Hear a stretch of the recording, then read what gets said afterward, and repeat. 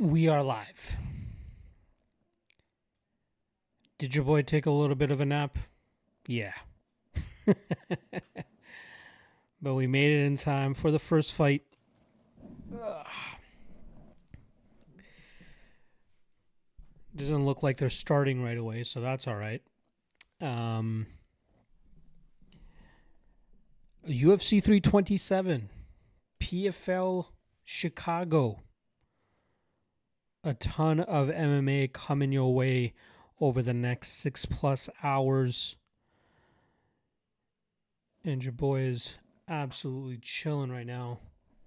Sorry, just want to fix one thing with my setup. Give me 1 second.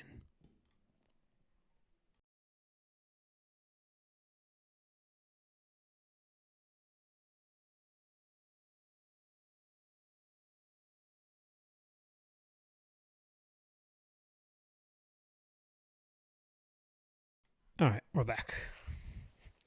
I just got my lights set up just so everything looks nice, but sometimes I get glare off my TV with it all, so just wanted to make sure that was good to go.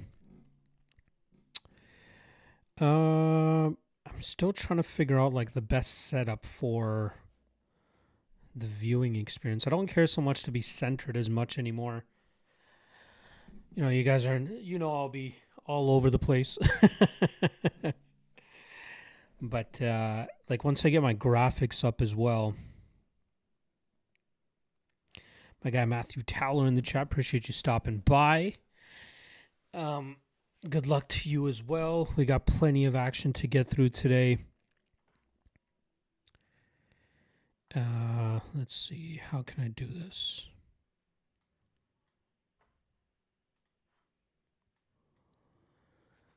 I think that's good. I just want to make sure I can see my audio settings, because there's one time where I was absolutely talking shit. And my fucking mic was off. So think I got it locked in now. Got a good view of the live chat as well. Again, we're going public live chat this time around. Also, cheers. I thought I'd just start off with a little bit of an energy drink, maybe just a sober drink to start things off. But I'm like, nah, we're getting turned right away. So we're going vodka, Celsius. Starting off the night with some energy. I'll shift over to some whiskey a little bit later, but plenty of energy to talk, or MMA to talk about.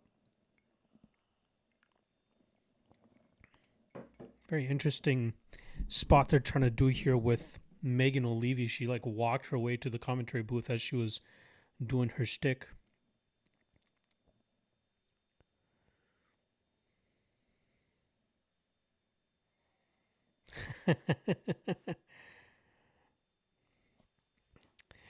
My guy Sal already in the chat. Matthew Towler as well. What's your assessment of the "Am I Right" Miami stick? What do you mean by that? Am I right Miami stick? I don't understand that. Am I missing something? Am I too old for that? What does that mean? Also, I'm not sure if you guys were in the live stream earlier today, but somebody I made the somebody was saying it's going to be hard to pull viewers away from somebody like MMA Guru, by doing a live stream with the fights, doing an open chat and expecting people to come on over. And I acknowledge, I'm like, hey, I know there's no way that I'm going to be able to pull people away from that. Like, he's created such a following for himself that wasn't the goal in the first place. The goal is just to communicate with you guys, right? Put content out there as much as possible. Stay as active on YouTube as much as possible.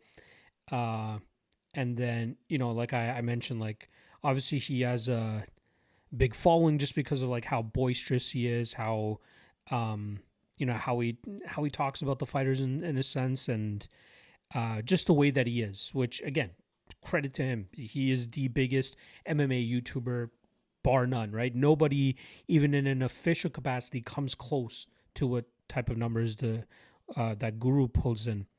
And somehow somebody messaged or left a comment saying your critique of Guru is spot on. Guys that haven't fought have an unrealistic arrogance about them. Got myself. Uh, it wasn't really even a critique. Like, I didn't say it as a critique. You know what I mean? I said it more so like, kind of just my honest assessment of the guy. We know he's loud. He likes to talk shit. He likes to, make remarks about fighters and stuff and going over certain lines. And I just don't like to do that myself. So it's not a critique. It's just an assessment. That's all it is. So no shots am I trying to fire that way at all. Not insinuating that's what it was, but yeah, just something I wanted to say. I want to reply to the guy real quick.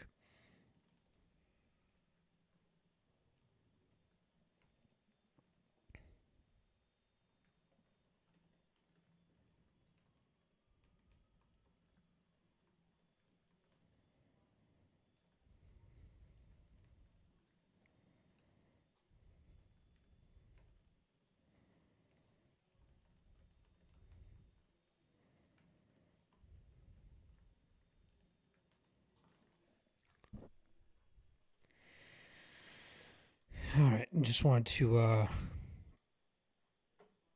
put that message out there. Also, just want to send this stream off to my buddy who said he may want to watch as well.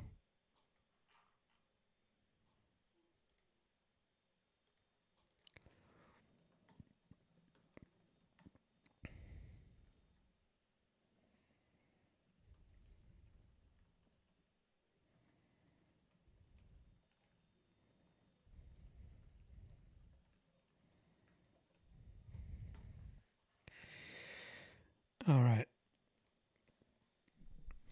right. Josh Hawkins press conference. I'm going to be honest.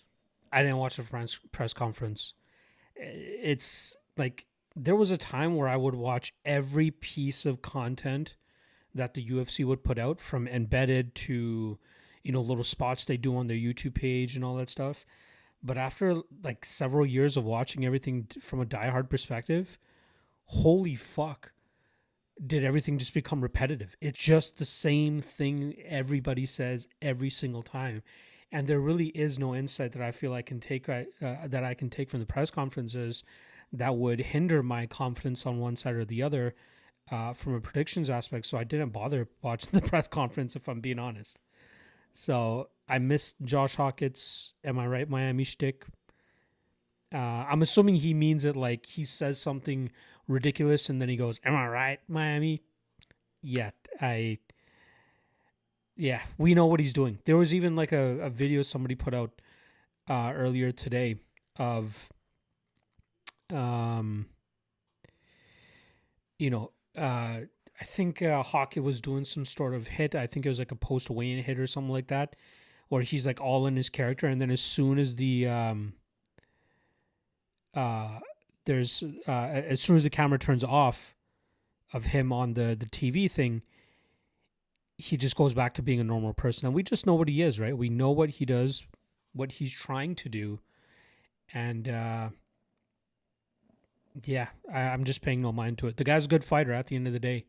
He's going the Colby Covington route, a different Colby Covington route way. But is what it is. Radke looks like Timo Justin Gaethje, kind of, right? Like he has the cheap tattoo, not cheap tattoos, but like, I see exactly what you mean, for sure.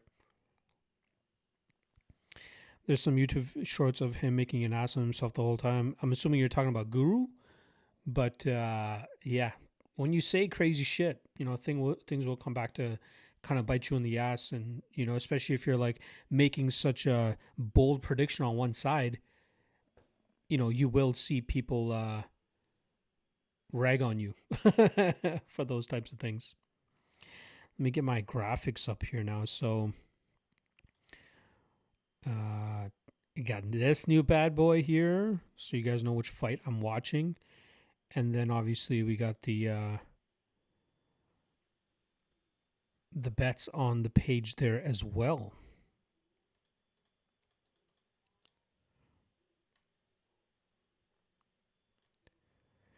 So as you guys already know, lock of the night play is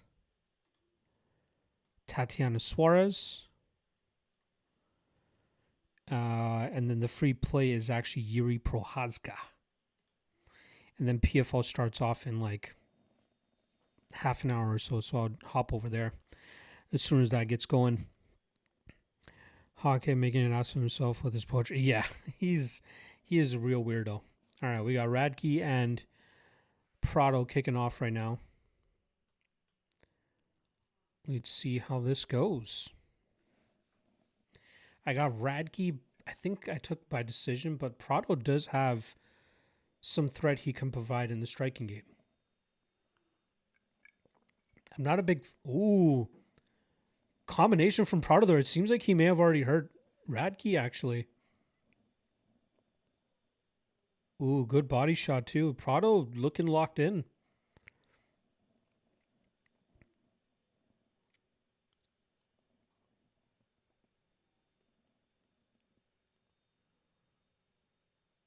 Nice jab down the pipe there from Radke to kind of stuff the pressure of Prado there. Ooh, beautiful takedown there from Radke. Let's see if he can keep Prado down. Prado's doing good work in terms of putting his feet on the hips. But Radke's a BJJ black belt. Look at that. Nearly in the full mount, but he gets shucked off back to a full guard. Chuck Buffalo, yeah. Curtis got a new sponsor. You so watch Chinese laundry. We'll see, Sal. We will see. Ooh. Radke gets the back. Has one hook in. Prado's got to be very safe. If he can shift his hips, he might be able to end up in half guard here. It almost looks like Radke's going for a twister almost. It looks like he's trying to get Prado's left arm over the top of his head.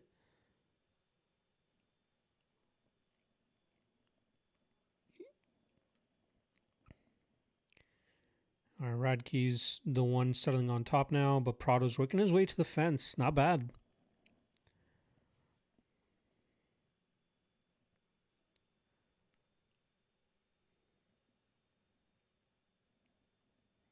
Decent work so far from Radke to, take that early onslaught from Prado and really get this into the grappling realm.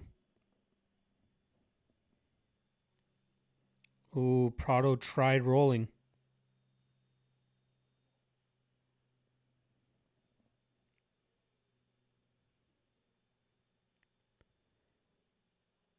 It looks like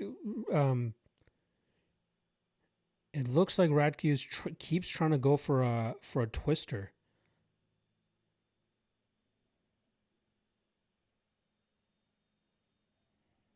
Good job getting back onto top position there for Radke. This is the issue in Prado's game, right? He's still only 23 years old. And going up to welterweight I thought was a bad idea for him because he's going to be smaller against these guys who are going to look to grapple against him.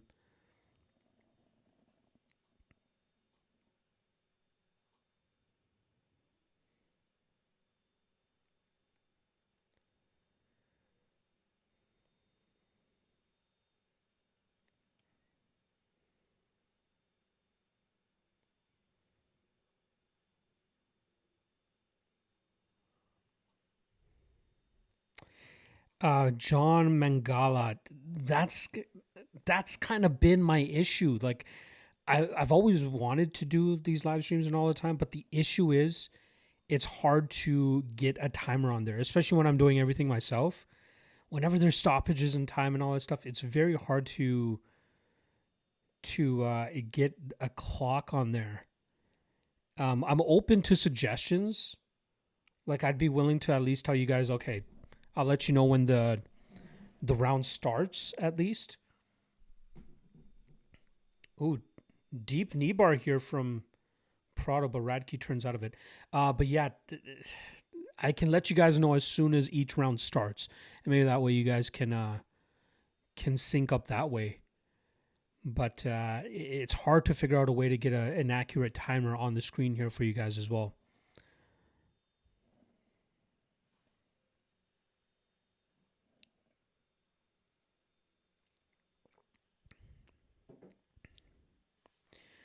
Let's Be Serial got that Radke inside the distance. It's still possible. It seems like this cooking that Radke is doing right now on the ground is wearing Prado down, and it'll only get easier to establish these dominant positions. So maybe there is a submission that's coming up, or a TKO of some sort. Yeah, Radke definitely looks in cruise control as this first round ends.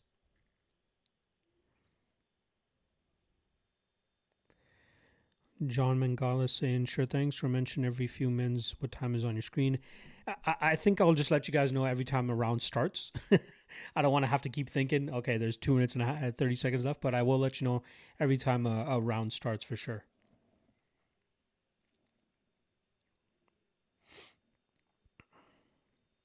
Appreciate you stopping by, though, for sure.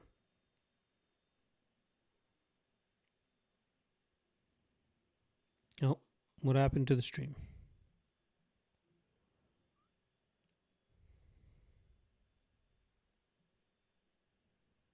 And we're back.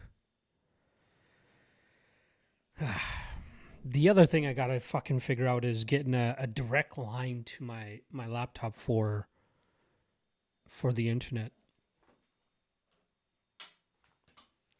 My modem's just a little bit too far, but like usually it holds up enough. All right, second round just started for Radke and Prado.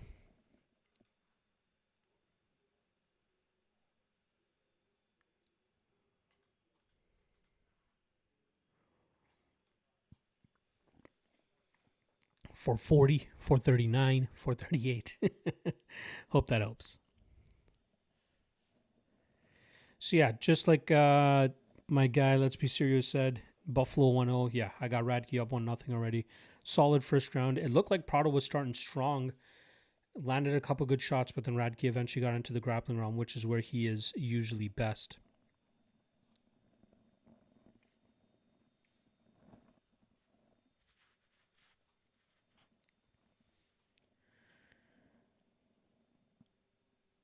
Bilal in the corner of Radke was saying, now that he thinks that we're going to wrestle, let's feint the takedown and then get some big strikes off. So look for that in terms of Radke maybe trying to land a big shot on Prado. But he goes straight for a nice, deep double leg. Ooh, and shucks right to the back of Prado. Beautiful work there from Radke. Gets his hooks in. Really good work there from Radke. Prado's trying to shuck him off the top.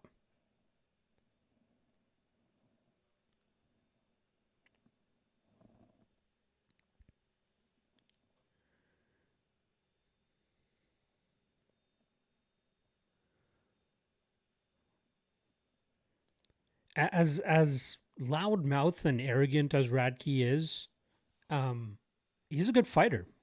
BJJ black belt obviously does great work when he's able to get the grappling going.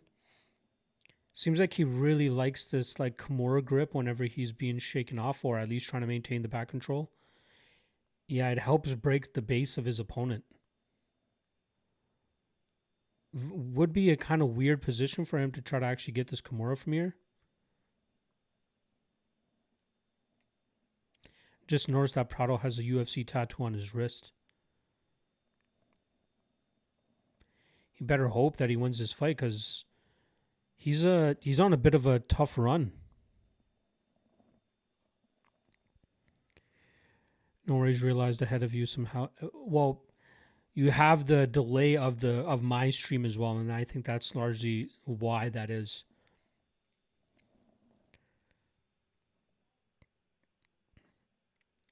Radke's got the body lock now. Will be interesting to see if Prado can actually work out of this spot.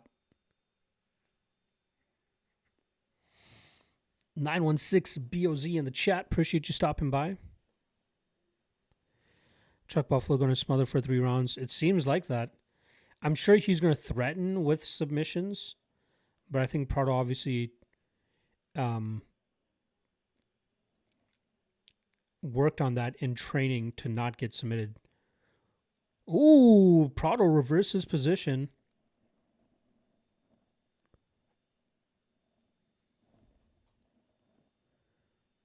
He's got a minute and a half. He could win this round back with enough shots from on top. Ooh, solid submission attempt here from Radke. Nothing really tight, but at least he threw his legs up high. Prado advances to half guard. Ooh, he's threatening with an arm triangle choke. Obviously on the wrong side. Let's see if he can work his way over. He's got the bite. Radke gets his head out of danger there. Ooh, nice elbow to the body from Prado.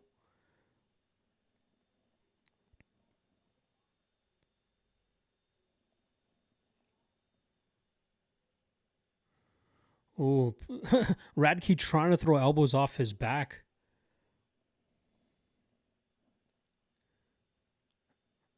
Ooh, another sneaky elbow there from Radke off of his back. Oh, another nice one. Did he cut him? Ooh, he cut Prado. Wow, he cut Prado off his back. Ooh, yeah, this definitely saves the round for Radke. Must be a nasty cut. I can't wait to see what this looks like. Ooh, another one. Prado's getting off on some good ground and pound, but like mix in Radke's early grappling success with him landing those elbows and causing that cut, it seems like they're probably going to give this round to Radke still. Let me see this cut. Ooh, nasty cut on Prado right in the middle of his forehead. Very, very nasty.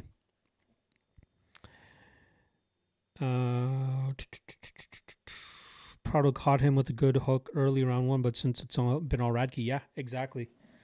He got him with a good hook to the head, and then there was a good hook to the body as well, but then Radke got the grappling going. Nasty, nasty work there from Radke, even off of his back. Radke did more damage from the bottom. Exactly, yeah. There were some good shots that Prado landed, but again, just that along against the control of Radke in the first half of the round and landing that cut, easy 2-0 Radke here.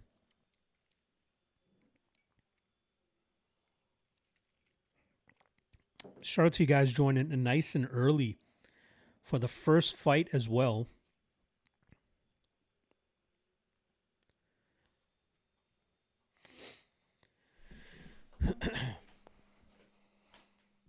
If anybody, again, I'm going to probably say this throughout the stream. If anybody does have a realistic fix that I could implement in terms of putting a clock on my screen as well, let me know. Something that is not needing as much hassle in terms of staying on top of. Obviously, I want to drink. I want to update my other graphics and all that type of stuff. But yeah. All right, round 3, 444, 443, 42, 41. I remember watching the early like fight companions that Rogan used to do, and they had to do that every time. Or not every time. They at least did it at the first fight of the night, and then people were able to sync up from there. I think they ended up getting Jamie to put up a clock. But again, they got a specific guy to do all that production work. It's a one-man show over here. Shout out to my guy Nick Davis as well over there on Combat Buddy. I think he does his live stream.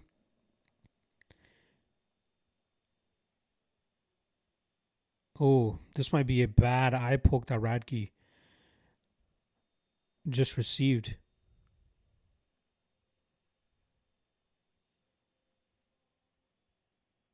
Oh, oh, that is a bad finger.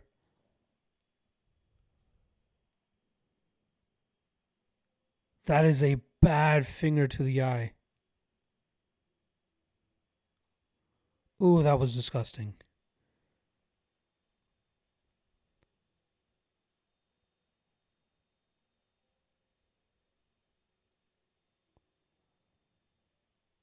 Oof.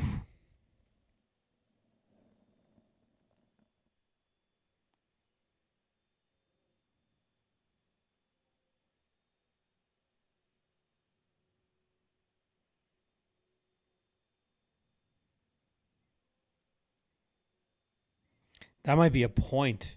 That was a bad eye poke. Oh, that's like one knuckle deep. That was a bad one. That was disgusting. As I was saying about my guy Nick Davis from Combat Buddy, when he does his live streams, he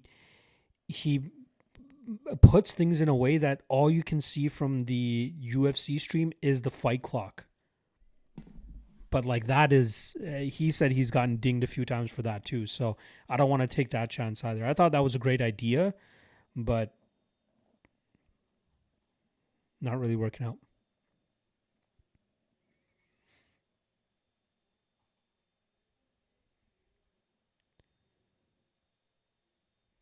Someone up with crazy elbows from the bottom. I think he did. I know the guy that was probably most famous for it was maybe Tony Ferguson. You know, there's a fight way back in the day against Danny Castillo that he had where he won it literally off of his back. He got taken down in every round, but he won the entire fight off his back, just throwing up elbows and nasty damage. So,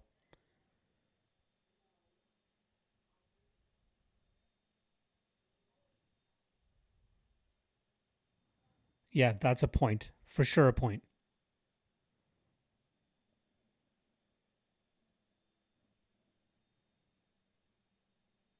Let's go. That's what should happen. I got no action on this point or on this card. Or at least on this fight, I should say. But that's good to see. Praro's gonna come out like guns a blazing. He knows he definitely needs to finish. He's got 4 minutes though. Ooh, Radke had a good takedown attempt there, but he got shucked off. Prado's gonna go berserk right now.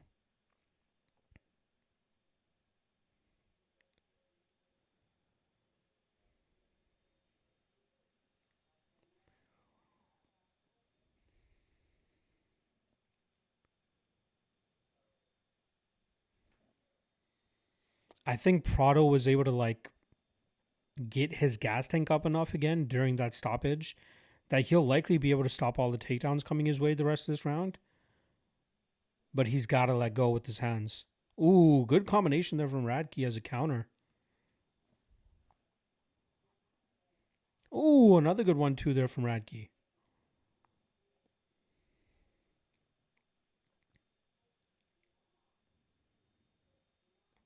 Ooh, good take. Oh, Prado jumps Gilly. Oh shit, he might have this.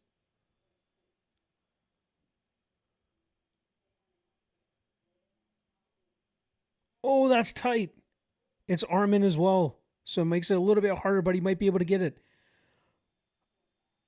Chuck is breathing though. Oh, that's so tight. Oh, he's out. He's out. Man, that was close. That was close.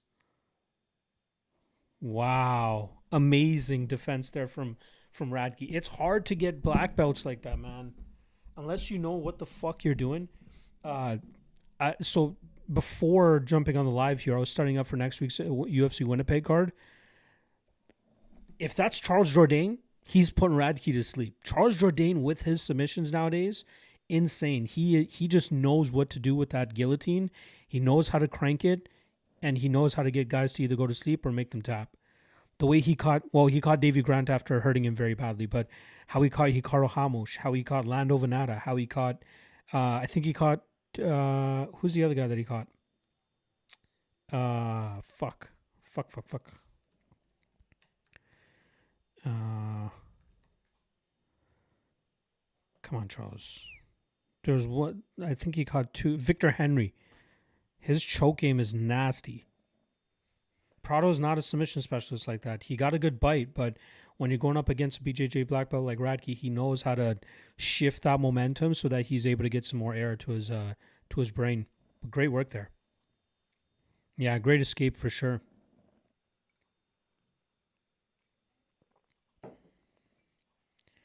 I feel bad for Prado, man.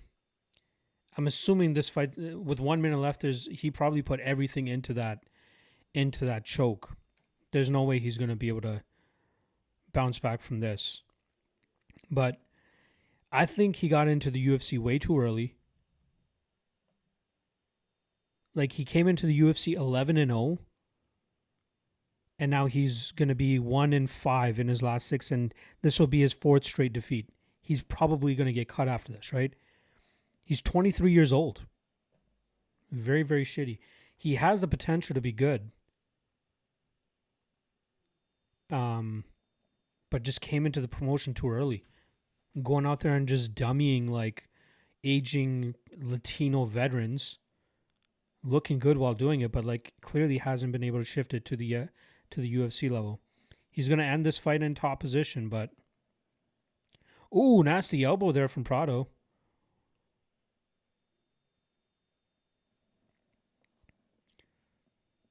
Yeah, that's probably, I'm assuming at maybe 3-0, well, probably 3-0 for Radke. Plus the point deduction, what, 30-26? We got PFL kicking off right now too. They've done a pretty good job in terms of getting right to the fight, so I don't want to miss anything there.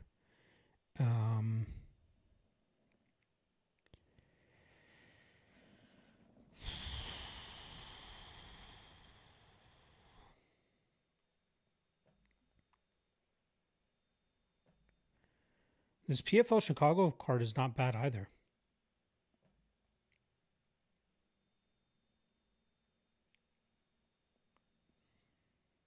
Their first fight is literally just about to kick off too, between Nate Jennerman and Volante Atsis, I believe the guy is.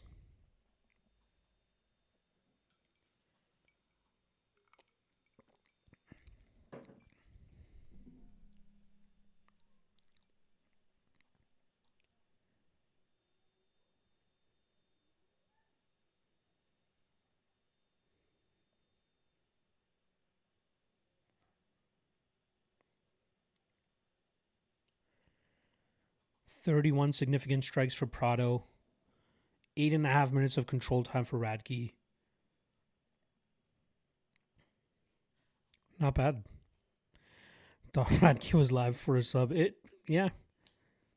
Minus 170, not a bad line. I think I'd say he looked minus 170. I think the odds were good there.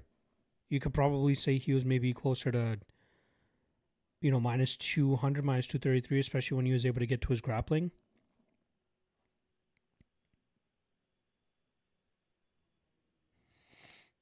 But I got a feel for Prado. Hopefully, well, they should send him back to like Samurai Fight House or whatever that promotion that he used to fight for, and then eventually bring him back when he just gets a little bit more experience. Let's hear these scorecards. Yeah, 30-26 all around. Let's be serious saying it got down to minus 145 before the fight. Wow.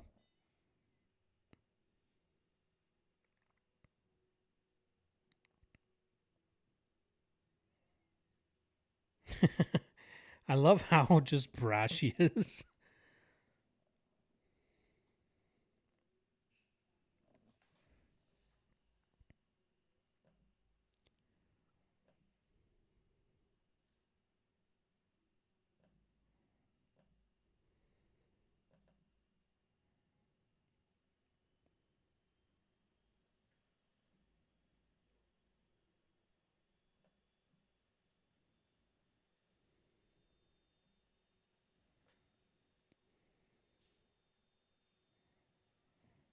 Good for Radke. Good win for him here. Just listening to the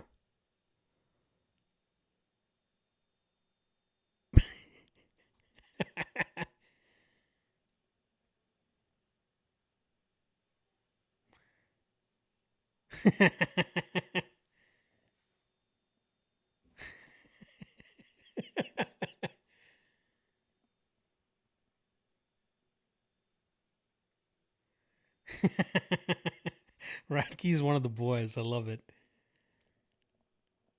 I love Charles Radke. All right, here's the one thing that I wanted to do with these live streams now that I'm doing them completely public.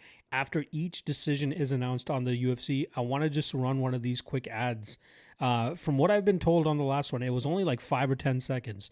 And that makes up for the members only thing that I was kind of leaning on to try to, not just do this for free in a sense, right? So I'm going to plug them in after every post-fight interview. One is coming your way right now.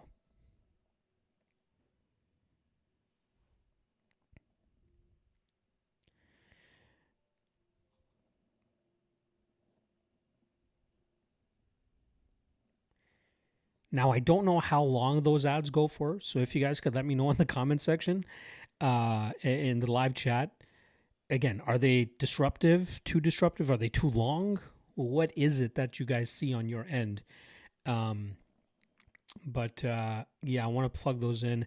And then at the end of the stream, I'll look at the numbers, see if it's worth it.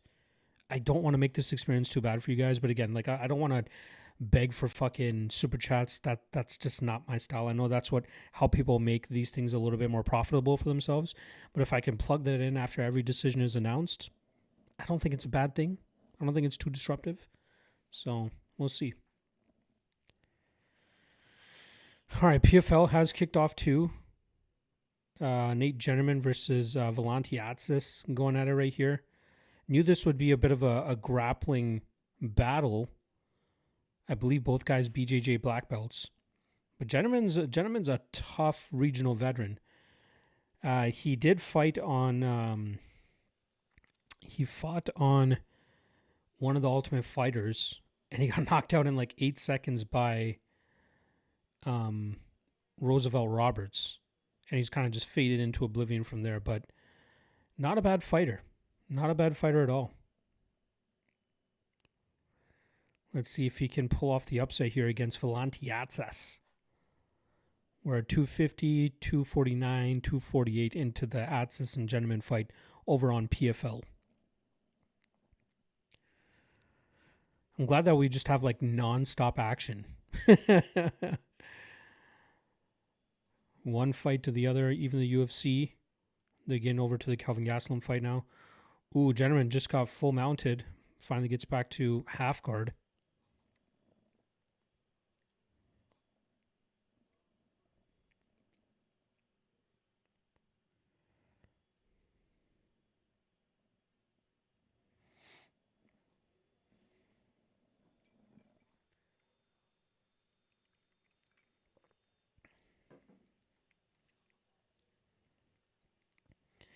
Jennerman on his back for most of this first round, but doing a decent enough job in terms of defending.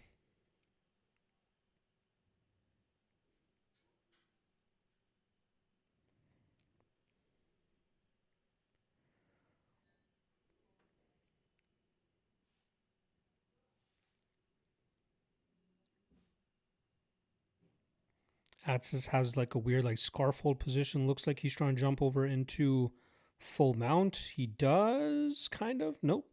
Jennerman gets his half guard back.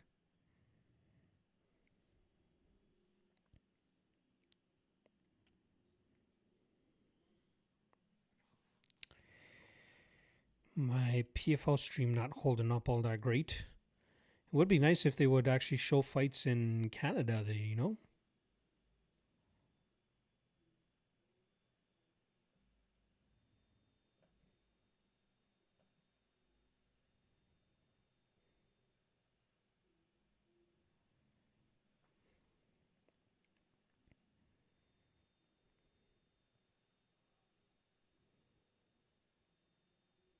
Huh. Seems to be some sort of stoppage. What happened? Ooh. Illegal knee from Volante Atsis lands. Ooh, 2 illegal knees.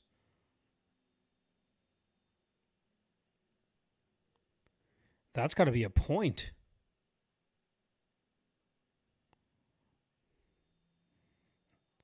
He got hit with 2 pretty bad knees there. That's going to be a point. What? Come on. Take the point.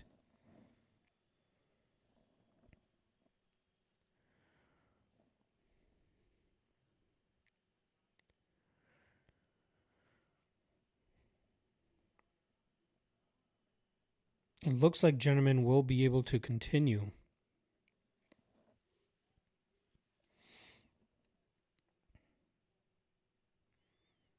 but how you can't take a point is crazy. What's worse, 2 illegal knees or a soccer kick to the face? I'm assuming you're talking about the Melissa Gatto fight from last week. I don't know why Gatto decided to continue on. I'd say a soccer kick to the face is probably worse than 2 illegal knees.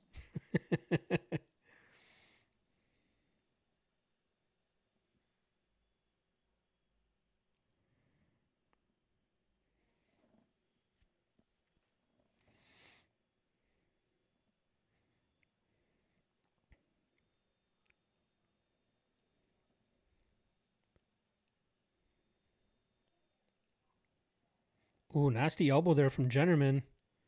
These guys are mixing it up on the feet with 30 seconds to go in this first round. Looks like a round that Atsis probably won just because of that early ground control. Still 20 seconds to go here. Jennerman threatening with the Kimura to end off the round here. Let's go on it.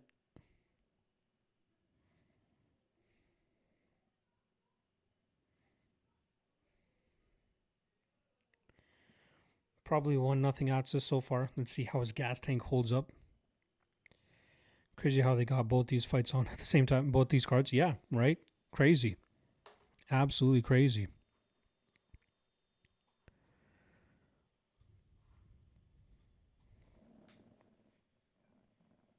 Wow. Gaslam has not had back-to-back wins since 2018. Crazy.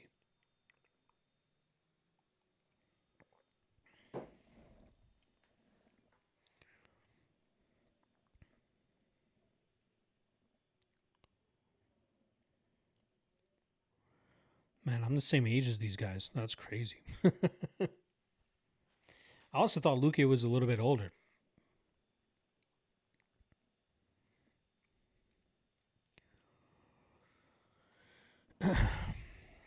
Let's see how Vicente Luque looks as a middleweight. Carrying a little bit more weight, as you would expect 1-2 if they are fighting 15 pounds heavier than they normally do.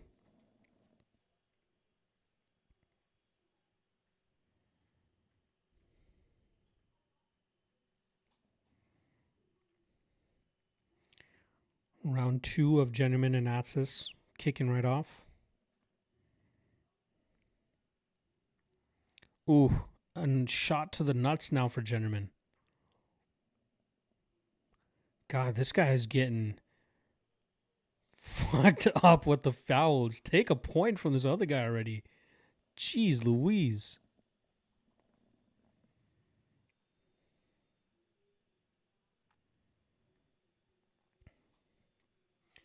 All right. Let's see now. We got Gaslam and Luque just about to kick off.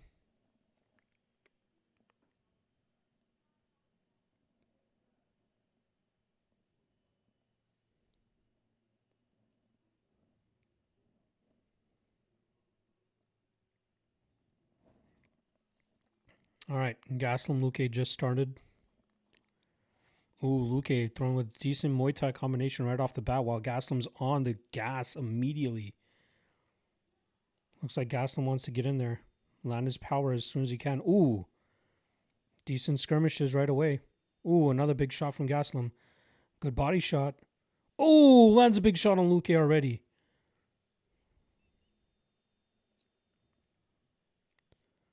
Whew. Gaslam's coming to knock him out, man. He is coming with heat right away. Luque's got to, yeah, exactly. Luque's got to kick. He's got to stick and move. He can't get into these pocket exchanges with Gaslam. It looks like the leg kick is going to be a big thing here for Luque. Ooh, nice 1-2 down the pipe again from Gaslam.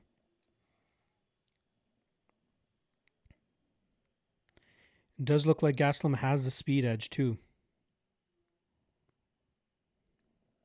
Ooh, another big shot there. One of those shots is definitely going to put Luque down, man. Solid body shot there from Kelvin. I definitely would say keep an eye on those kicks from Luque, and if they actually start to slow Gaslam down. I'd kind of be surprised if they do. Missed that one badly. Gaslam hits a nice big left shot.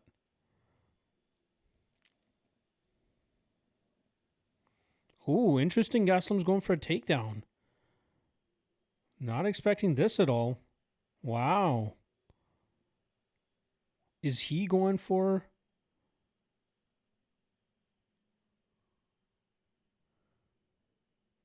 He trying to go for a submission? What's going on?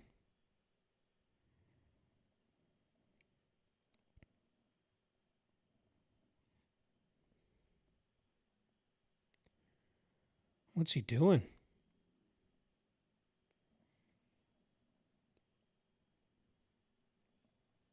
I wonder if anybody has picked Gaslam by submission.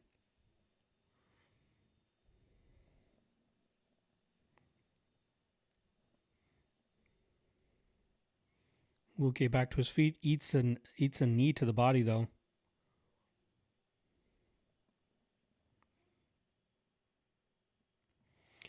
I'm gonna be honest, I didn't expect Gaslam to try to tie up with Luque like this.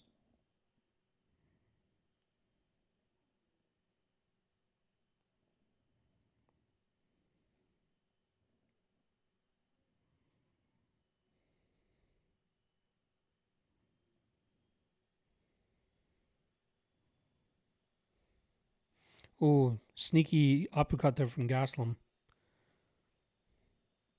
Oh, Luque drops Gaslam. Wow. Oh, Gaslam was trying to go for an armbar for a second there.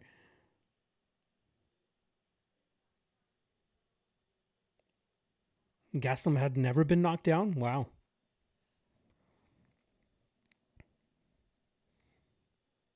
Solid elbows there from Luque. Gaslam trying to go for a triangle now. Oh, Luque threatening with his patented front choke. Oh. Gaslam's got to get out of there. Gaslam's got to get out of there.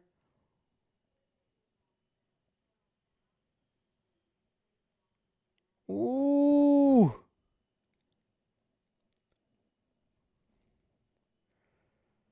Oh, this might be tight. Nope. Oh, he tapped. Oh my God. Wow. Wow. Insane. Wow. I can't believe he tapped. Wow.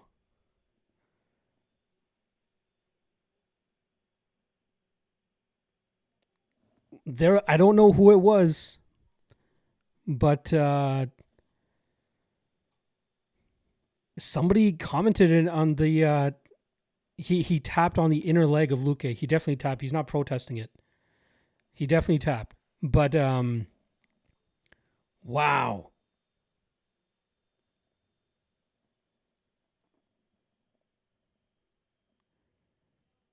Somebody said it on my Fight Day live chat. What about Luque by submission?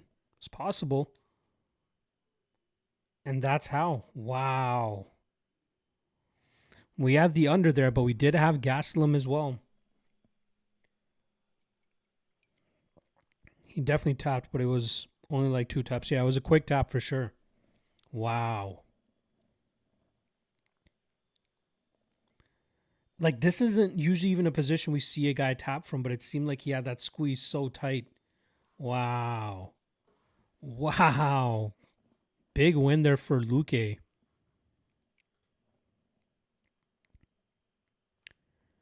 Crazy win there for Luque. I really expected him to go down from one of those shots. So we take an L on a Gaslam parlay, but we do cash on the under. So not as bad of an L, but an L still nonetheless. Just give me 1 second here. The under was plus 130.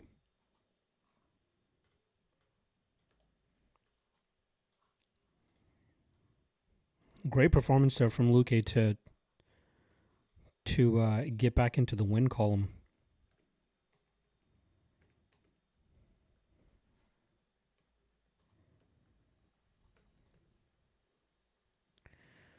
So where's that? Minus 1.2.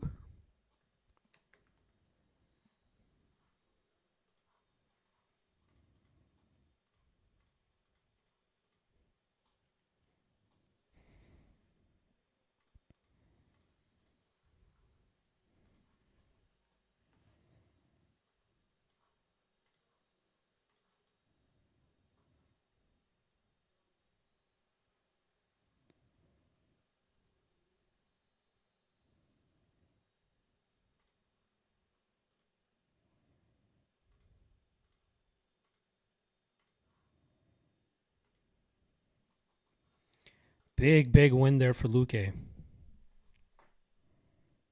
Big win.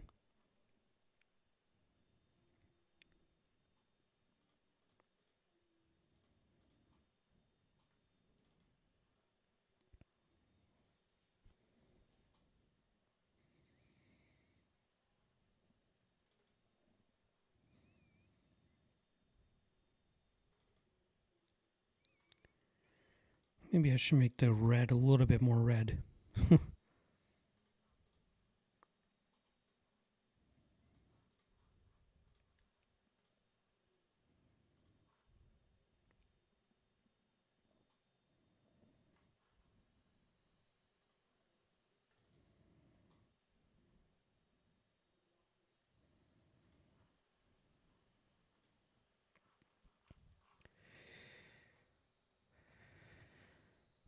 All right, let's see what you guys have been saying in the chat here. Kevin wants to get this over so he can get to the pizza and cheeseburgers. He's able to get there now. His arms are too fat to get the submission. Oh, all the fat jokes. Gaslam legendary chin strikes again. Gaslam has been knocked down by Adesanya and Joe Pyfer. Yeah. I thought I heard the commentary say that was the first time he got knocked down. I didn't see a tap. There was definitely a tap. Gaston will be cut by the UFC soon. I don't think so. I think they'll keep him. I think he's going to end up being a lifer for sure.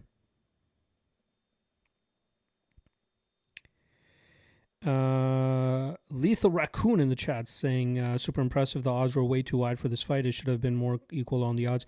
I don't know, man. The Luque's durability has just been so crappy as of late that I really believe that Gaston would have cracked his chin there. So, yeah. Kind of shitty there. First out, yeah. Same first out here again. Not as bad, thanks to the under 2.5, but yeah. I'm anxious to watch Dom Reyes versus Johnny Walker. That's going to be a banger, for sure. That would be a banger. Where to watch PFL from Berlin.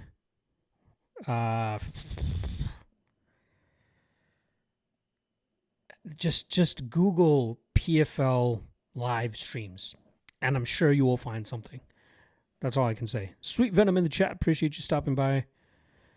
That's a good suggestion there from Sweet Venom as well. Just watch it live so you can at least follow. As of right now, it looks like Atsis and Gentlemen, there's about 1 minute left in round 3, and it looks like Atsis had won the first 2 rounds.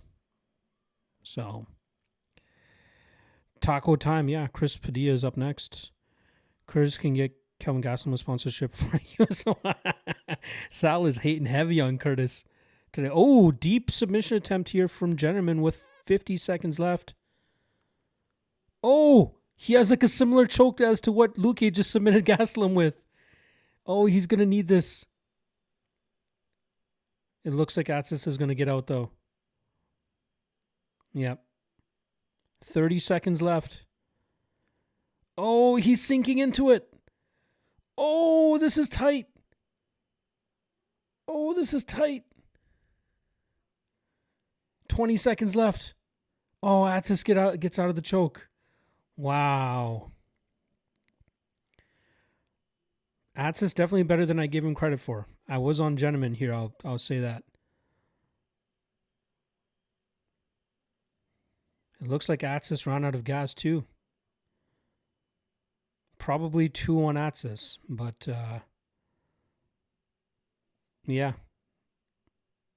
I was surprised Gentleman couldn't do more in the first two. Let me just plug in an ad here real quick. Like I said, at the end of every UFC decision and interview, I will throw in an ad.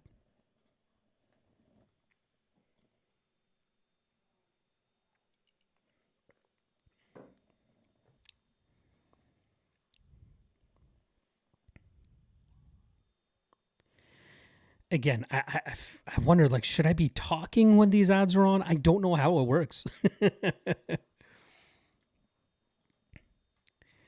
Please let me know what you guys see on your end in terms of the ads. How long are they? Is it quick? Let me know.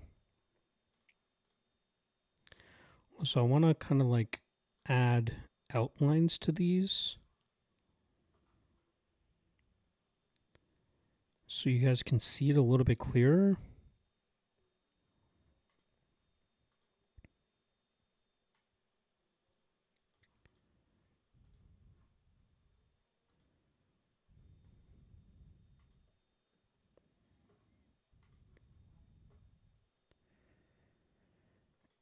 Just give me a second here, guys. Just messing around with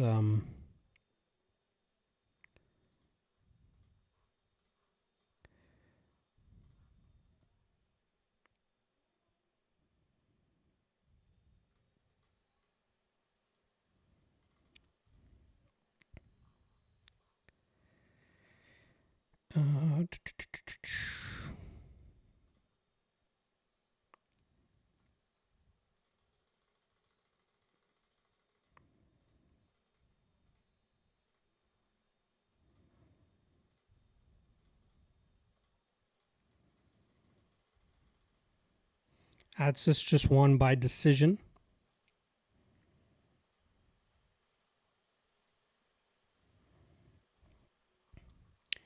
Might as well update that for the dog of the night. We do take an L on the dog of the night for the PFL as Gentleman goes down by decision.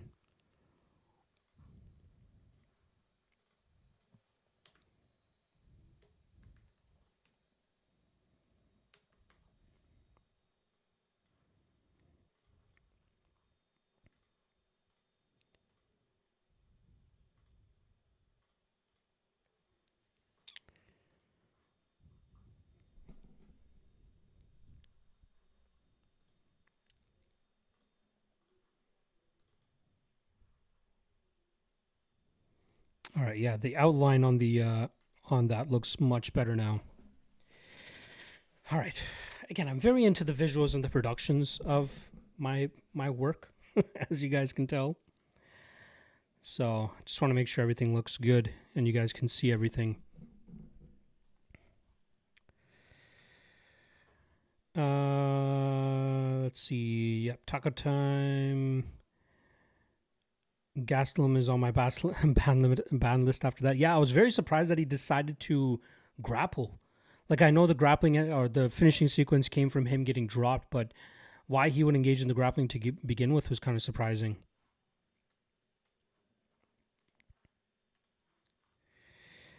Called it right before the fight. Gastelum the parlay buster. Yes, you did call it, motherfucker. I can't believe he went out like that, man. Luke is a solid fighter, but I was very surprised that he was able to eat the shots the way that he did. Sweet Venom saying, damn, who we got, Padilla or Medeiros? I'm going Padilla, but no big confidence there. Obviously, he missed weight. Medeiros is a solid prospect as well. But yeah. I'm going to have to open up a fucking window in here. I'm starting to sweat. Freezed ham. Yes, you were the one. You were the one. Remember, I mentioned Luque by sub. Exactly. Did you bet it? And what number did you get? I mentioned it as soon as that finished happened. I'm like, somebody on my Fight Day live chat mentioned Luque by submission. Came through. I'm bummed I didn't give it more thought, though. I'm bummed I didn't shoot on it.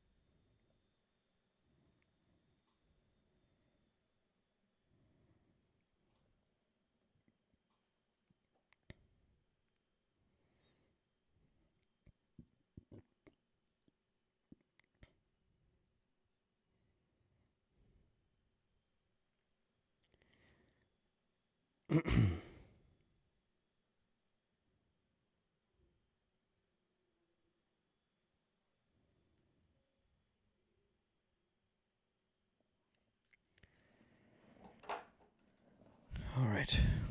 Baji. Fellow Punjaban. I got 10-1. Not bad. Not bad. Good shit, brother. Good shit.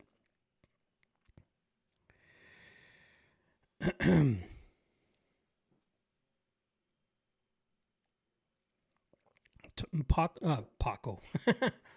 Padilla, aka Taco, is like the dark horse prospect on the roster right now, right? I think, what, 4-0 in the UFC now? 3-0, 4-0?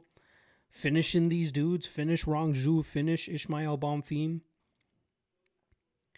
This is an interesting test for him here against Medeiros. Again, Medeiros is a very solid athlete. Good speed. Solid all-around game. Questionable gas tank. So we'll see how this one goes down. I'm going Padilla, but no action on it. Let's see the something else that I forgot that I like to do is keep an eye on the line movement on these fights.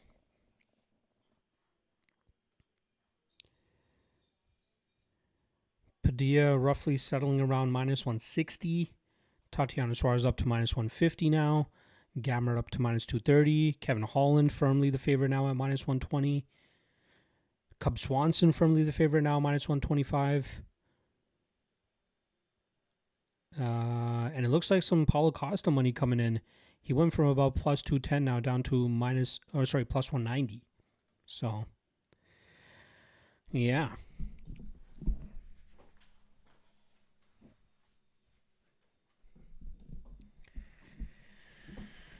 All right, we got Biagio Ali Walsh fighting now up against Dash Harris on the PFL side of things.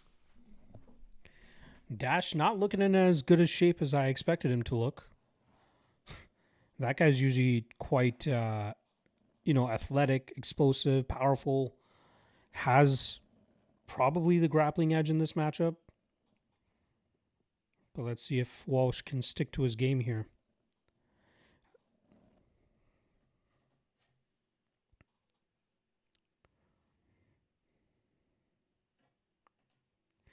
No action on this Padilla and Medeiros fight.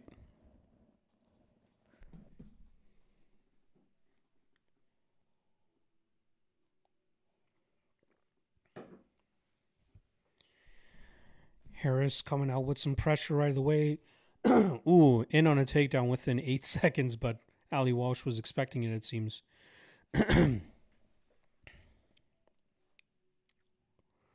Ooh, good knee to the body from Harris there.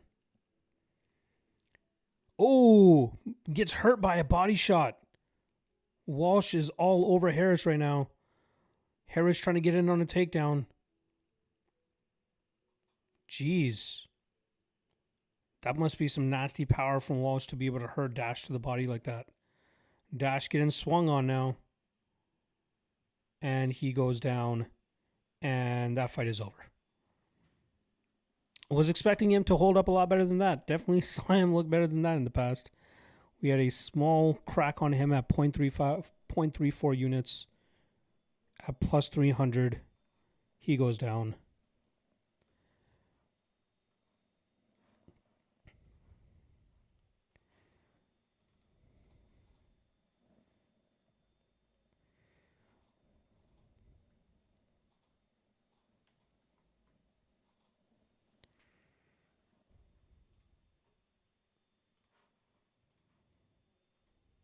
Oop, gotta update this. Padilla Medeiros were about 431, 430, 429 into the first round.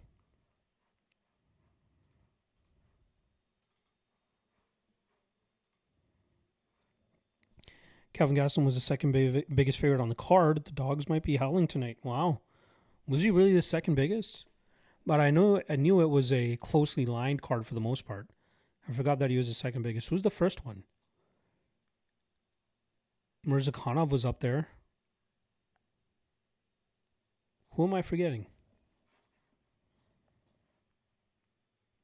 Gamrot's up there, minus 230. Oh, Pico. Pico is the biggest favorite.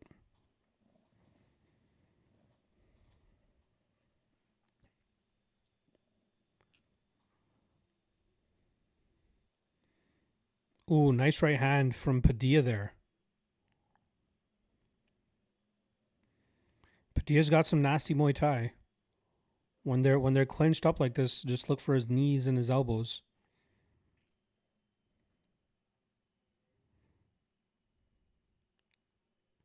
Ooh, nasty knee to the solar plexus from Padilla. Madero's still in there though. Ooh, nasty elbow from Padilla. See, I don't think Medeiros likes dirty fights like this.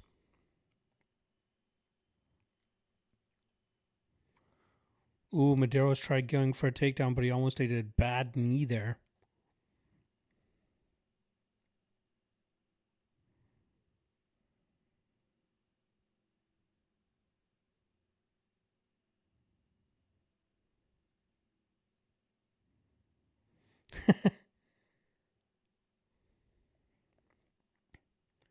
That's hilarious.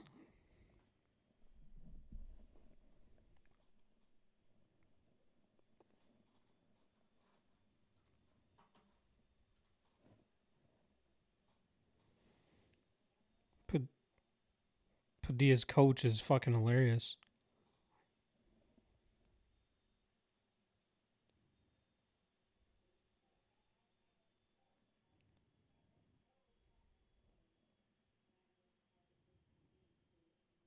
Ooh, another nice knee to the body there from Padilla.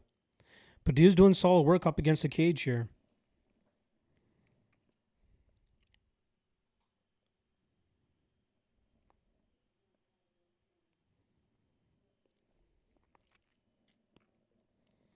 Fucking Flava Flav in the corner.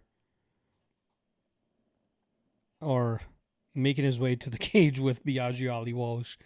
I believe he's his godfather, which is hilarious.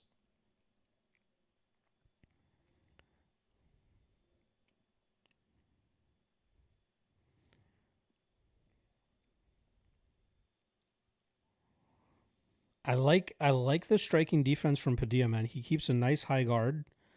Not saying he can't be split down the pipe. That's what Medeiros is looking to do here by landing those jabs.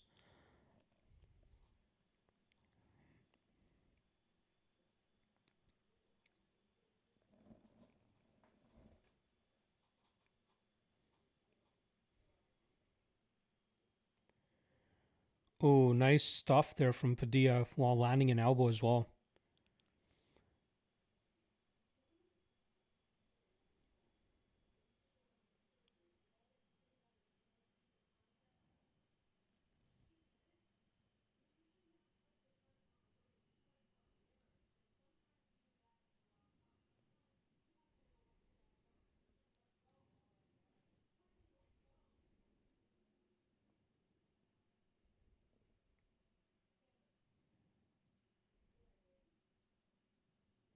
Wow.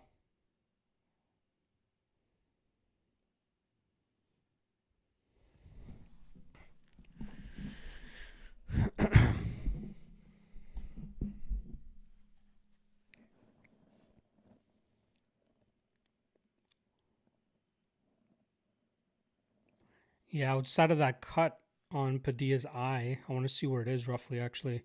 Yeah, it's just over the eye. Ooh. Not a great spot for the cut, though. Oh!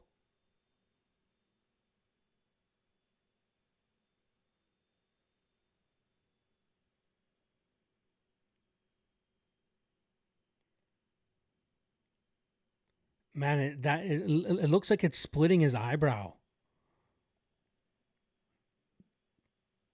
That's not a great spot. Ooh, nasty elbow there from Medeiros. Ooh, that is not a good place for that cut. I think Padilla still won the round, But keep an eye on that cut. That is not a good place for a cut.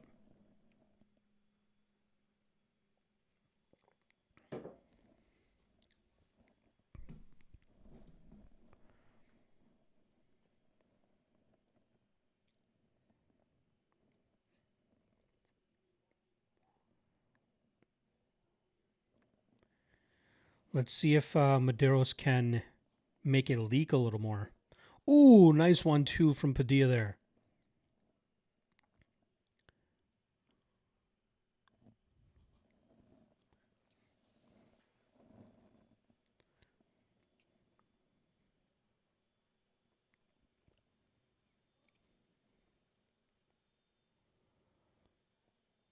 Padilla's Muay Thai is nasty, though. Oh, I love his kicks. He's staying very active. Ooh, nice right hook.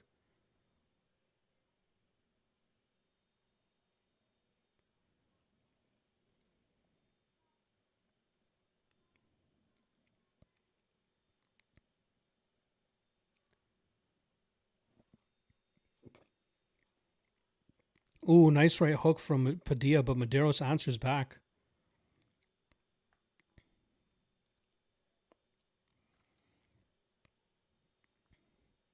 Yeah, commentators are actually right this time. Medeiros is just staying a little bit too... Like, he's throwing, but he's clearly not throwing as enough as Padilla. And unless Medeiros can actually hurt him or maybe cause another cut. Ooh, nice body kick and right hand from Padilla. Ooh, takedown attempt from Padilla. Medeiros shucks it off.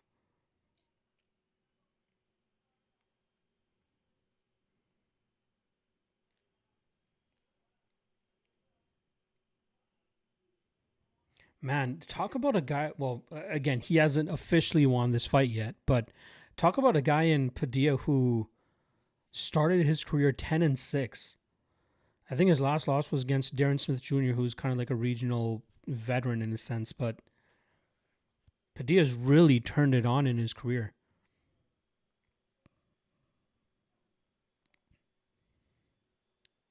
Medeiros is trying to land that step in elbow once again. This pressure is just cooking Medeiros. Ooh, not a good eye poke there.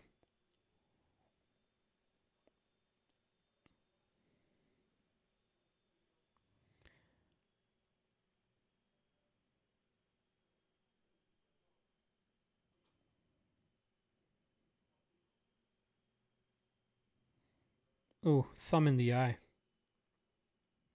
Padilla right back to action though.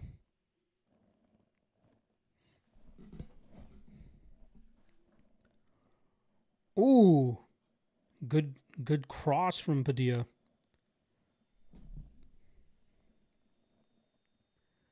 Ooh, nice body shot there from Padilla.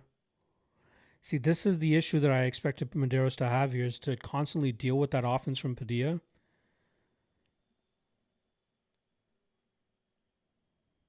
Ooh, nice elbow there from Medeiros.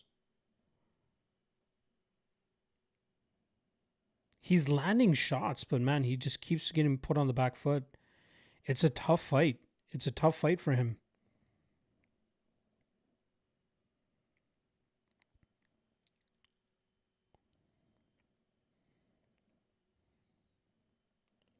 Ooh, good level change there from Padilla, but Medeiros gets it right back. Ooh.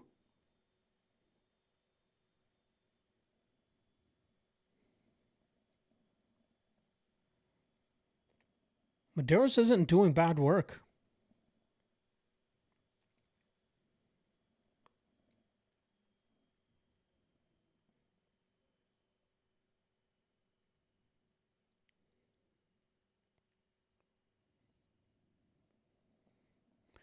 Just constantly having to move backwards if you're Medeiros is bad. It's not. It's gonna zap the gas tank.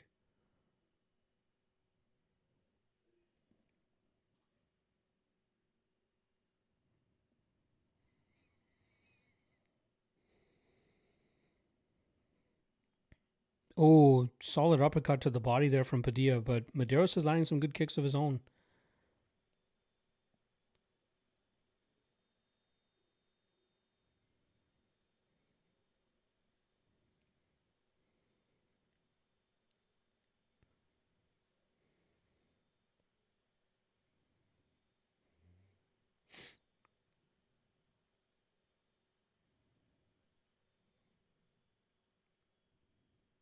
Oh, sneaky elbow there from Medeiros.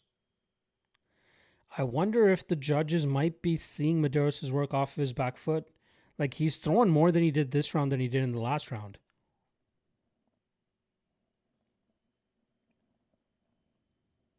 Ooh, good body shot there from Padilla.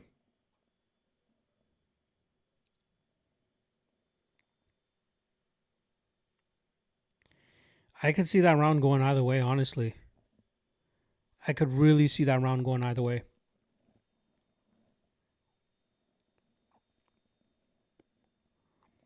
I don't know if he did enough to win it, but like, fuck.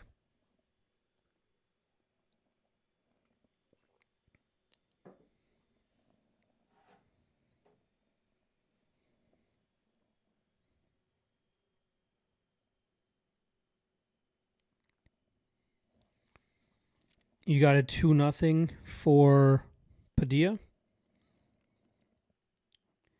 I think first round for sure you give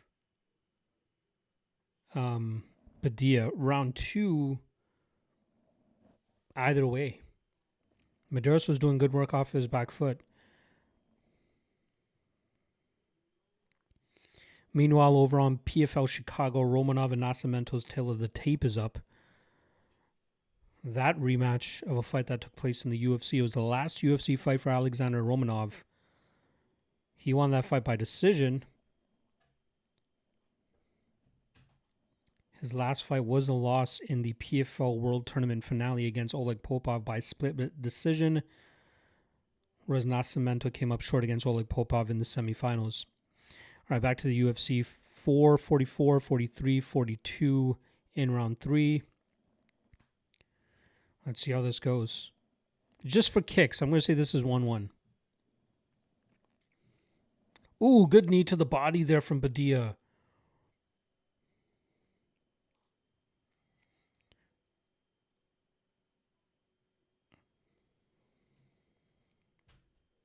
I'm really surprised. Oh,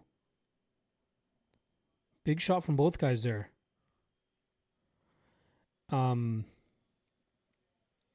I'm really surprised none of these shots are really hurting Medeiros.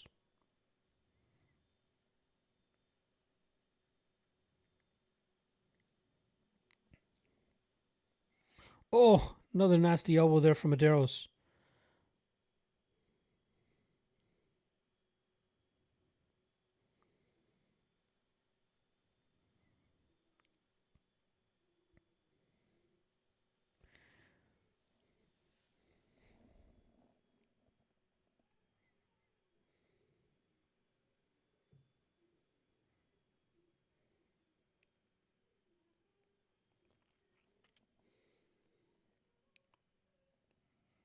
Ooh, good one too from Medeiros.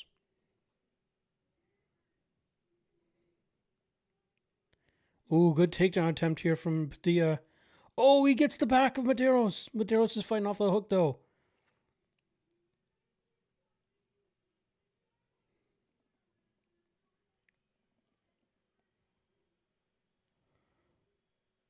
Good work here from Padilla.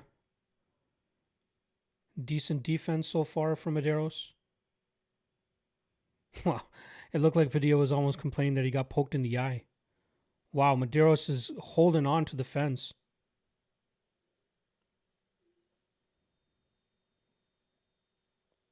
Wow.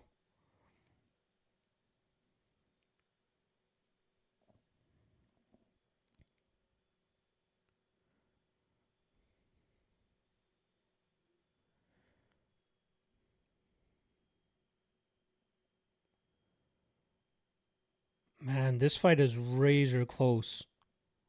Outside of round 1. Ooh, good counter there from Medeiros. Padilla trying to get to his knees with his Muay Thai.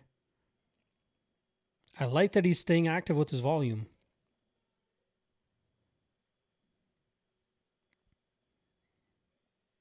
It seems like Medeiros might be slowing just a tad. He's throwing.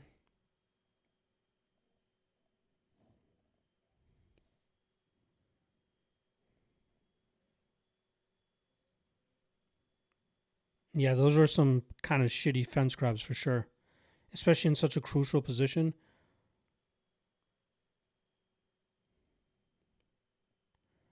Man, crazy volume from Padilla. It looks like Padilla might be drowning him now. Oh, nasty elbows up against the fence. Yeah, Medeiros looks like he's wobbling now. Oh, he threw his nice elbow in return.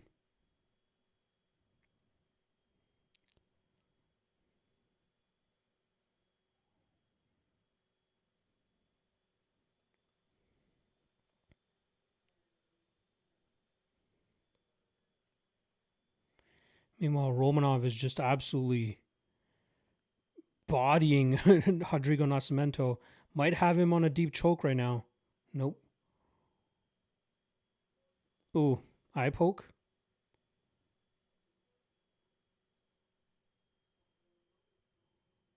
Oh, you got to take a point. Yeah, that for sure. Got to take the point.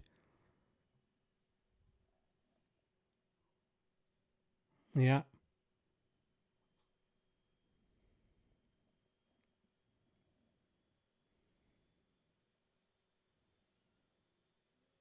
Medeiros needs a finish, I think. This round really wasn't going his way either. Like, it was close until about halfway, and then Padilla really started to seem like he was breaking him. Oh, nice overhand there from Padilla. 22.3 distance strikes per minute is crazy from Padilla.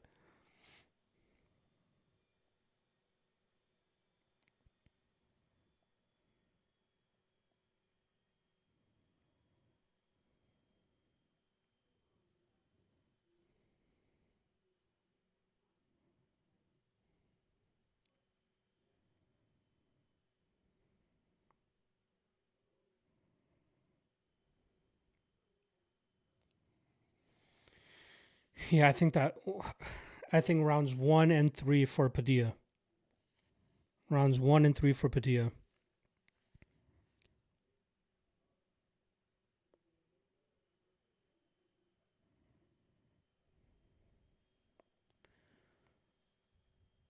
Saucing, what's the over under on fouls? We've already gotten 2 points taken away, right?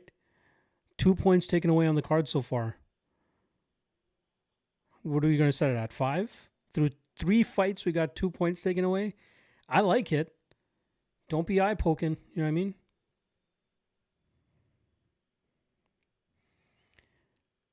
Romanov likely just got a 10-8 first round against Rodrigo Nascimento.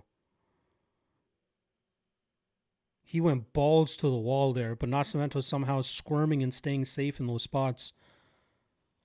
Romanov may have gassed himself out. He was going for the finish hard there.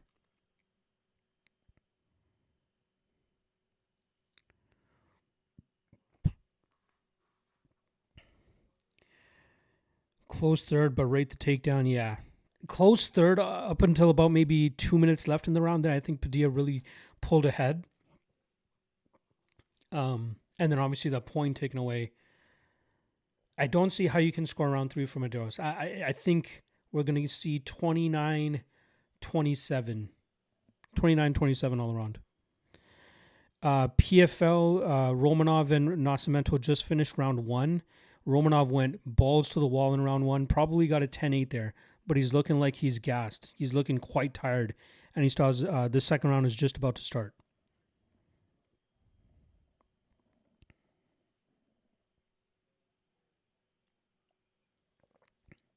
Nascimento's breathing too, but I think he looks a little bit fresher than Romanov.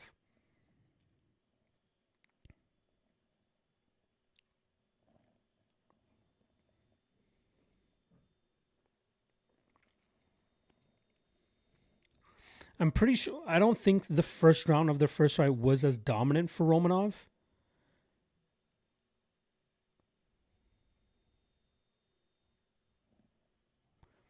He looked the same last time they fought, but kept the same pace. The thing is, I don't think he was so like. I remember he dominated on the mat in the first round, but I don't know if he was so. Let me just hear the scorecards. Wow, one judge actually gave Medeiros 2 rounds. Yeah, 29-27 times 2. and 28-28. I don't know how you can give more than 1 round to Medeiros.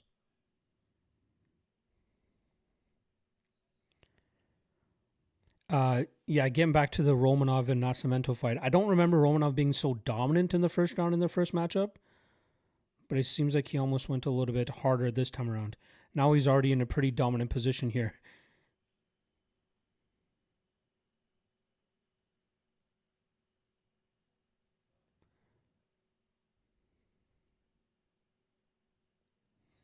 Romanov's in like a triangle choke position from top without having his legs laced, so he's just like, he is just teabagging Nascimento hard right now. It looks like if he wants to go for an Americana, he could get the tap there. Romanov is winning. He's in dominant position. I think he got a 10-8 first round as well. Oh, did he look gassed the first time too? Interesting. I don't recall him looking gassed. Ooh, deep choke here from Romanov. Romanov's got a choke, but Nascimento's fighting it. Nascimento fought it off. Romanov takes full mount once again.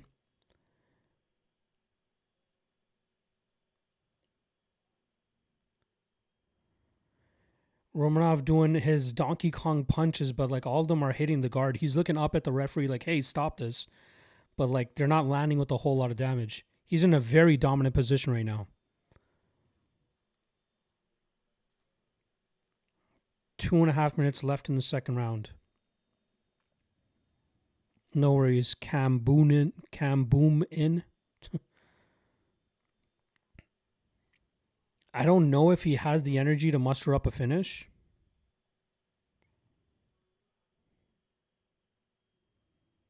He's landing shots consistently, but Nascimento keeps moving.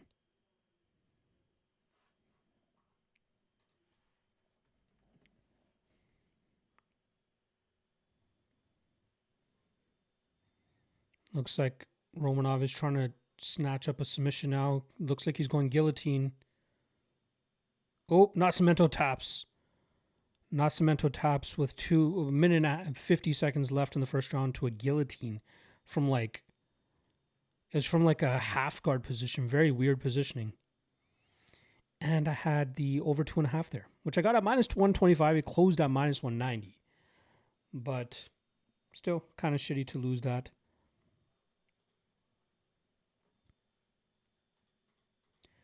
But Romanov did come in on short notice. It seems like he wanted to get that done with.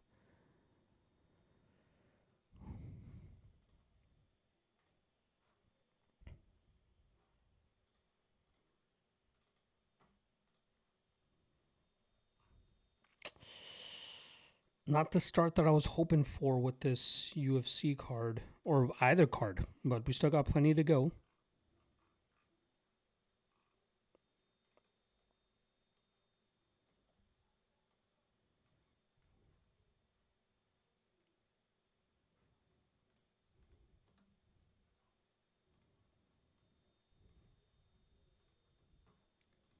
Romanov seemed very dead set on trying to get that finish too.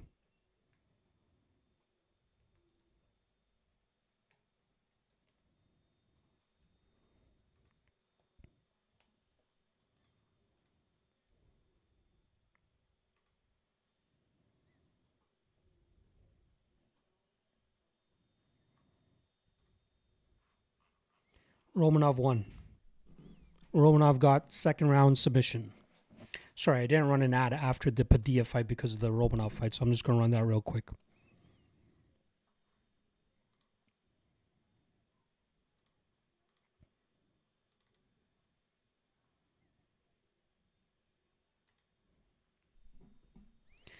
All right. Again, I never know how long the ads are, so I don't know how much you guys are really missing.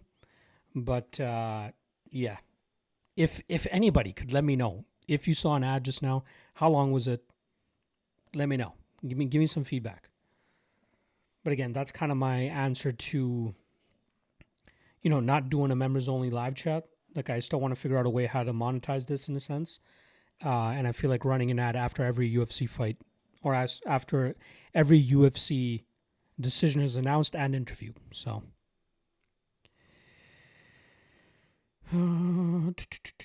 Yeah, Calvin messed up my parlay with Jenna Bishop as well, so I feel you there.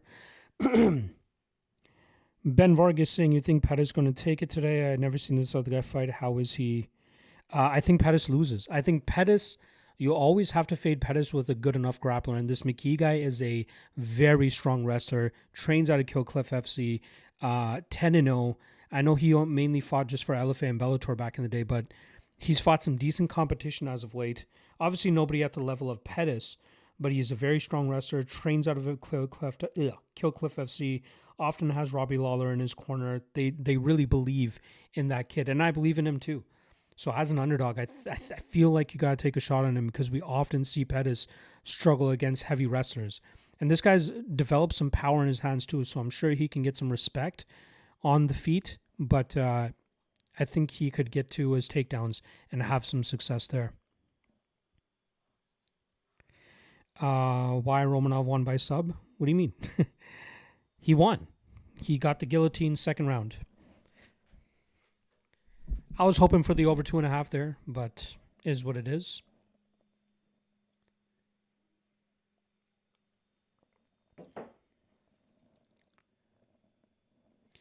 All right. Lachlan, I play for the UFC is up next. I'm going Tatiana Suarez. She's up to minus 155 now, so action coming in on the former title challenger. I get the dynamic of Godinez being a better striker, but I don't think she's the better wrestler, and I think she's going to struggle to get away from Suarez. I'm going to just fade this fight at almost even money. Which fight are you talking about?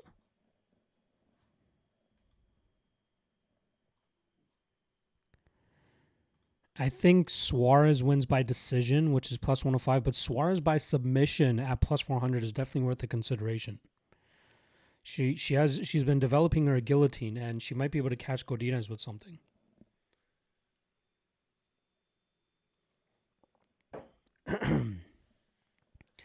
I'll wait until this next fight is done before I fill up my drink again. The Pettis fight? Got you. What is it now? What is that line sitting at? Plus 100 on McKee. Not bad. Not bad. Kavalov up to minus 300. Araujo up to minus 1,000. Holy shit.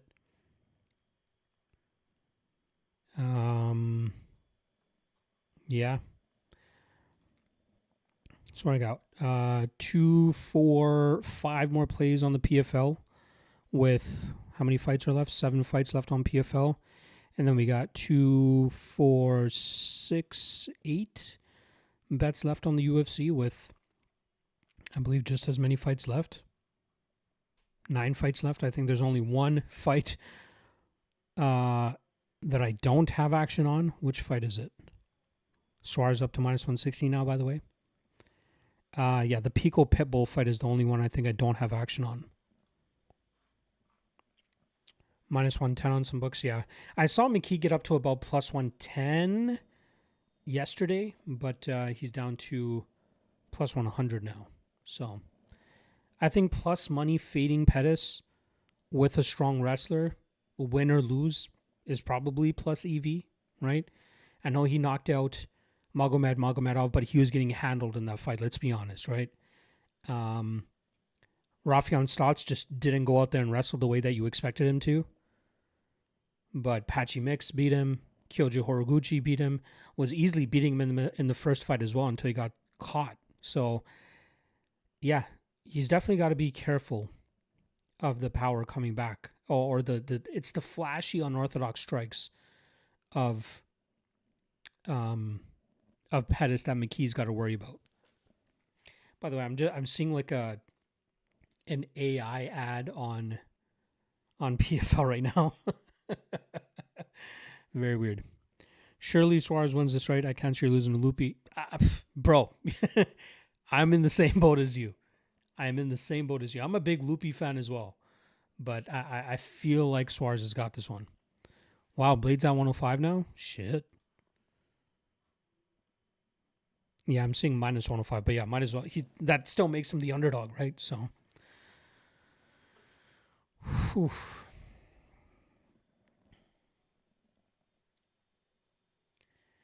All right, Suarez.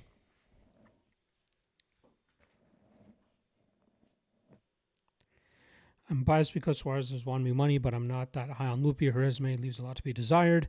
Again, seeing her in fights that she should be winning end up losing is a big time no-no for me. So seeing her fight somebody who's as strong of a wrestler as Suarez is, I think she's going to struggle. I just don't know enough about McKee to bet against Pettis. The books might be keeping it close to try to bait people. Possible.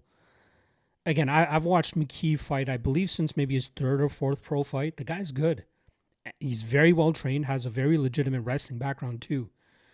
So, but again, Pettis can definitely catch him. He's got the experience edge. He's got the striking advantage. So we'll see how that goes out. Blade should win easily. If you were a part of my Fight Day live chat earlier this morning, you would not say that based on the amount of people that like Hawkett. Even my guy Sal, if Sal is still in here. I like Blades. We'll see. Losing to Angela Hill and Luana Carolina is a bad look. Yeah, the argument is that those were earlier in her MMA career and she's probably gotten better. But like, you know, she should have been the better grappler against Vina. She got controlled in that fight. And Vina's obviously a better BJJ specialist than Suarez. Fight just starting now, by the way. 57, 56, 55. But again, Suarez is a great wrestler. I think she's the best wrestler in the division. Obviously, she couldn't implement it past round 1 against Shevchenko. Sorry, not Shevchenko, against Weili Zhang. But again, Zhang is just a beast as well. I don't think Godinez is at that level. Let's see how this goes. I wouldn't mind seeing Suarez, like she has a clear size advantage, right? Reach and height. I wouldn't mind seeing her just throw teeps up the middle. Oh, Godinez landed a big shot right away. Wow. Jeez. Godinez throwing bombs. Let's see if Suarez can recover here. Wow. Lupi coming out strong. Ooh, and she slammed Suarez. But Suarez is going to reverse this. She should be able to reverse this.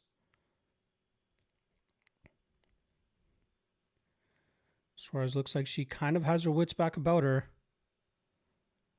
She's trying to get a hold of Lupi. She's got her up against the cage.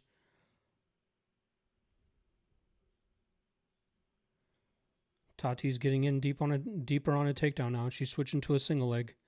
She's got it.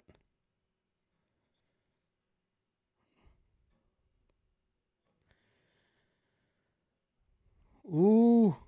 Godinez threatening with a submission. Trying to go armbar. Nope. Suarez starting to settle on top. She might be able to settle into half guard if she just pushes that knee down. And there she goes. She's pushing it. And she settles into half guard. Thank God. Ooh. Tough first 2 minutes there for Suarez, but she gets it back into her realm here.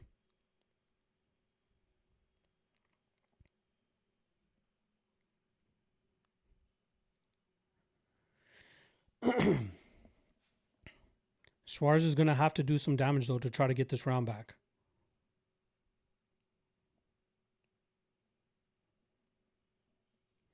Love seeing Alexa Grasso in the back. Doing the Mexican commentary, or the Spanish commentary, I should say.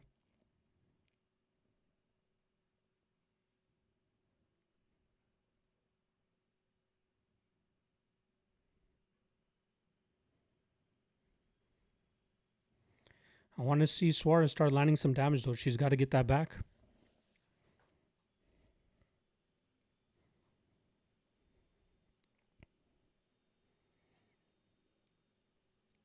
It feels like Suarez is trying to like threaten with the arm triangle every now and then, but Godinez is getting her arm back in play.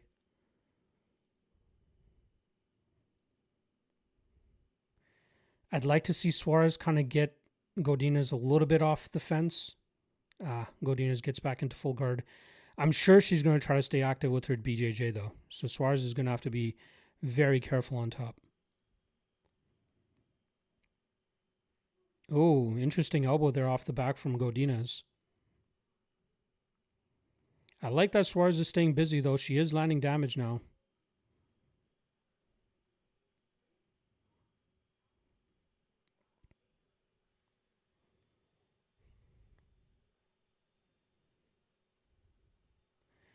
I'd like to see Suarez pass, though. She can definitely get to a better, more dominant position.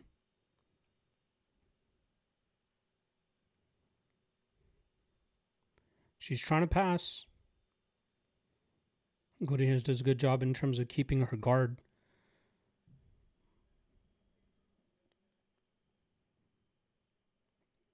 Suarez, can we say she's stealing the round back, though? Like, she's staying active, landing decent damage. Oh, watch the arm, watch the arm.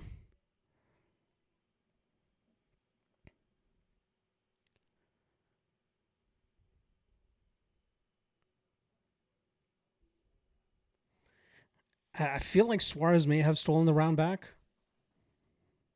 Let me know what you guys think. Wow, did Joe just say I don't think she did?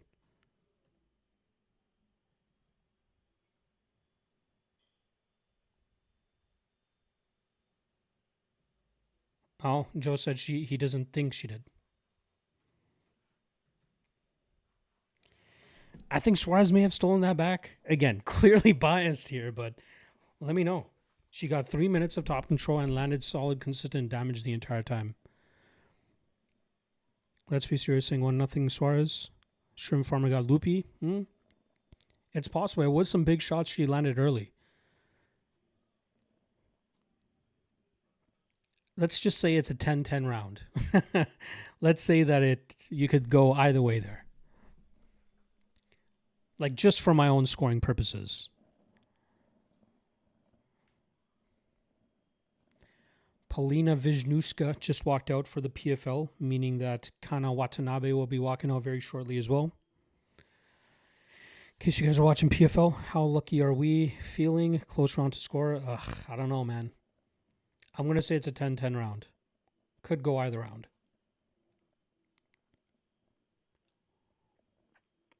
I think Suarez will be a little bit more careful on the feet. Like, I think she's going to be expecting that big explosion from Godinez. We knew Godinez would have a bit of an edge in the striking round. Maybe not so much to the point that she'd be able to drop or hurt Suarez as badly as she did. But this is all Suarez needs. She needs to just get a hold of her. Some sort of, like, some good work here. If she can push her against the cage, she'll be able to get in on a better take. Oh, she's threatening with the guillotine. I don't mind it. I don't mind it. Come on, Suarez. And she gets right down to a takedown. Beautiful transition there from Suarez. Let's see if she can finish it, though. Like, again, if I'm backing Godinez, I'd like to see her be a little bit more active. She's got an underhook, but Tatiana chaining attempts very well. Godinez trying to roll. Oh, clear fence grab there from Godinez. Suarez gets the back of Godinez. I'd like to see her get another hook. Okay, she's got the hook. Both hooks. Threatening with the submission now. I'd like to see her get a body lock. I don't want to see her settle in this spot.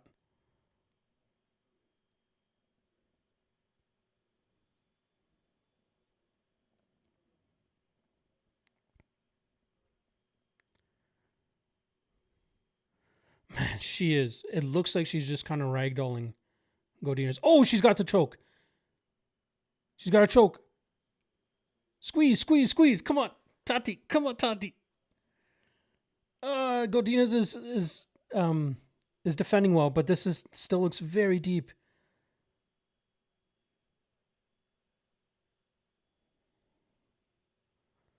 Oh, this is close.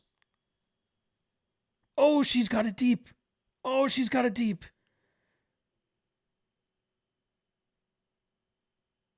Yes, let's go. Suarez, baby. Let's go, Tatiana. Let's go, Tatiana. Lock of the night play right there, baby. Needed that one. Needed that one.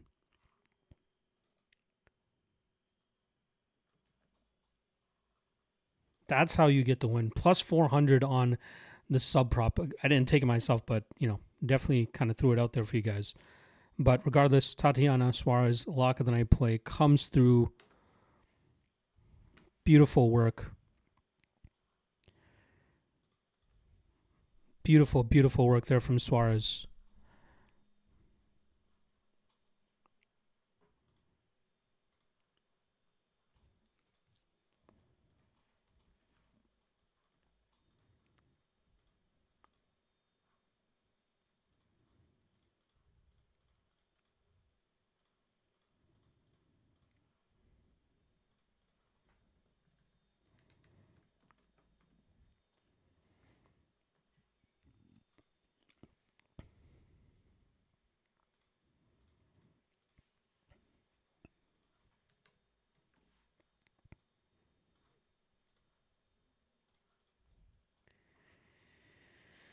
Whew, needed that one. Needed that one. Thank God.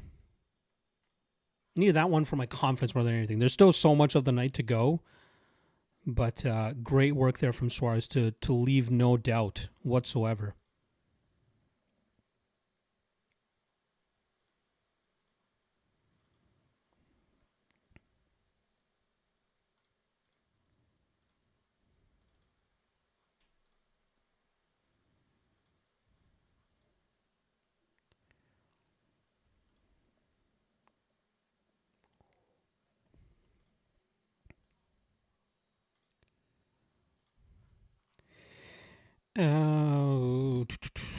Our scorecards out for the taco fight. If you go on Twitter and go to UFC News, UFC News normally gets out the scorecards pretty quickly. So wow, interesting. One judge scored rounds 1 and 2 for Medeiros, but scored round 3 for Padilla. That's where the 28-28 came from. And then wait, what? There's something wrong here.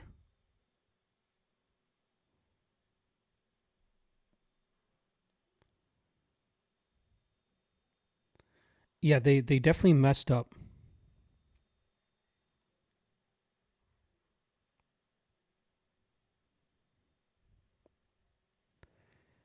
Yeah, I think they may have put out a wrong scorecard because they have two scorecards that say 28-28. So we'll see how that goes.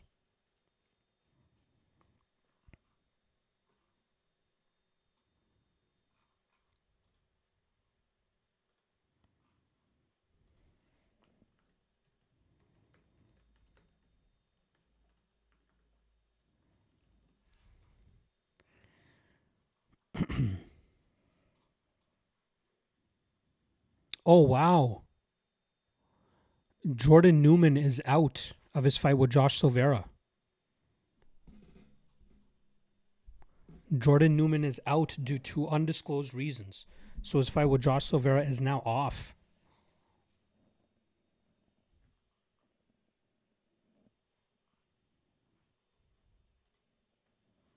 Damn.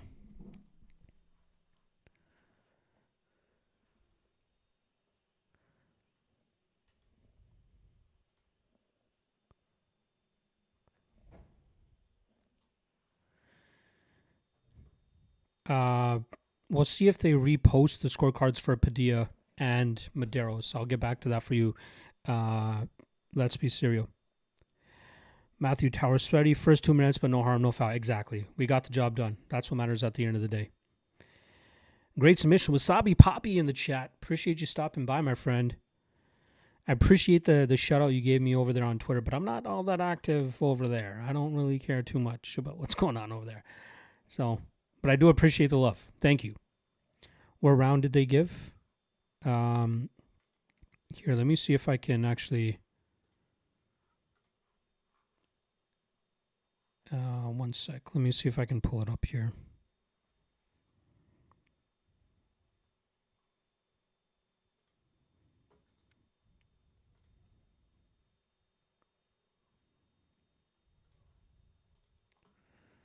I'll put it up on the screen here for you guys to see.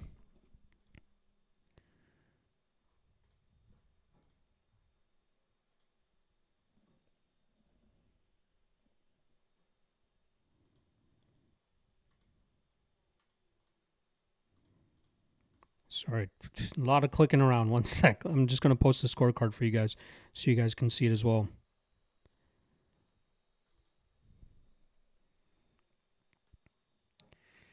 Look at that scorecard. Isn't that weird?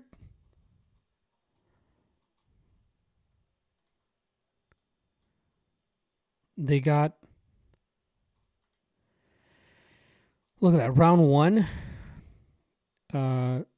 Yeah, I can't even make sense of these fucking scorecards. One of these scorecards is off.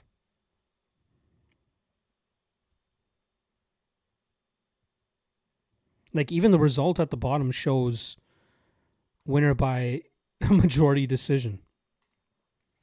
So, okay, here. One judge only gave Padilla round 3, which was a 10-8 due to the point deduction. The other judge only gave Padilla round 1. And then Solimar Miranda gave him rounds 1 and 3, which I think is the correct scorecard. That's the correct scorecard. So there must be some sort of mishap here.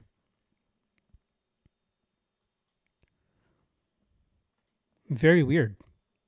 Very, very weird.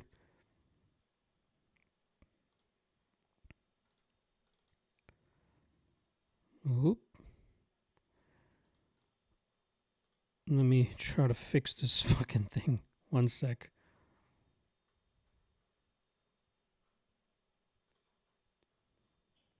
What did I do? This is me still struggling with OBS.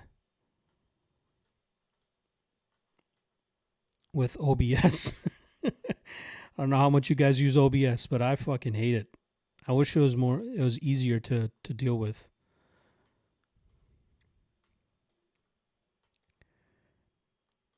How about this? Can I do this? Yeah, this probably looks better.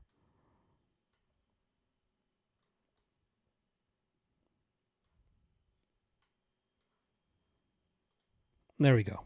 God damn.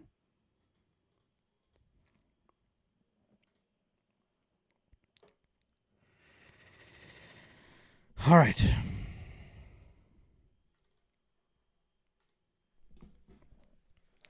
Meanwhile, over on the PFL, it looks like Pauline Wisniewska is... Oh,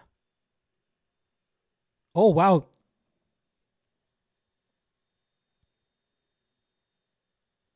Wow, Padilla Medeiros is a draw. It's actually a draw.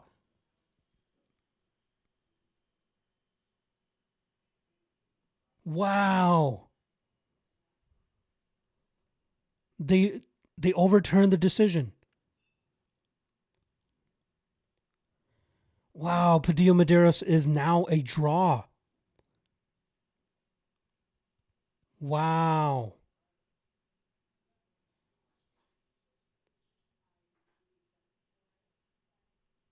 That's crazy. I wonder what they're going to do with betting slips. Man, that sucks. I wonder what they're going to do with the betting slips. Because normally betting slips only go by what is announced in the cage at the time. That's crazy.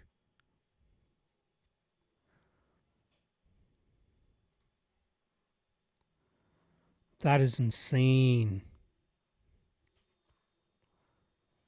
So Padilla does not get the win. It is a draw.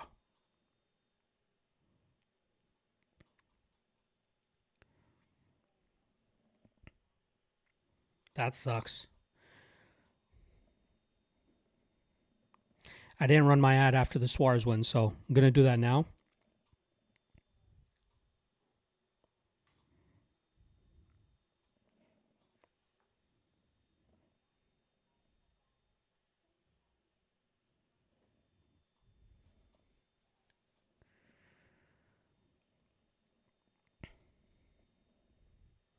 All right, I think we're back from the ad. Um, it looks like Paulina Wisniewska has been in control of this fight for the most part. She is blooding up Watanabe on the ground. It's been a grapple fest, as expected, but I'm kind of surprised that Wisniewska has stayed as competitive as she has. Watanabe, normally a very slithery grappler to deal with, but she's doing good here. Oh, really blooding up the nose of Watanabe. I think it's the nose. I don't know if there's a cut in between the nose somewhere or in between the eyes. But Mr. Asia Lewandowska, I'm assuming you are Polish. Ooh, Wisniewska just TKO'd Watanabe in the second round. Elbows from like half guard type position. Beautiful performance there from Wisniewska. I'm gonna be honest. I did have a little play on Watanabe there. 0.94 units at plus 265. Picked Wisniewska to win, but I thought the odds were just too wide there. But she proved that they should have been. She stayed ahead that entire time. Beautiful work there from Wisniewska to get the win. By the way, Mr. Asia Lewandowska, how's my pronunciation of Wisniewska?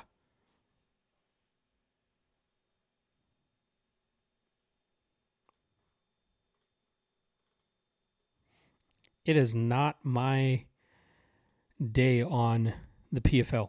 That's for sure. 0-4 so far.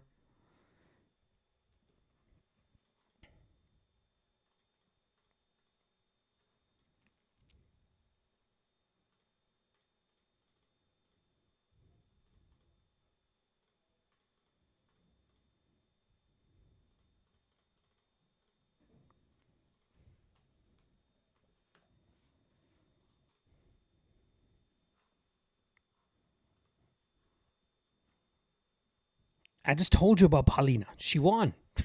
She won second round TKO.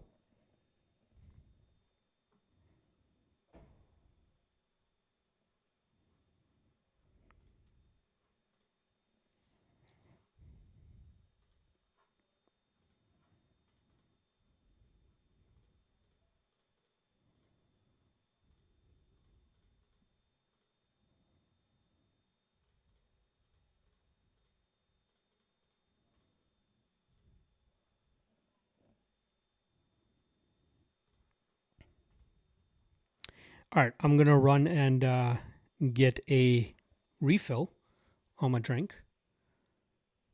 I shall be right back.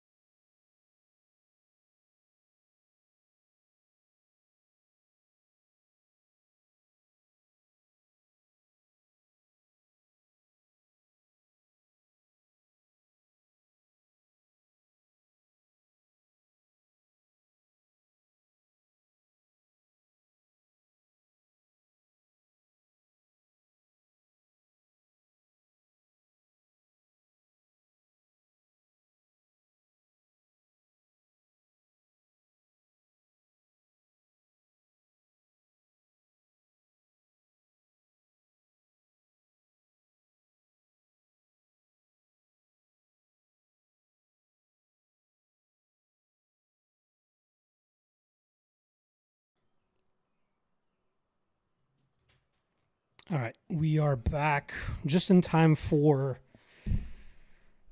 Esteban Ribovics and Mateusz Gamrot.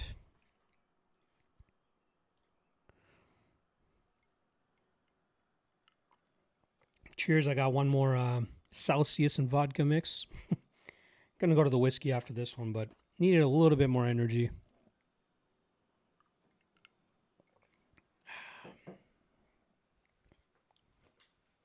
Paulina Wisniewska is definitely a fighter to keep an eye on. I know everybody's clamoring for Dakota Dacheva to come over to the UFC, but there's 3 women fighters over on PFL, including Dacheva, who I believe deserves to be in the UFC, or deserve multiple, right? Paulina Wisniewska, very solid fighter. She showcased her complete skill set there against Kana Watanabe, showcasing how good of a grappler she can be as well. And then Sabrina De Souza, who was also able to get a win over Paulina Wisniewska. Paulina's only pro loss.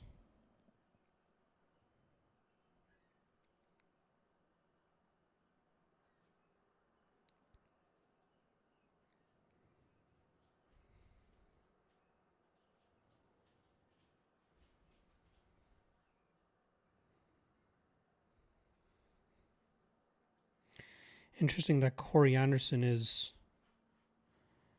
commentating.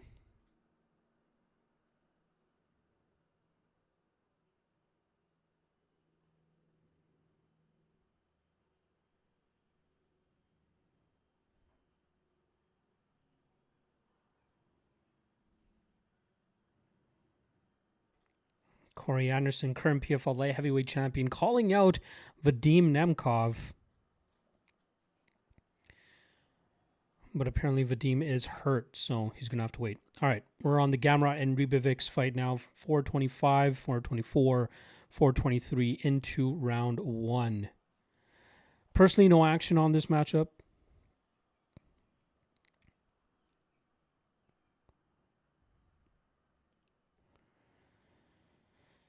This one is clear in terms of, is it going to be grappling of Gamrot? Is he going to be able to get to it?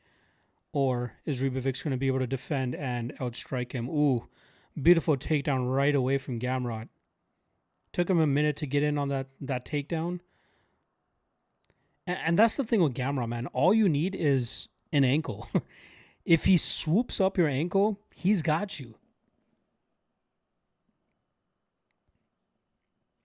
This is also the 2 mega gyms over in that Florida area. American Top Team representative Gamrot going up against Killcliff FC representative Esteban Ribovics. I got to be honest, 40 seconds into getting taken down, I am not impressed with Ribovics' grappling defense.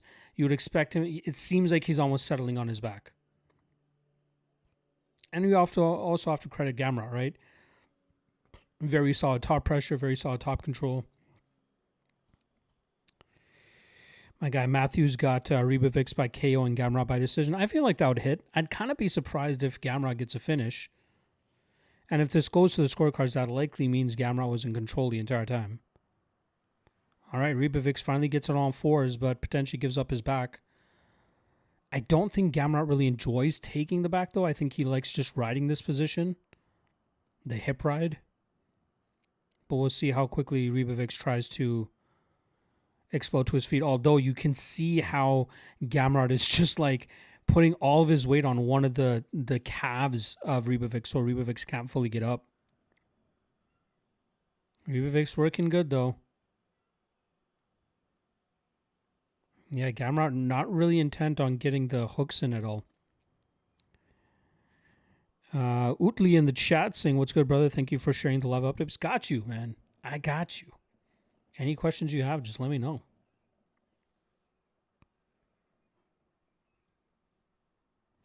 Matthew saying, "Is Streamlabs compatible with YouTube?" It is. I used it successfully the first time, but like since then I've had trouble with it, and I just don't have the patience to work through it anymore. So, like, I can do the whole thing where you can show the chat on the screen and all that, but, like, I don't know. Not really enjoying it.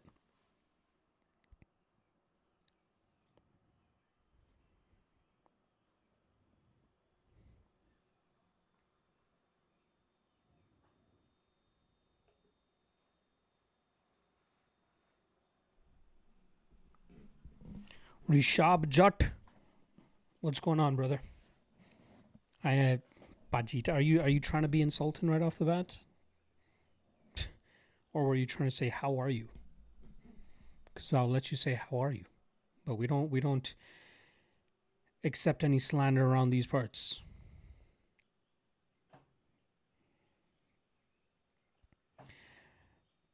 Solid smothering round so far from Mateusz Gamrot. 50 seconds left in this first round.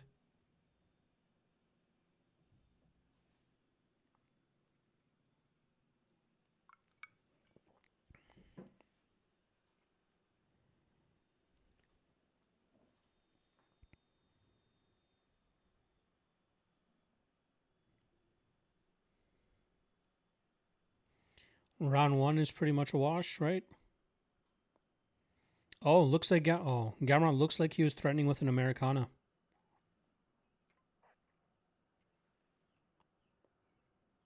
Man, he does such a good job of just floating on top.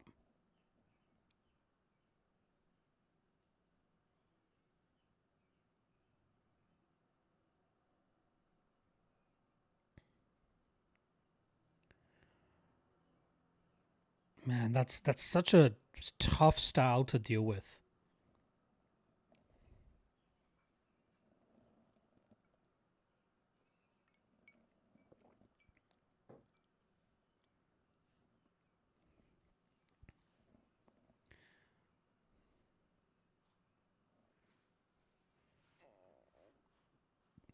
Looks like there's going to be a lot of filler time over on PFL.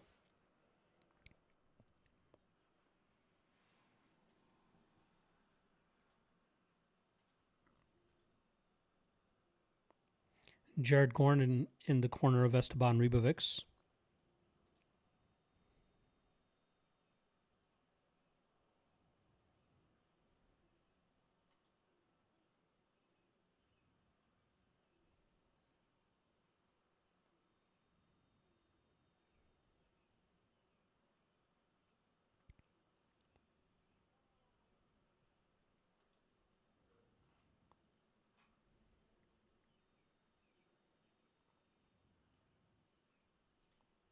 Man, can you imagine what Padilla is going through right now, thinking that he got his full paycheck when he really didn't?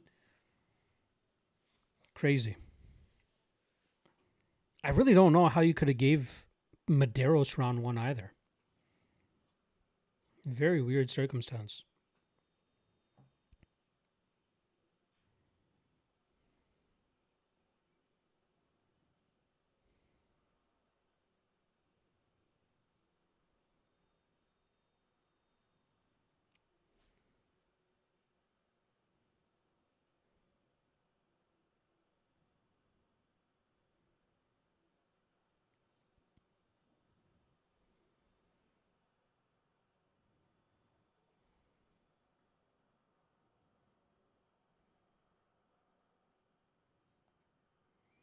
Let's see if Ribovics changes up his tactics here in round two. We're already a minute in. And this is what Gamrot does, right? He just dances at distance, throws a few kicks, throws a couple feints. Beautiful jab into a takedown attempt. But Ribovics gets out of it. It's a decent start to round two for Ribovics. But we know that's not going to deter Gamrot, right? He's just going to go get back to her as soon as he can. Ooh, beautiful takedown attempt there from Gamrot. Ribovics kind of showing his greenness there, right? Throwing a combination, but then stepping into it and allowing Gamrot to change that level and get in deep on a takedown attempt.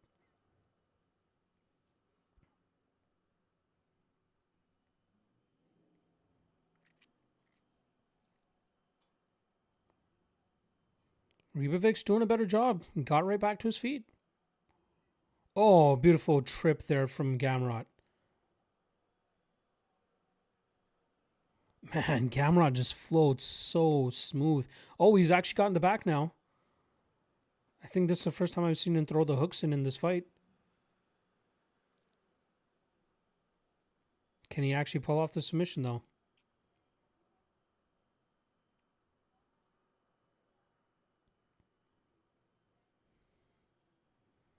Takes the hooks out so he can get back into side control.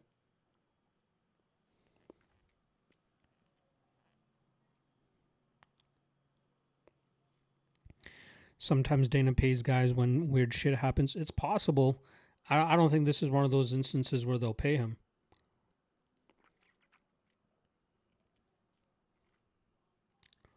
Glad you're still kicking it in here, Sal. You're the man.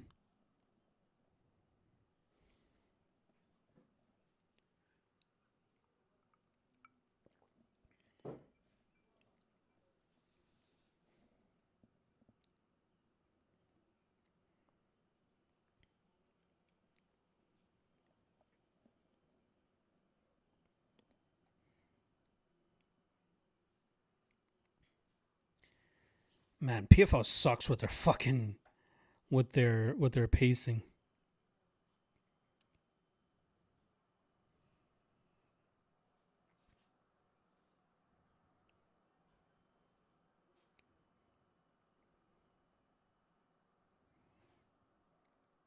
Oh, Gamrot almost got full mount there, but Rebavix was able to push the knee back into play.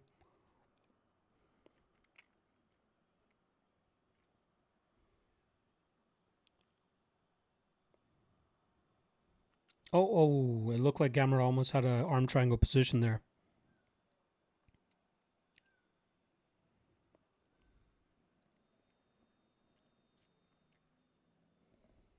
Oh, arm triangle for Gamrot. He's got it. He's got it. This is a wrap. This could be a wrap. He's trying to turn into it.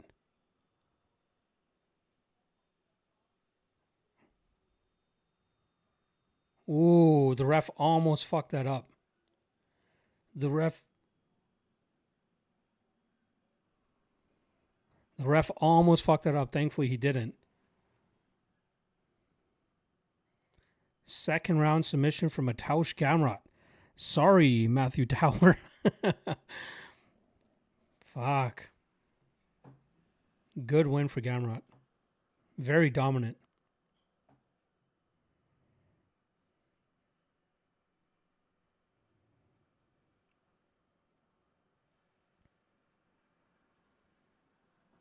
Who's the referee? He kept fighting despite the high poke. That deserves some love and cash money. That's for sure. Yeah.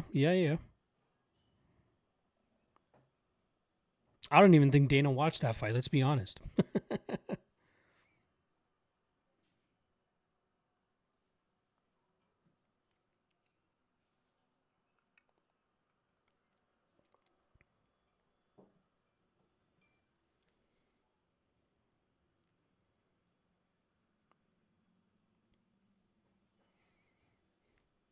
Gamrot looked dominant. He looked, minus 500 here, if we're being honest.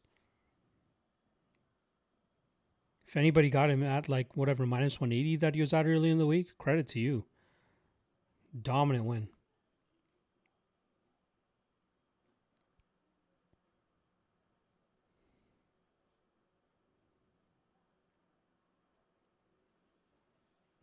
Kevin McDonald, yeah, he's kind of fumbled a few times, man. Luckily, he didn't completely stop it.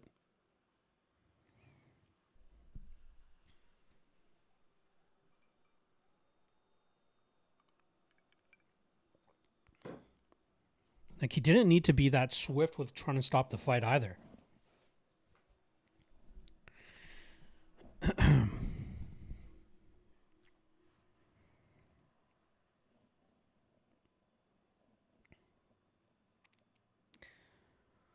Was that 2 more prelim fights?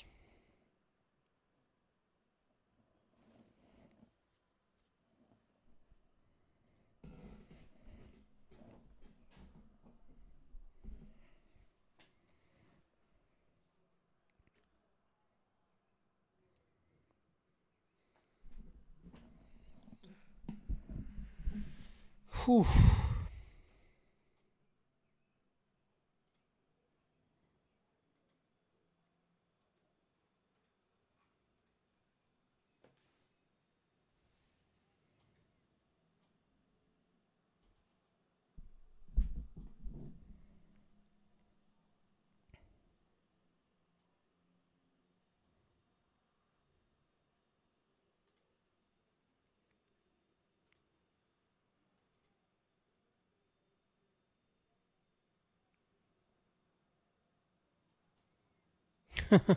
Reba Vix is like, when I win more, we get rematch. And then Gamrot's like, only for the belt.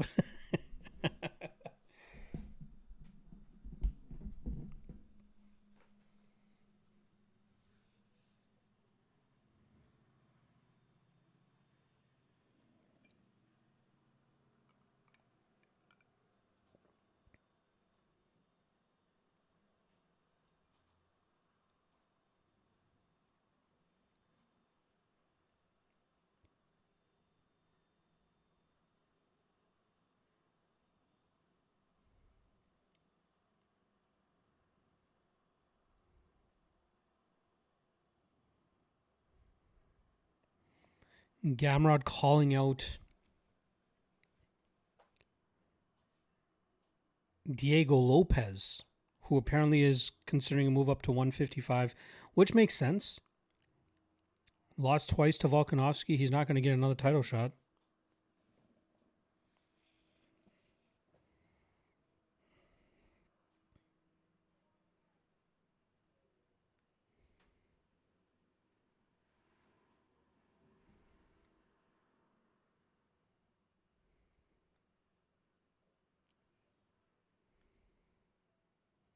Great work from Gamrot there. Watching the James Vick and Omar fight. Any update there? They're just walking out right now, so the fight's just starting. Vick is walking out first right now. What is the outcome you're looking for, Mr. Maurice Stokes?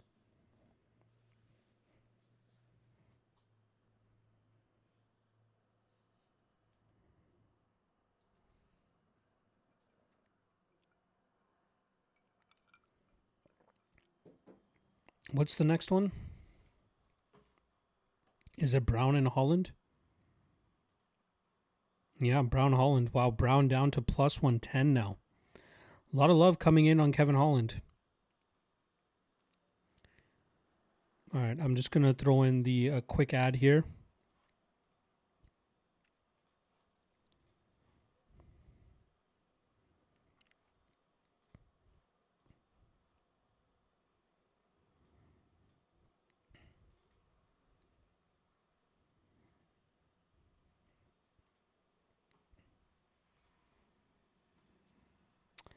All right.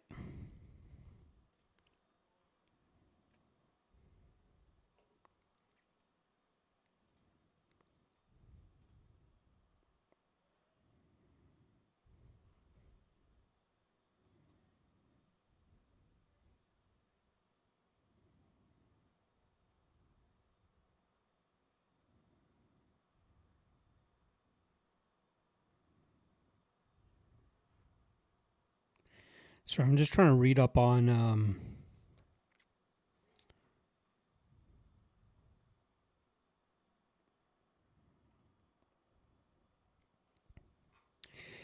just live streaming in terms of like me throwing in those ads, what it looks like on your end. Is what it is. Vic for the win, brother. All right. I don't hate it. I don't hate him at dog odds. My only issue is it's a step up in competition. He's mainly been fighting very low level guys. But this is a winnable fight for him. Better grappler, but can he do it without getting knocked out? We'll see. Omar's walking out now too, so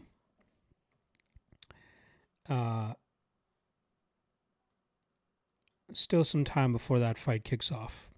Maybe another 2 to 3 minutes.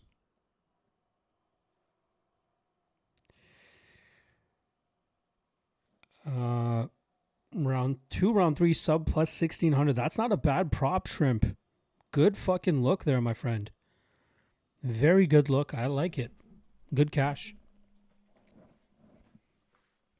I don't know what I think the hesitancy for me came from obviously the but I don't know.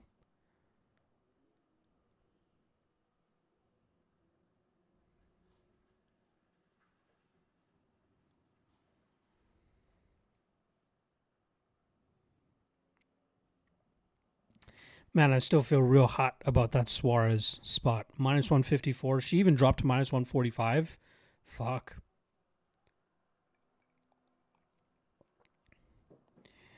Thank you, sir. The grappling gap was too large not to shoot for sure. I'm bummed I didn't put more emphasis on it, but good on you for getting on that.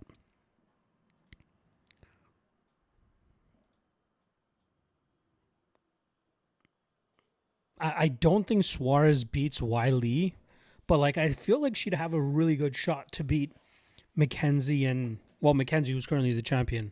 So, but I'd love to see how that fight plays out. Like we saw Dern beat Godinez because Godinez was kind of, it seems she was too shook to get off on her own offense because she was scared Mackenzie was going to take her down, and then Mackenzie just outstruck her. I wonder if Suarez would look to take Dern to the ground. Dern normally does a good job in terms of creating scrambles, throwing up submissions, and just staying active enough off of her back. But that's an interesting style clash that I would love to see play out. I'd love to see Dern versus Suarez. All right, they're doing the fighter introductions now for Vake and Omar El Dafrawi over on PFL.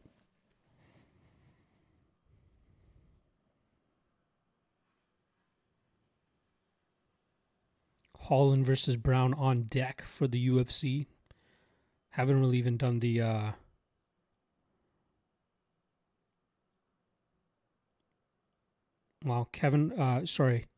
Cruz and Weidman picking Brown for the win.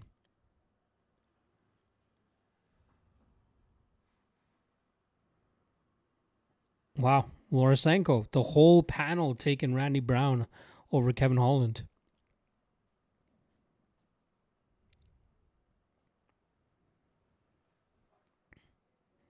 It's a fun fight. Ooh, oh yeah, American Airlines Arena. I guess it's called Kaseya Center for the last couple of years now, but I got to drive by that one time when I was down in Miami years and years ago. All right, El Dafrawi and Vake has just started.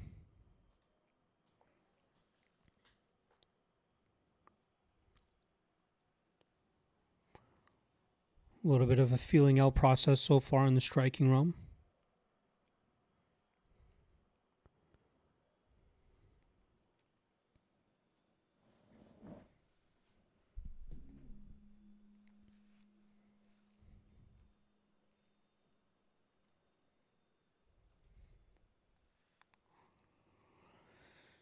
El Dafrawi controlling the middle of the cage and just throwing out some shots.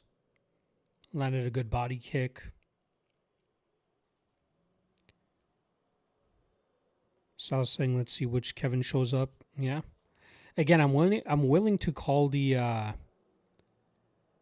Mike Malov fight a bit of a wash, just because of that groin kick that he didn't seem to recover from at the ending of the first round. But the Daniel Rodriguez fight was a bad look.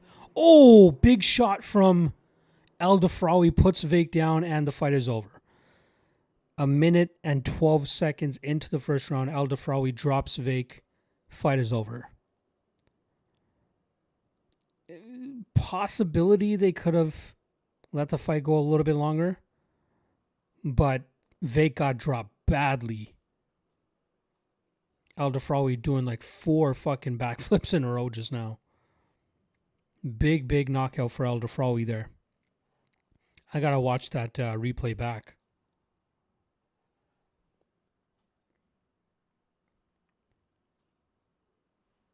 That was a big shot from El Dafrawi, though. And here's my issue with PFL. They take too... All right, fine. Okay, I was going to say they take too long to show replays, but they're getting on it. It was a left straight down the pipe as Vake was throwing his own right hand. Kind of wobbles him. El Dafrawi... Well, show the fucking entire finishing sequence. And then another big left hand drops Vake.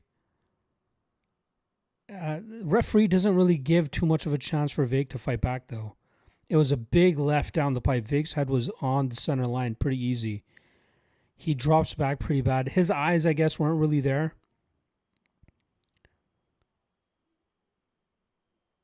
But yeah, big shot there for El DeFry to get the win. 1 minute 12 seconds into round one. Sorry for you there, Maurice.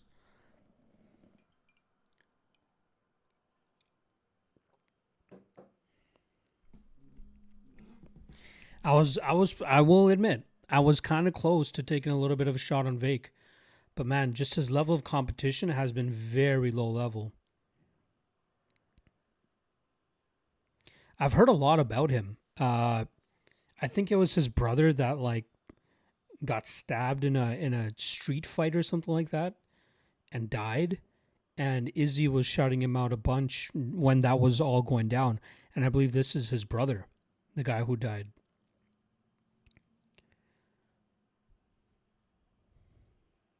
But yeah, tough spot in his first PFL fight.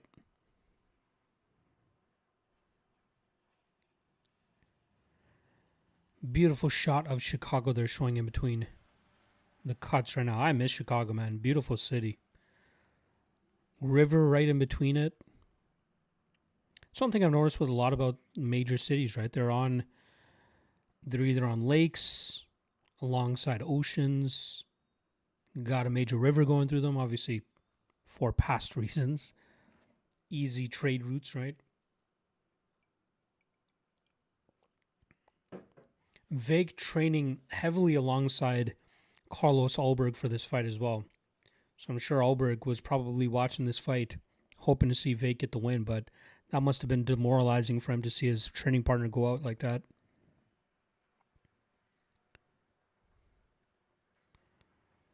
Wow, PFL doing some weird ass promo here. Giving Al Defrawi some sort of chain, but they're not showing what the chain is. Arkham? What's Arkham? PFL is so fucking cringe with their ad placements. It's horrible. I don't know if you guys remember when they would like digitally impose ads over some of the corner pads. Like they did it with CloudBet.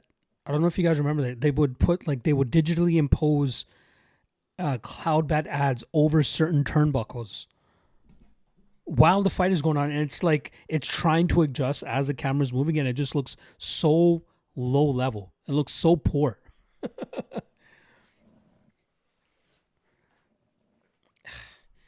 Like I'm all for the fighters. I'm all for the industry in terms of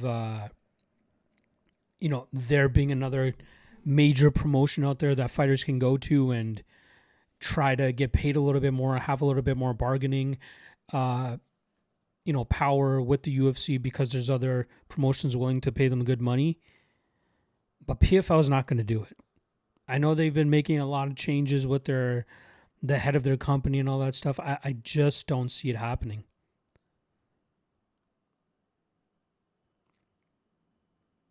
Maybe Netflix MMA, right? They got, or MVP MMA, whatever the fuck they're calling it. They might have a shot because they have the funding, they have the viewership for sure, right?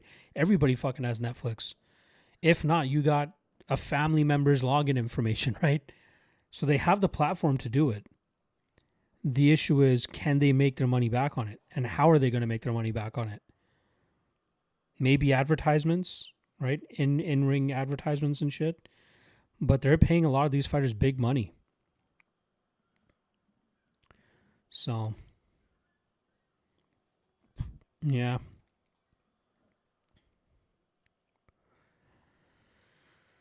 All right, let's get into these fights, guys. Holland versus... Man, arena's not looking all that packed for UFC 327. A lot of empty seats in the lower bowl. I don't know if it's going to get packed during the main card, but again, I think we're seeing further evidence that the UFC is just pricing out their hardcore fans. Like, I don't think they sold it out, right? Let's see. I wonder if Ticketmaster still has tickets on sale.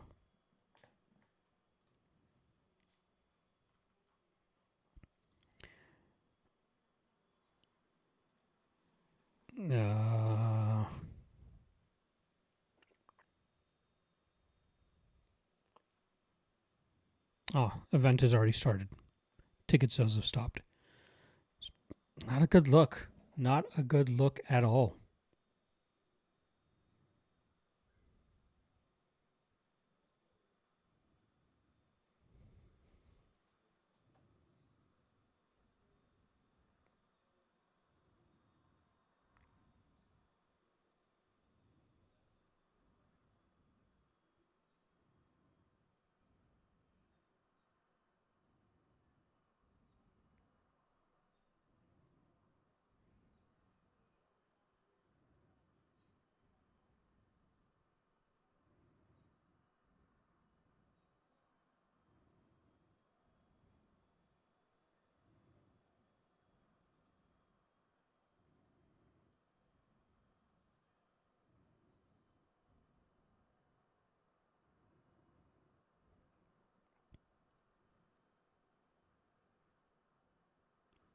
Wow. My brother got COVID. That's crazy.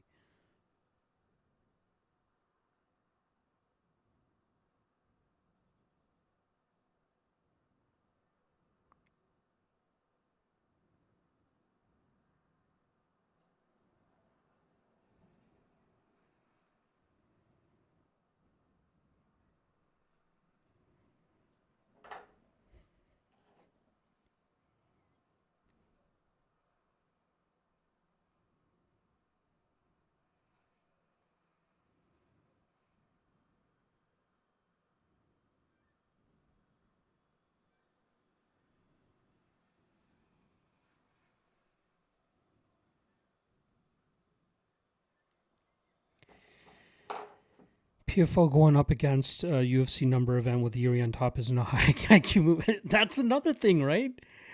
Like, what the fuck was their idea behind that? Like, run it on the Sunday, even if you have to. Friday, for God's sakes. They have fucking PFL Belfast next week on Thursday. You're telling me you couldn't move this event to a Friday? Is somebody else? Are they even? Where are they at in Chicago? PFL Chicago. What's the? Like, they're not at where Wintrust Arena. Is that where the Bulls play? No. Yeah, that's not. Yeah, Chicago Sky plays there. Chicago Sky is out of season right now. It's United Center that the Bulls play at, unless they change the name of that. Has Braga fought yet? No, Braga has not fought yet. They are taking their sweet fucking time over on PFL. They are very bad with their pacing. The last fight was Omar El Dafraoui quickly knocking out James Vake. So I'm assuming with the quick stoppage, there is going to be a ton of filler here. So Braga has not fought yet. Also, the Jordan Newman fight is off with Josh Silva. Something happened to Newman, so that fight is off. So I think that's why they're eating more time as well.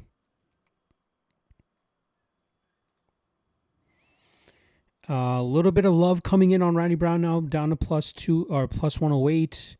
A little love came in on Pitbull, bringing him to about +210. Love coming in on Cub Swanson. He's pushed up to -132. Yeah. I'm gonna figure out a way to like add more interesting graphics to the screen. Like maybe it's live odds on the side. Something like that, just to keep you guys well informed. Cheers for the info. No worries, brother. I got you. Appreciate you stopping by. I'm sure you're only here for that information. But I do appreciate you stopping by.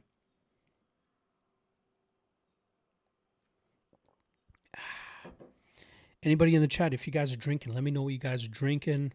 What you guys are blazing, if you guys are blazing as well. Mediocre card at best for PFL Belfast next week. Reese McKee making his PFL debut against Alex Lahore.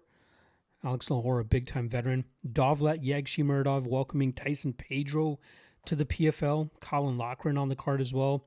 Kieran Clark is a guy that I'm excited to see back in action. That was a guy that had a very mediocre, at best, career as an amateur, but very solid pro fighter who's done a great job, especially when he was under the Bellator brand.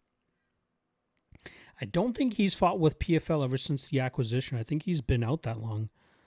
Let me quickly pull that up. He's 10-0. Yeah, he hasn't fought since September of 2024, sorry. He was scheduled to fight Kasumov back in April of 2025, but I'm glad that he's back. Official Jake Hancock saying I'll definitely tune in now on. I appreciate it. Thank you, brother. Thank you. Hit that subscribe if you haven't already. I'm on my journey to 10,000 subscribers. I think I'm closing in on 9,600 right now. So hopefully by in the next couple months, we're able to get to 10,000 subscribers.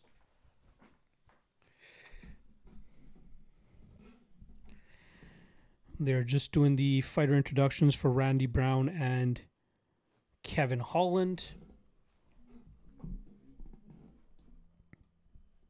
I want to figure out a way where, like, I'm watching my TV this way. Figure out if I can put it here so you guys can actually see my, face on, essentially. But we'll see. Alex Alberto saying the GOAT president is on his way to the arena. Yeah, I think they were saying that Trump was going to be at this card. I don't talk politics on this, FYI, but I know, I see what you're doing. I know what you're saying. All right, we got Holland and Brown about to kick off here. They're doing fight breakdowns on PFL for next week's card. The fuck are they doing? Wow, that's horrible. All right, Holland and Brown just kicked off 53, 52, 51. Let's see how this goes.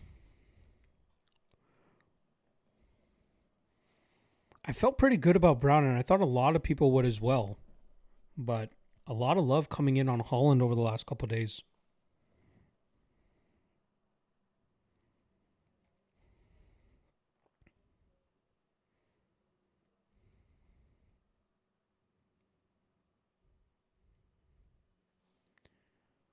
Good jab from Brown. This is an interesting fight because both guys normally enjoy like a long reach advantage over their opponents and even height. I think Holland has a slightly longer reach, but I think Brown is taller. Like, I think Holland has like an 81-inch reach and Brown has a 79-inch reach. But Brown has like a 2-inch height advantage. I think Brown is just more legs than Holland is.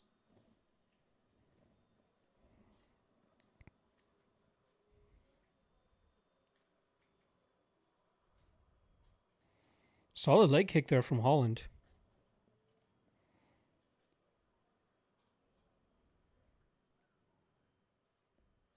Ooh, solid body shot there from Brown. It looks like leg kicks might be the name of the game for Holland. It looks like there's big left hook from Brown. Holland ate it though. I was going to say you can already see a little bit of a lump on the front shin of Brown.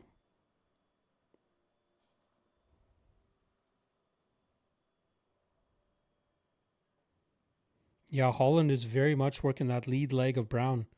It's not a bad game plan. There's another one. Ooh. There's a few lumps on Brown's lead leg already, especially on his shin.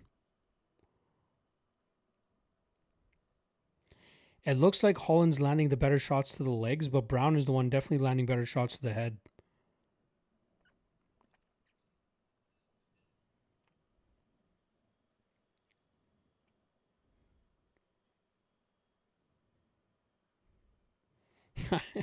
I am, but again, I have these like screen by like side by side, the PFL fights and the UFC fights. Like they're breaking down the main event for next week's card. Hysterical shit. Absolutely hysterical.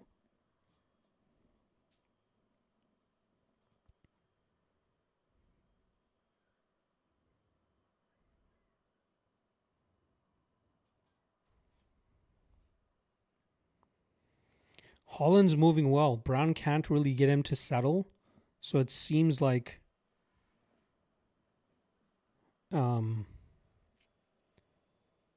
weird skirmish there. Brown ends up on bottom. It looked like Brown was trying to like blitz for an attack, and Holland caught him with some sort of trip. And Holland's raining down some ground and pound right now from looks like half guard position. Let's see Brown's defense here. Brown gets his full guard back.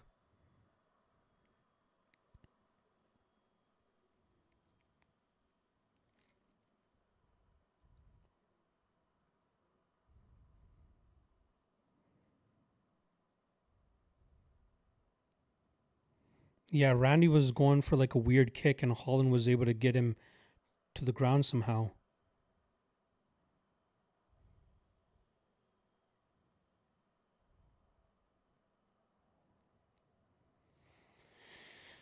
I didn't think Holland could get Brown down with a traditional form of takedown.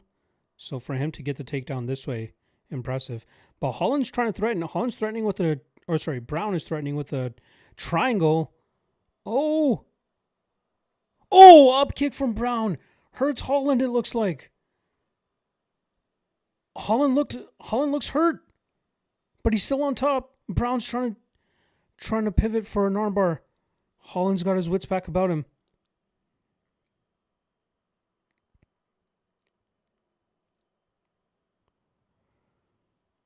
Man, it feels like the... Oh! Man, what a first round. Very tough. He ate a heavy up kick. Holland ate a heavy up kick. I don't know, man. That front kick or that up kick may have stolen Brown the round. Like, it was kind of even until Holland ended up on top. But Holland didn't get off on much damage there. Well, I guess he did kind of. I don't know. That was a weird round to score. Very, very weird round to score. I could see how you could give it either way. I'm not going to definitively say it was one way or the other. I could definitely see 1-0 Holland. Yeah, maybe I was just getting a little bit too excited about that up kick.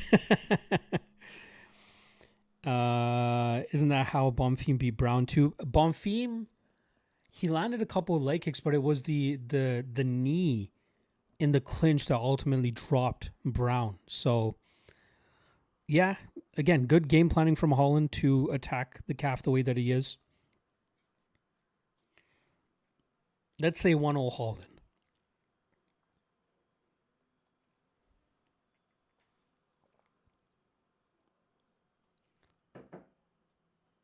Holland looking like he's running a little bit of damage, though.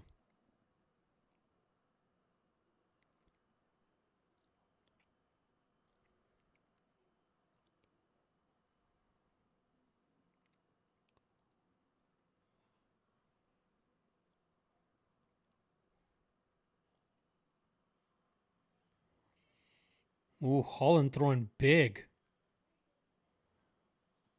It looks like he's trying to throw a big strike to get Brown to the ground, and that seems to be his game plan. Leg kicks, big shots, level change after that. That's what it seems like Holland is trying to do here.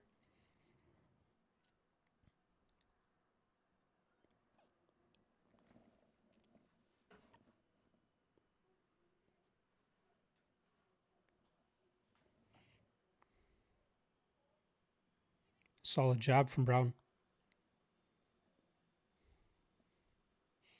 Ooh, nice right down the pipe from Brown.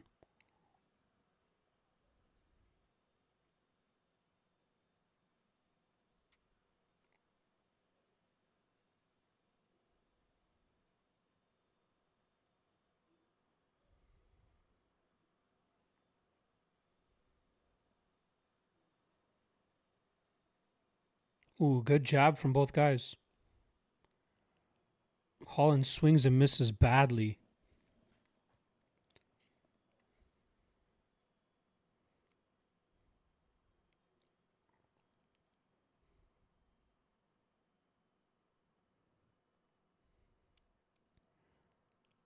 Holland is moving well. Like he's moving with those big shots. Oh, Brown goes for a takedown and gets caught in a choke. Oh, this is a horrible position for Brown.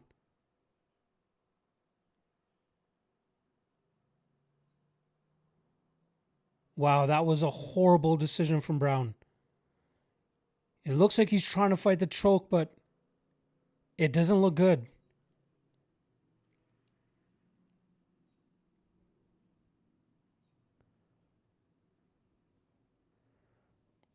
Brown's still working out of it, but it's a bad position.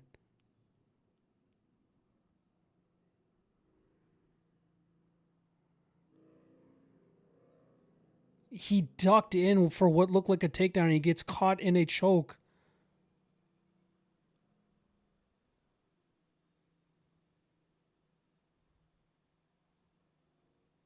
Oh, Brown is fighting. Brown's fighting. Holland is not letting go, though. Wow. Crazy defense there from Brown, and he gets back to his feet. Wow. Man, I think, oh, nasty elbow from both guys. Holy shit. Brown landed a clean elbow, and then on the break, Holland landed a spinning back elbow, but both guys wore it well. Man, I feel like Holland squeezed way too hard on that choke. He's trying to get some air back into his arms, or get some blood. Sorry. Let's see how much Brown can push, though. He's got a sense that Holland may have squeezed himself out there, but I'm sure Brown. Oh, Holland in on a takedown. Brown was trying to threaten with the choke of his own, and Holland gives up on it. Holland going for some wacky moves now. Brown looks like he's slowing down a little bit too, though. Both guys looking like they're trying to catch their breath.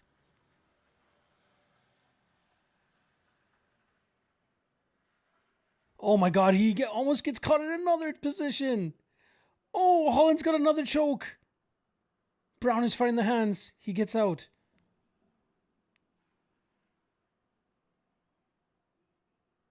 Man, Brown keeps making some mistakes here that Holland continues to capitalize on. Brown looks tired. I think he was gasping for air a lot while trying to defend that submission. Holland looks like he has a bit of another choke here, while Brown is trying to get off on some knees. I think Holland's just trying to catch some air right now. Or sorry, Brown's trying to catch some air.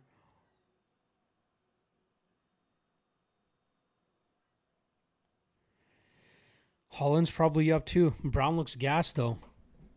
That was a horrible mistake for him to go in for that takedown attempt. It's probably 2-0 Holland. It is probably 2-0 Holland.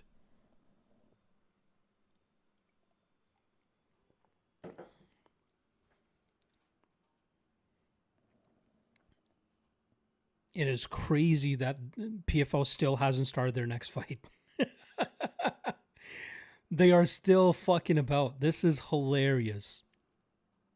If I was there live right now, I would be livid.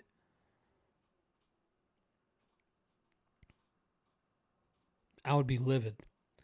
I guess it's not really their fault a little bit because of the early finishes as well as one of their fights falling off.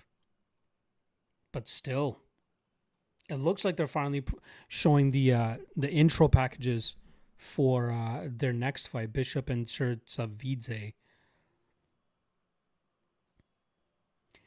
Borderline 10-8, yeah. I wouldn't give it a 10-8, but I could see it. How do you feel about Padilla-Medeiros' outcome? I thought Padilla won. I thought he won rounds 1 and 3, but very unfortunate that the judges didn't see it that way. Crazy that it was a draw.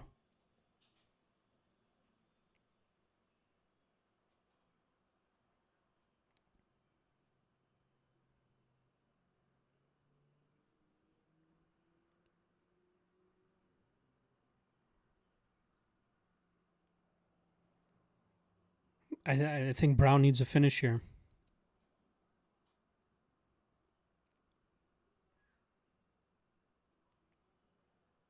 Ooh, big 1-2 from Holland there. Brown eats it. It looks like Brown's trying to go for the kill.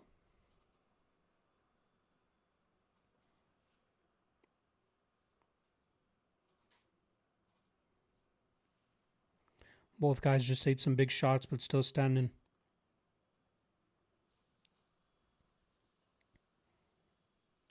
Good leg check there from Brown.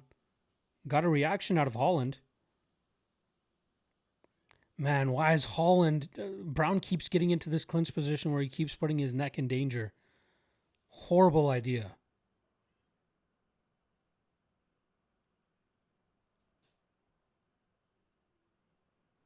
I think Brown needs a finish. Why is he just dillying here? Again, there was that big up kick in round one, but like my guy Let's Be Serious said here, I don't know.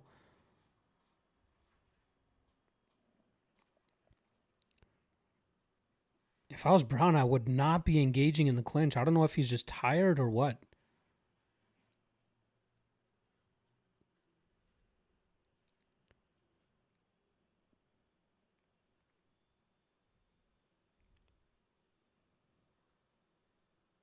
Yeah, DC saying Brown needs to disengage with the clinch. Again, he's putting his neck in danger. I guess the overhook is kind of saving him, but like...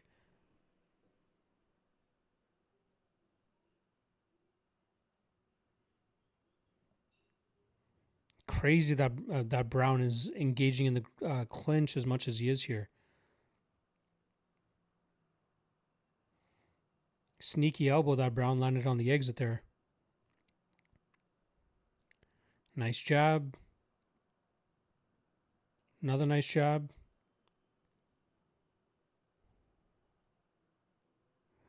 Holland's answering back with jabs of his own. Ooh, Holland's throwing some heat now.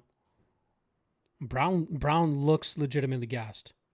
Normally his gas tank looks good. I think that choke attempt really took it out of him.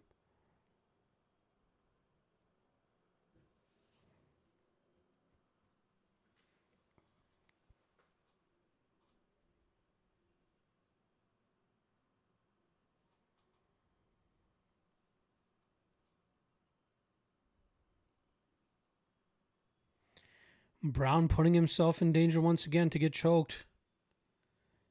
He's trying to drop for a double leg.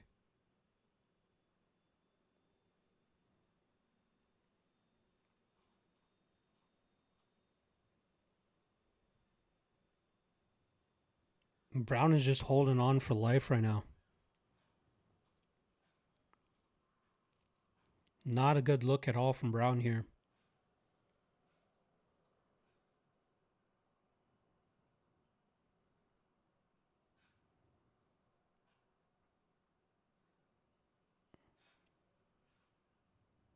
It's a horrible look for Brown. By the way, I thought they were doing the intro packages for the next PFL fight, but they're not. They're still fucking just talking about it. They're showing their weigh-ins now. Oh, looks like Blue Corner's finally walking out for PFL.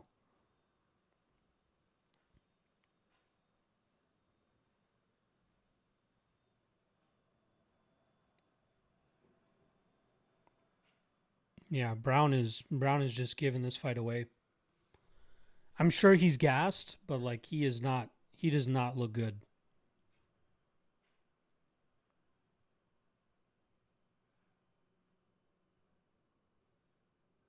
Holland landing some nasty shoulder strikes to end off the fight here.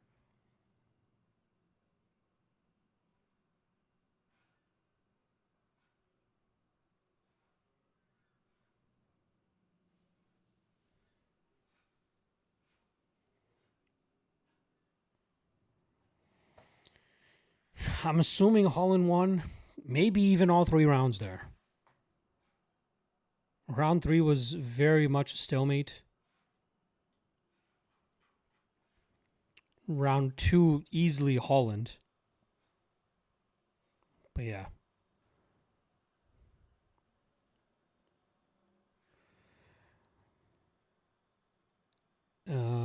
Sal saying Kevin needs that win money for his baby mama. I'm sure.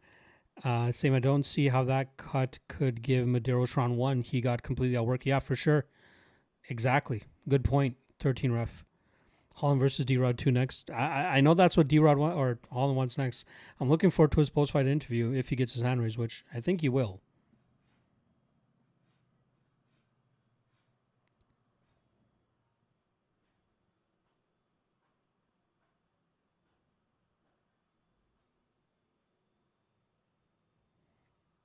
Holland keeps wanting to play ball with Randy Brown. That's hilarious.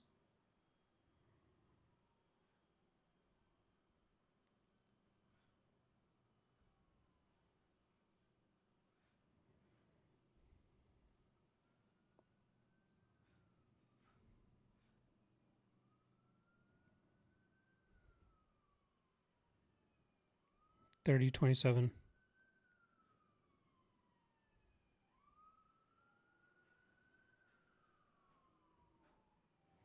That was a very bad performance from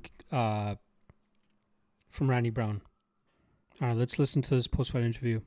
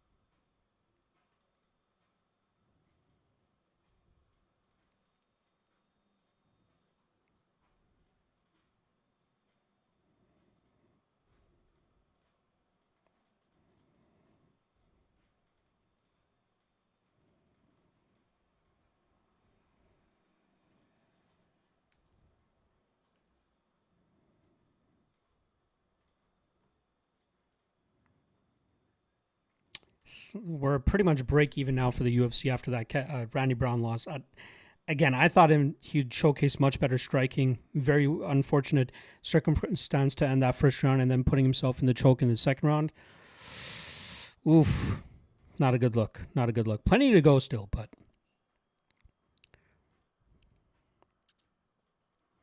All right, let me run an ad real quick, and then I'm going to go get a re-up on my Drank 2.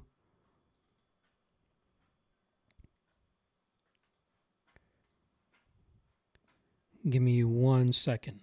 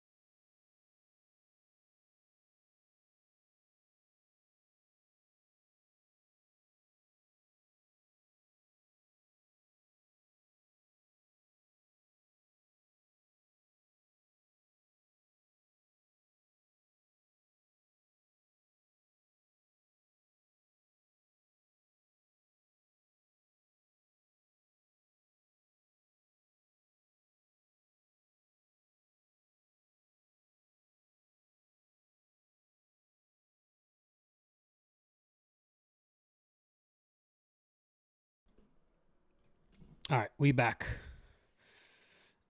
Bishop got the quick and easy takedown just now on Tsertsevidze. Apologies, 512 production. She gets right into full mount. And looking for the rear naked choke.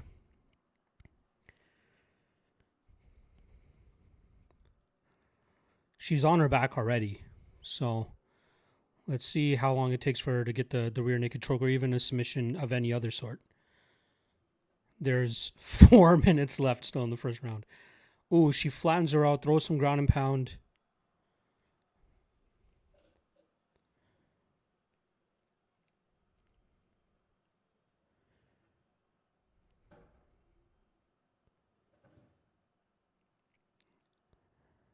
Sertsavidze is showing decent defense, but like she's still in a very bad position here.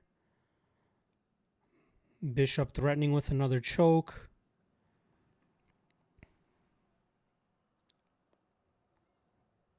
It looks like Bishop is trying to flatten her out again. But she's doing a great job of riding her back and just throwing nasty ground and pound. Sertsavidze is trying to attack. Ooh, there's a potential deep armbar here for Jenna Bishop.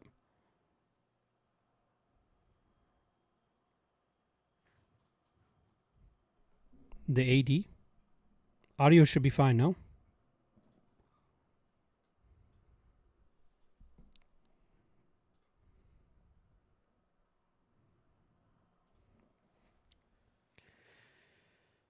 Oh, Bishop has the choke. She has the choke. I can't see if it's under the chin though. But I don't. Oh, it looked like her opponent tapped. It's done. Jenna Bishop gets the submission win. 2 minutes, 20 seconds in. That's the lock of the night play, folks. Plus 125 on the under 1.5. That was the easiest lock of the night I think I've hit this year other than Terrence McKinney. But that one, the Terrence McKinney under 1.5 was minus 285. We got plus 125 on the under 1.5 here on Jenna Bishop. Crazy to get plus money on that, but that easily puts us right back into the profit for PFL, even after going 0-4 to start the card. 5 units at plus 125. Big win there for, not big, easy win for Bishop, right? There was no way she was going to lose that matchup, nor was she going to have to really struggle in that one. Easy win for Jenna Bishop there. Oof. That was that was a no-brainer lock of the night play.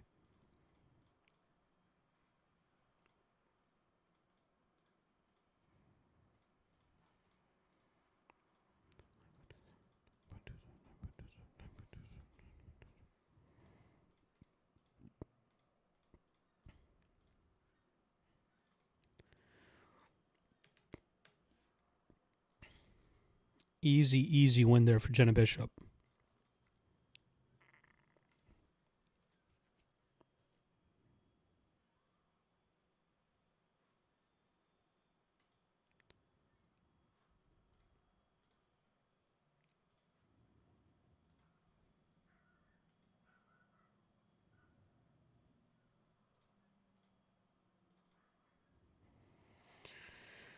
Whew.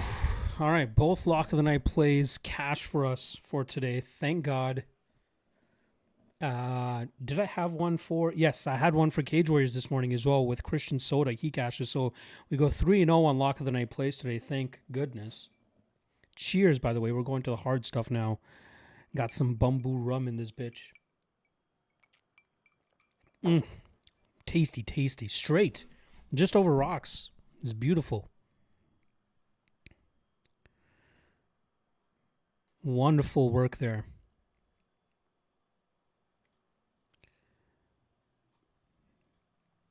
I'm happy they made the under 1.5 there and gave us plus money, because that shit was easy. Easy breezy, beautiful cover girl. You know what I mean?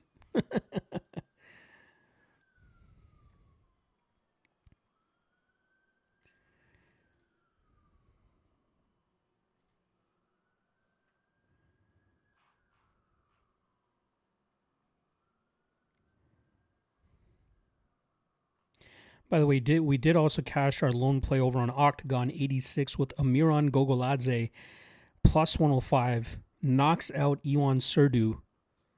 Very happy about that. We do end up in the red with Cage Warriors, though, minus 3.43. Even though our lock of the night play hit, I had a little bit of... I was a little bit loose with the trigger, I would say that. I shouldn't have bet the Moro Cirillo under 1.5 at -195. And maybe a little bit of overconfidence on Simone Patrizzi. But we did sweep PFL Africa yesterday, so it looks like it's going to be a great weekend. Really turning things around after stumbling to start the year. But yeah, that was the easiest fight possible for Jenna Bishop.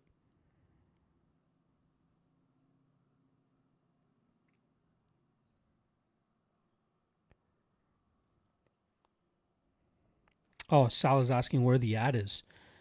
Do you maybe you have premium? If you have YouTube Premium, you don't see ads. But yeah, I swear I added it. You know what?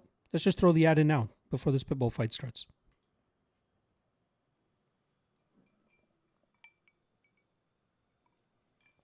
I'm gonna go on my YouTube real quick because I want to see what the ad looks like. This should be a fun fight though. Pitbull and Pico just about to start.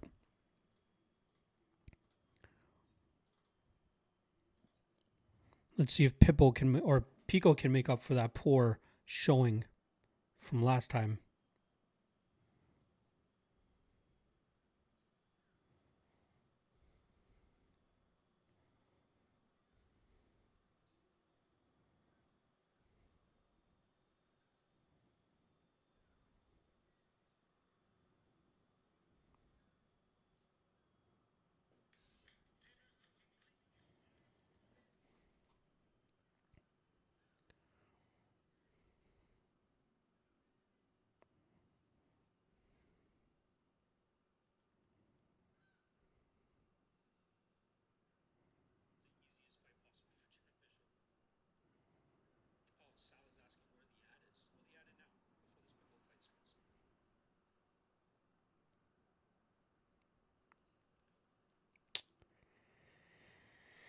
Yeah, I can't figure out this ad thing, but hopefully they are in there.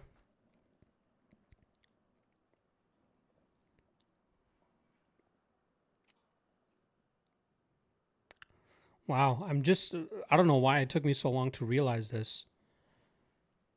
They got ads on the inside of on the warning track now. That's weird. Man, they are really throwing ads every fucking way. They seem to increase the amount of ad space everywhere. That's crazy. By the way, that was a nasty calf kick there from Pitbull. But look at it. They used to just inside the warning track just used to be the monster can. Now they're putting ads on every side of it. Why did it take me so long to fucking see that?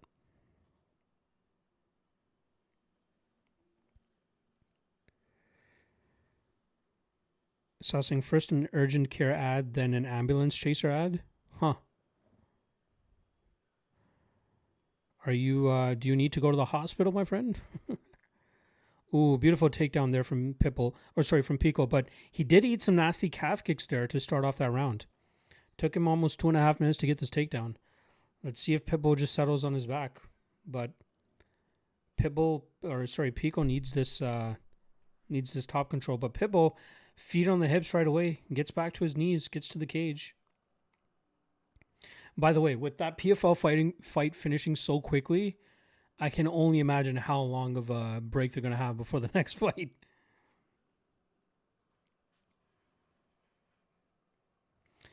McNasty saying, why did they cancel the Newman fight? I have no idea. Nothing has come out about that as of yet.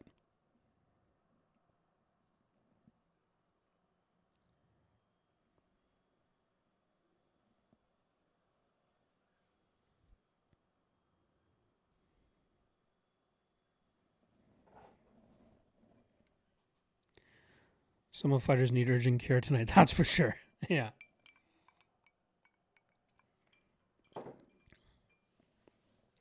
Ooh, big combination there from Pico. Yeah, Pitbull didn't even move though.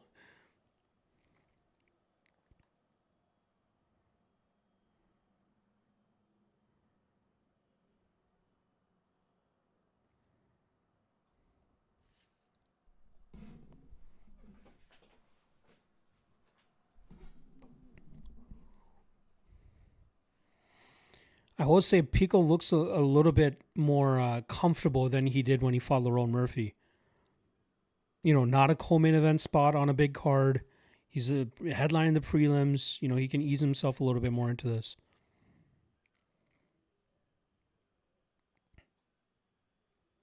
Solid counter there from Pitbull.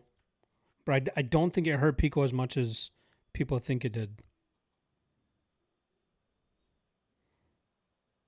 Looks like there's a cut now on Pico's nose.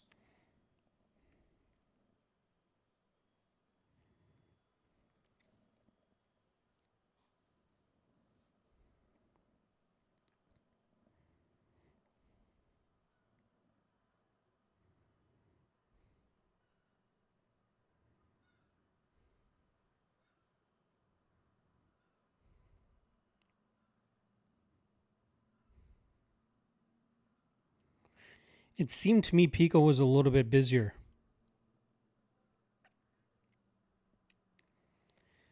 Pitbull landed a couple good calf kicks, landed that big shot as well, but Pico seemed to land some good spots or shots, and also that takedown and decent top control.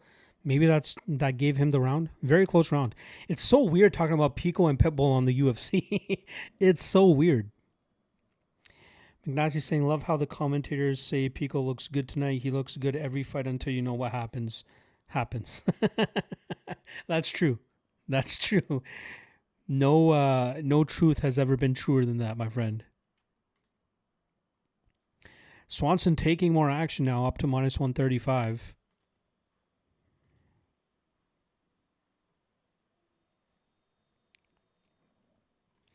No action on this one for me.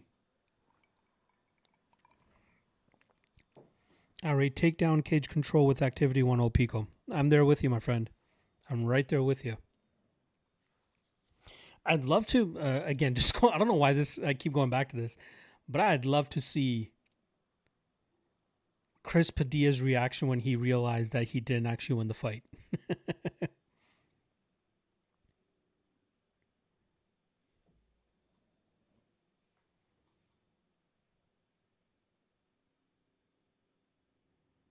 Ooh, nasty 1-2 from Pico.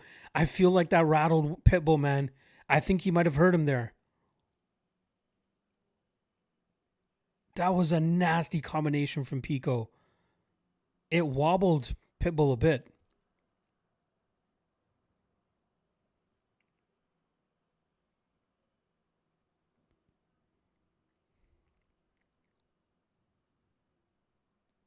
Man, Pico is throwing with such heat. The body shot he just landed, ugh.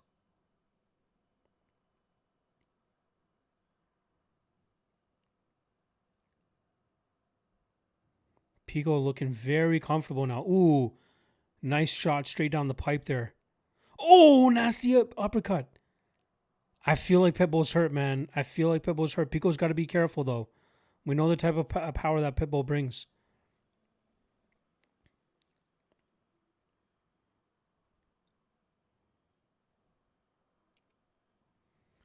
Pitbull back on the calf kicks. Good idea. Ooh, beautiful takedown there from Pico. But Pitbull right back to his knees. Back to his feet.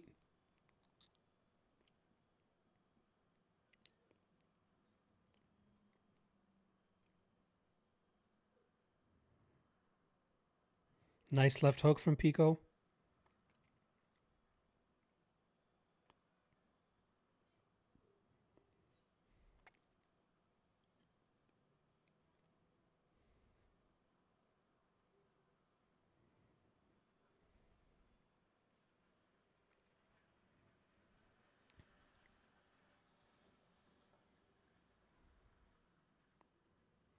Ooh, nasty left hook from Pico. Ooh, nasty calf kick there from Pitbull. Man, Pico is just vibing right now. 4-punch combination with like a Hadouken uppercut.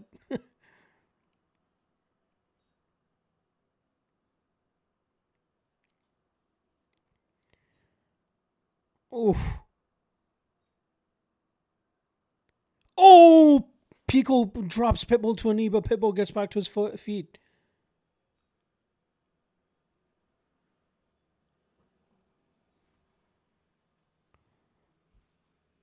Ooh, good timing on the takedown there for Pico. Doesn't get it, but lands a body shot on the exit. Ooh, another good. I think Pitbull might be kind of questioning himself right now.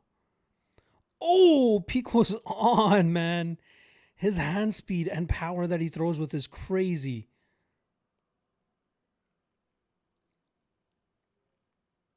I don't know if Pitbull has power anymore. I think he's just been eating too much damage.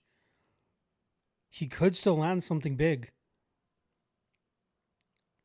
But Pico has such a big speed advantage.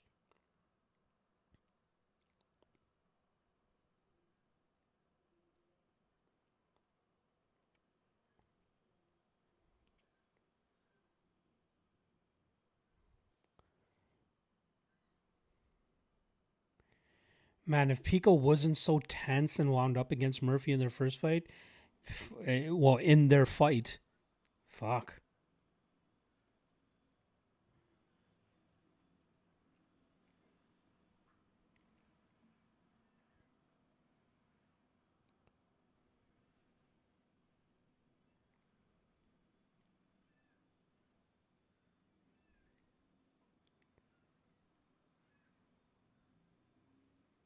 Man, this Pico could definitely be champion in the UFC as long as his chin holds up. Oh, nasty straight right down the pipe from Pico. Again, wobbles Pitbull with 25 seconds left in round 2. Oh, and he has a perfect entry into a takedown as Pitbull tries to get in on a combination. Oh, Pico is chef's kiss right now. I have no action on this fight, but Pitbull tried throwing it up an armbar for a second there, but he did. Oh, Pico's landing nasty ground and pound. And that's the end of round 2. Holy shit. Pico is busting Pitbull up right now. Pitbull looks bad, man. I don't think we've seen Pitbull get this busted up before. Throw the towel, right? Throw in the fucking towel. Pitbull is getting fucked up.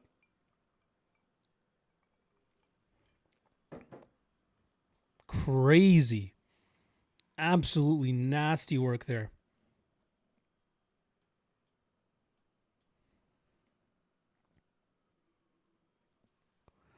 Pico Masterclass to a T. Let's be serial. To a fucking T. Here's to hoping he doesn't get caught with anything in round 3, but good lord, he's been killing it right now.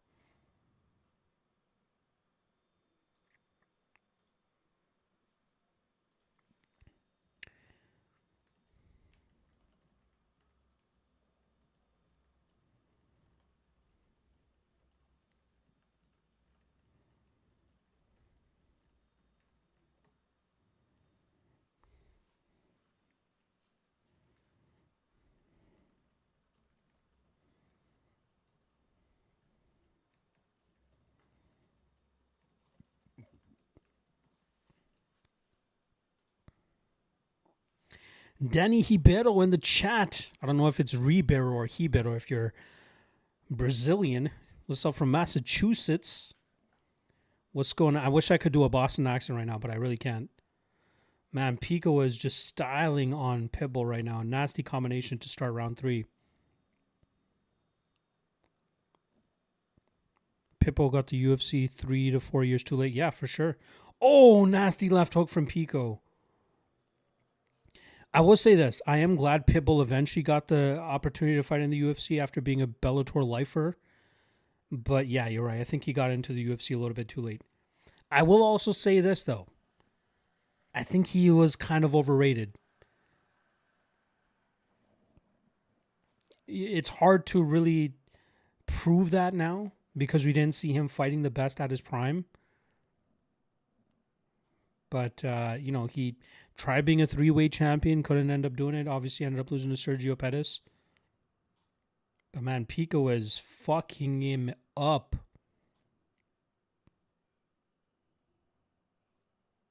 Pitbull will be 39 in July and just went through neck surgery in December.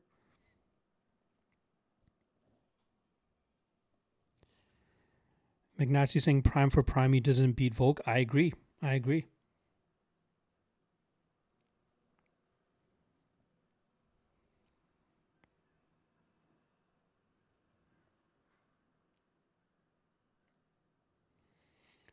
Ooh, nasty 3-punch combination there for Pico. I hope, for God's sakes, that Pico does not get clipped with anything crazy. Oh, man, Pitbull's chin. The fuck is it made of?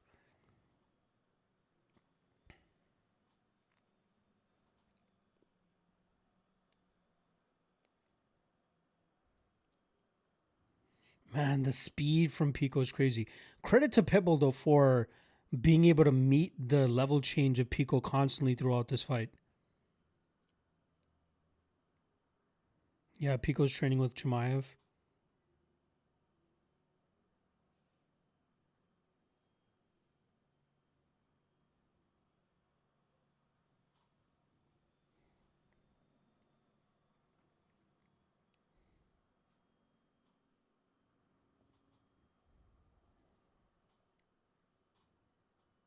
Solid knees from Pitbull there in the clinch here. Oh, nasty elbow from Pico. Oh, lands a perfect right cross down the pipe and gets his way out of the pocket there from any counter from Pitbull. Oh, beautiful change from a strike to a level change. Is Santiago Ponzinibbio in the corner? Or sorry, in the commentary booth right now? I saw he was cornering Francisco Prado in the first fight. Hoka just got an advertisement spot there.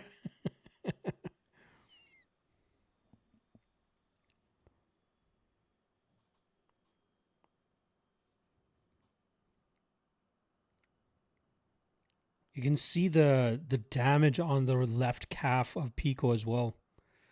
Ooh, gets a half-ass slam there. 1 minute left here in the final round.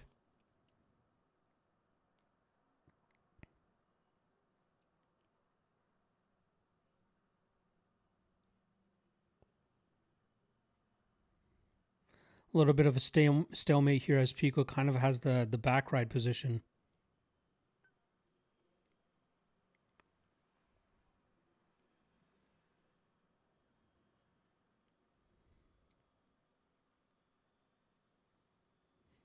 Man, this version of Pico would have whomped Lerone Murphy.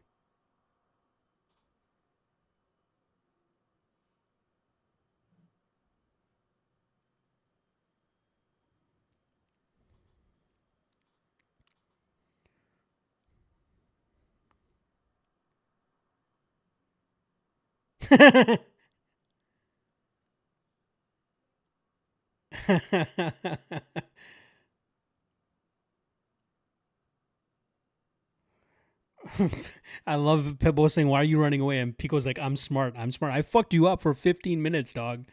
You're not going to get engaged with me in the last 10 seconds here." All right, let's see what you guys are saying in the chat here.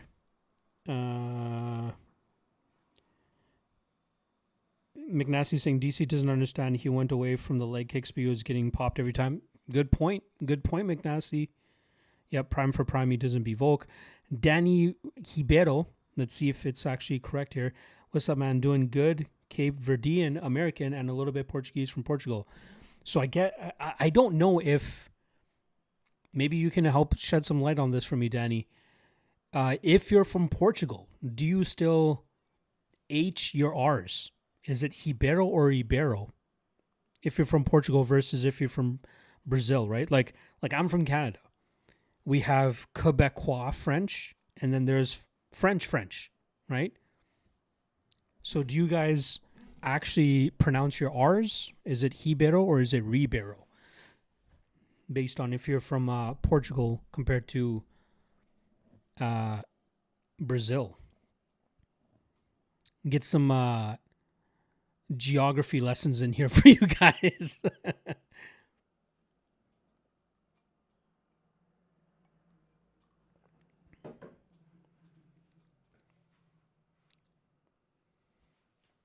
Let's see what they scored this.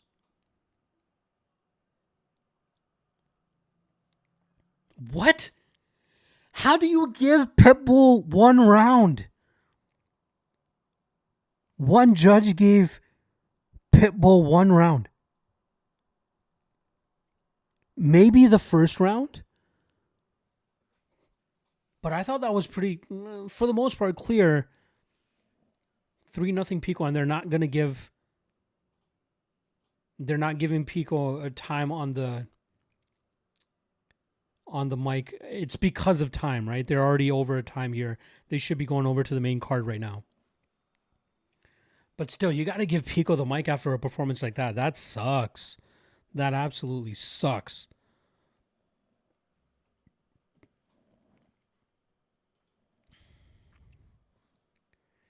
I want to make sure, like, there's no way you give Pitbull any round other than round 1, but even that is sketchy as fuck.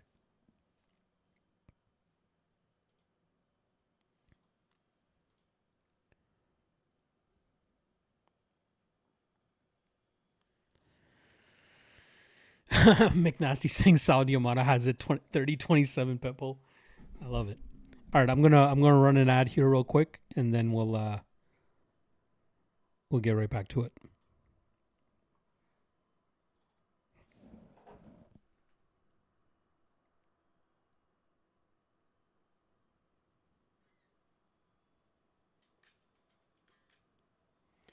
I'm trying to see on my YouTube app what it looks like when I run an ad.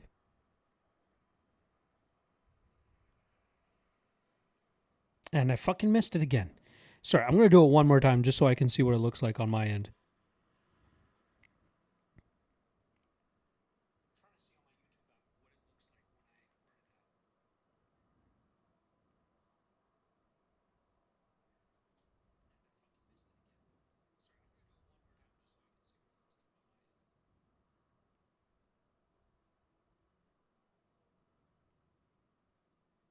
And it's nothing. Weird. I don't know how it works. We'll see after the fact.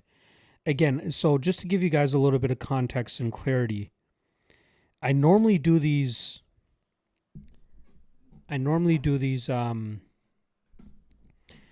fight watch parties. Of course they need to do a Trump walkout. That's why they couldn't give Pico time on the fucking mic. Makes sense.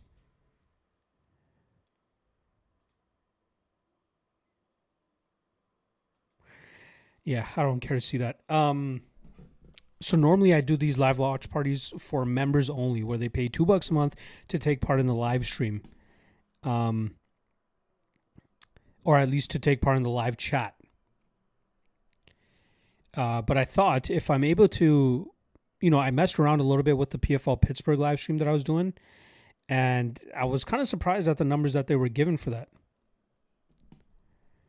McNasty saying, I don't think you can run 2 ads in a row. You have to wait for a few minutes. Okay. All right. I'll wait. I'll see what it looks like afterwards. So I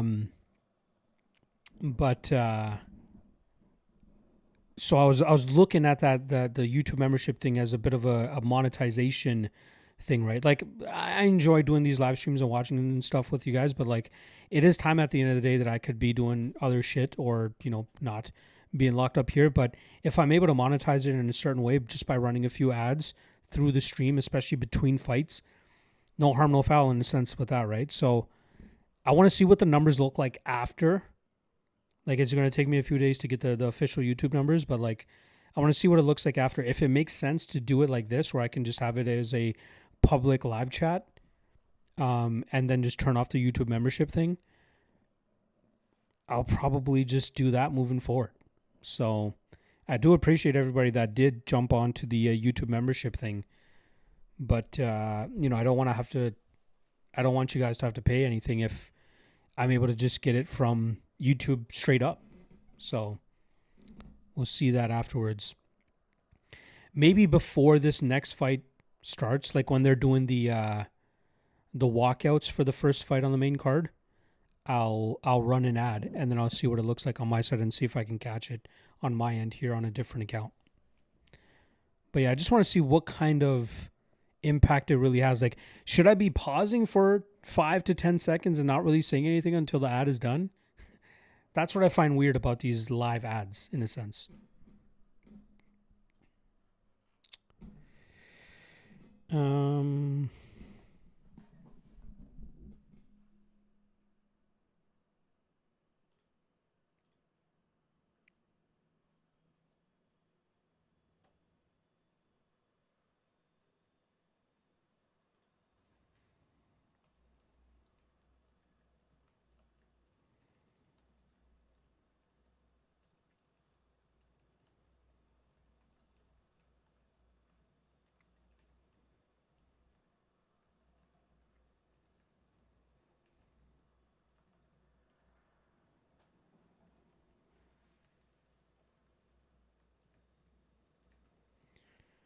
Sorry, I just got to reply to this message here real quick.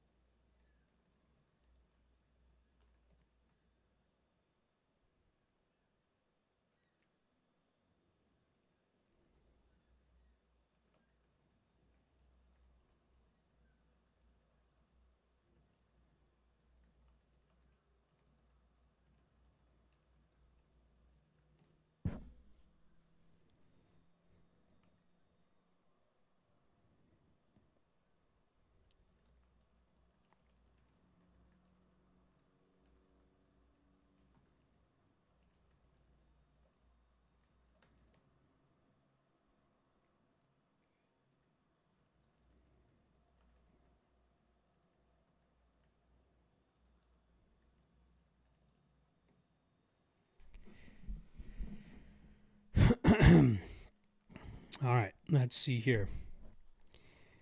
Banger main card for sure. It is an absolute banger of a main card. PFL doesn't have a bad main card either. I would have loved to see Silvera versus Newman, but it's a shit roll of the dice for that fight to be canceled.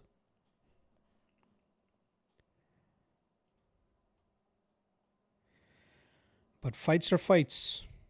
All right, we got Braga and... Oh, wow, they're already in the cage. Let's go, PFL. Let's go. Leia Lohoa and Braga are already in the cage here. First, I believe it's the first main card fight as well for PFL. Josh Gall in the chat. How's the PFL going right now? They're just doing the fighter introductions for Braga and Leia Lohoa. You think this is good? Remember when co-main was Van versus Tyra? Yeah. Yeah, that was a banger main card. For sure. It's still a good main card, right? Some people were shitting on it. You know, I talked about this on the Fight Day live chat earlier today. People are saying it's not a great card, but like, again, they don't have so many stars they can lean on. They got Ilya, they got Poatan, they got Makachev. We got two of those three on the White House card, which they needed to stack, which still, even with two of those three guys on the card, still doesn't feel as stacked as it should be. So, yeah. I got you, Josh Gall. I'll keep you updated as this fight is just about to start right now. McNasty has Blades, Yuri, Walker. I'm on all three of those as well, my friend. Let's see how it goes. All right, Braga and Leia Lohoa just started off. Interesting stylistic clash here. Obviously, Braga, massive favorite. I don't parlay that wide of a favorite. Leia Lohoa, usually a good grappler, usually smothers his opponents. But Braga is going to be very tough to smother. Very good BJJ specialist. Braga, likely the better striking specialist. This fight's already starting off with Braga walking Leia Lohoa down. Leia Lohoa just skirting the... Ooh, big left shot straight down the pipe from Braga. But Leia Lohoa parlays that into a takedown attempt. Gets Braga down. Gets him down again, slams him twice. Braga constantly working back to the fence and getting back to his feet, though. Ooh, Leila kind of has Braga's back. He's using good wrist control to keep Braga from posturing back up again. Braga looked like he was complaining that Leila was grabbing the inside of the glove of Braga. Braga still trying to work back to his feet. Leila doing a good job in terms of keeping his head higher to try to keep Braga down. But Braga is looking like he's trying to go in for his own takedown. Nope. Leila shelves Braga's leg to keep him from getting back to his feet. But Braga is constantly working back to his feet here. Or trying to work back to his feet. He's on his butt right now, but one of his feet are on the ground. Leila keeps trying to shelf the other leg, but Braga finally got it back. Braga on a leg and a knee now. Or a foot and a knee. Leila ooh. Threw a knee to the face, which I thought was illegal, but no real protest there from Braga. But Leila doing his best to try. Oh, slams Braga to the ground again. But Braga he's on his knees. Leila trying to get the back of Braga right now. He's kind of just riding him against the cage.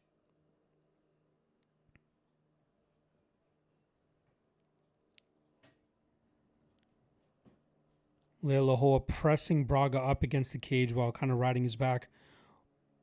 What's going on? I feel like Leila just landed 2 knees to the head of Braga, but there was no warning or anything from the referee. Thankfully, Braga's still all in it. But Braga constantly fighting the wrists of Leila. But Leila has one hook in. He kind of has it like figure forward. But Braga is defending well so far.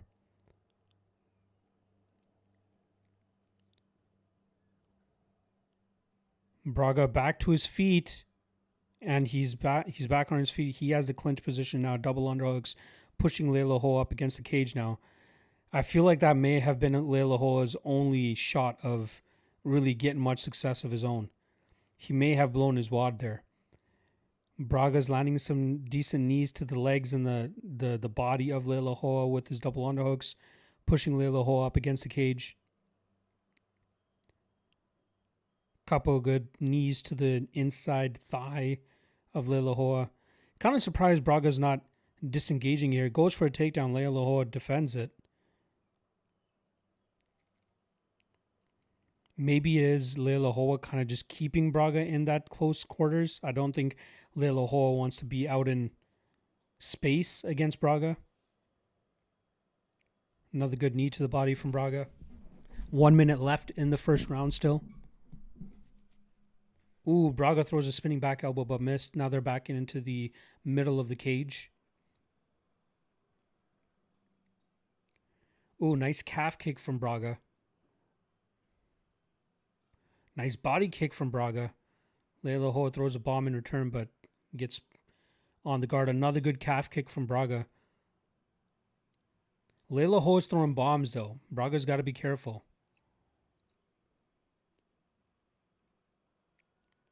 Braga's kind of just walking Leila down. Another good calf kick there from Braga.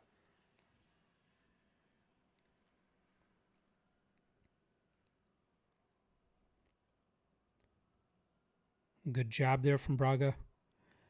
Stand switch from Leila. He's probably feeling that left calf right now. Decent combination from Braga. Misses on the head kick and first round is done. Good control from Leila but didn't get off on any damage. So I'd probably give that round to Braga there.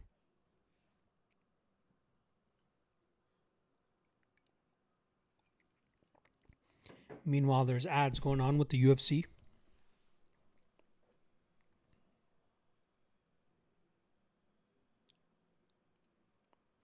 It is crazy the amount of AI ads that PFL is running right now. For their Arturo tires, that shit looks so AI.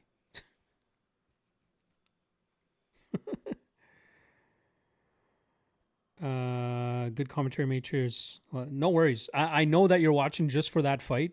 So, yeah. Sorry, I forgot to take this Braga or Pitbull and Pico thing off. I know you're mainly watching for that right now, so I'm doing my best to give you as much insight on it as possible. Thankfully, there is no UFC fight going on right now, so.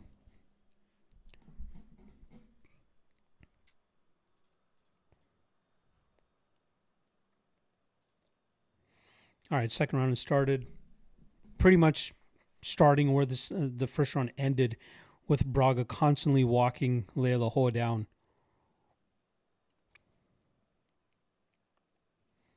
Another good calf kick there. Ooh, Leila Hoa deep on a takedown. Braga kind of stuffs it. Tries to get the wizard to get him off, but Leila Hoa is deep. Leila Hoa lands another slam takedown. Ooh, a little bit of a cut looking like on Braga's like the inside of his eyebrow. But Braga's kind of to the cage, working back to his feet. I wonder how that cut happened. Braga back to his feet, and he's pushing Leila Hoa up against the cage again. And it looks like he's almost going for a takedown here. He's got double underhooks. Strong wizard by Leila Hoa, though. Ooh, spinning back elbow from Braga, but doesn't really catch Leila Hoa all that cleanly. Now they're back out into the usual position. Braga just walking Leila Hoa down.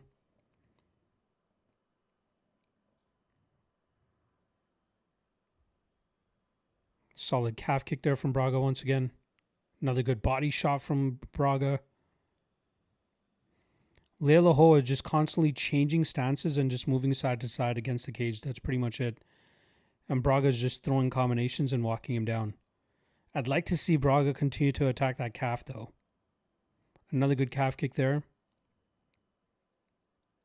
I wouldn't be surprised if Braga could finish this with a calf kick, because Leila Hoa keeps changing stances. I don't think he likes that. Ooh, good body shot there from Braga. Braga is really starting to roll downhill now. Leila Hoa looks like he's starting to slow down. Another good calf kick there from Braga. No, currently it's the Braga versus Leila Hoa fight. I think the Kavalov fight is next.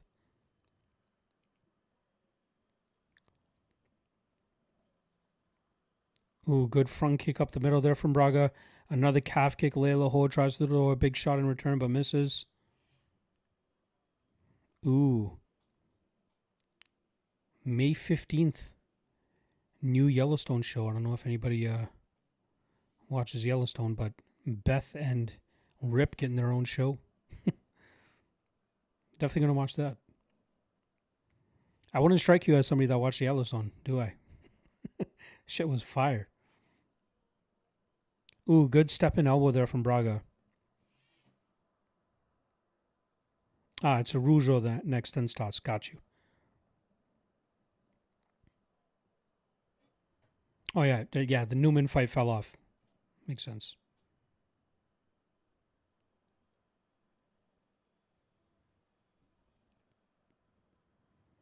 That calf of Leila Hoa just not looking good. Ooh, good combination there from Braga. Leila Hoa is still in this somehow.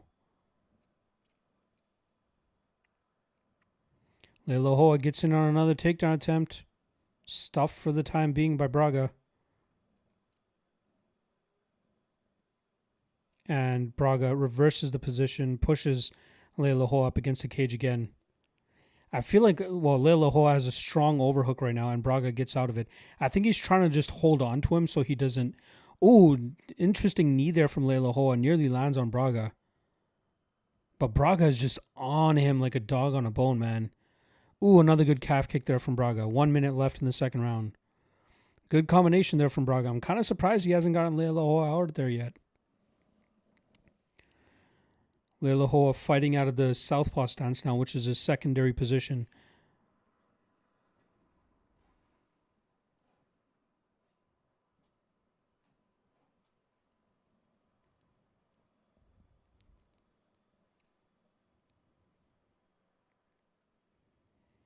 Leila Hoa goes in for another takedown, shucked off. Braga has him clinched up against the cage.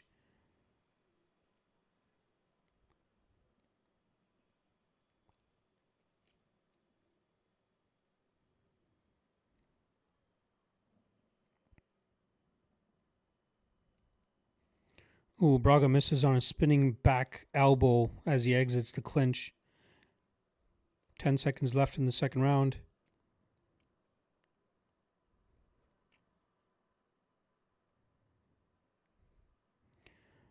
Braga clearly up 2-0 as we go into the third round now.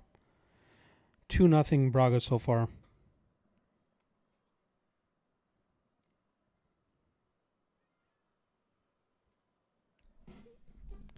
Josh Gall saying Nathan Cobb walking out right now. Yep, that's right. I'm gonna just pull up my stream on my phone right now.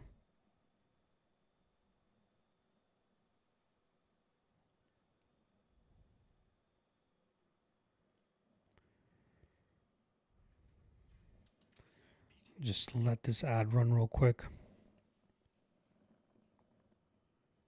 Cobb walking out.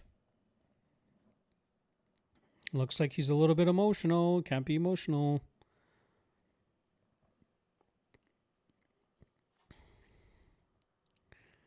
Yeesh. 3 straight ads as I'm trying to open up this this video.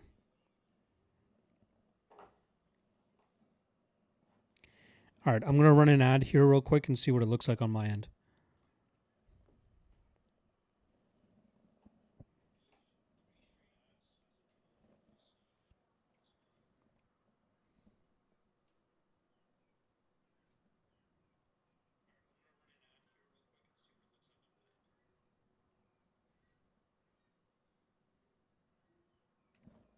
All right, nothing. Whatever. Fuck it. It is what it is. I'll see what the numbers look like after we finish up. It still will take a few days for it to show up and process. Yeah. Also, I am 10 subscribers away from 9,600. So if you haven't hit subscribe yet, please do.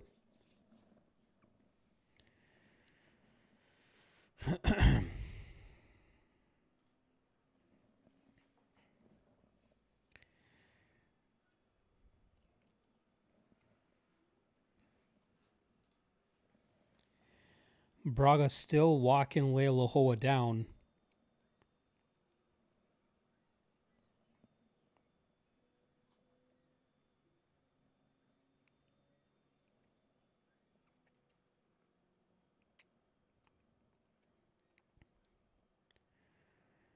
Lealohoa has no answer for the striking of Braga. Ooh, Braga, good body-head combination there.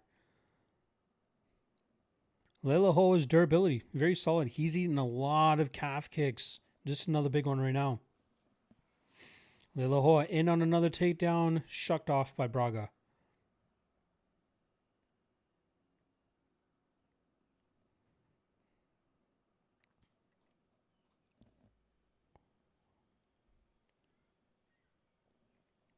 Braga working Lealohoa up in the clinch, up against the cage.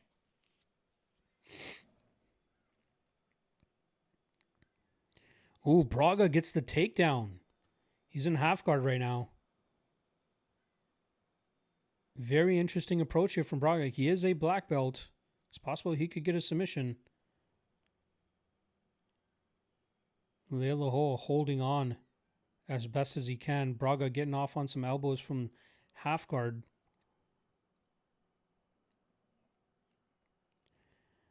Lealohoa doing his best to tie Braga up. I do have a play on the under 2.5 here. Doesn't look like it's going to hit.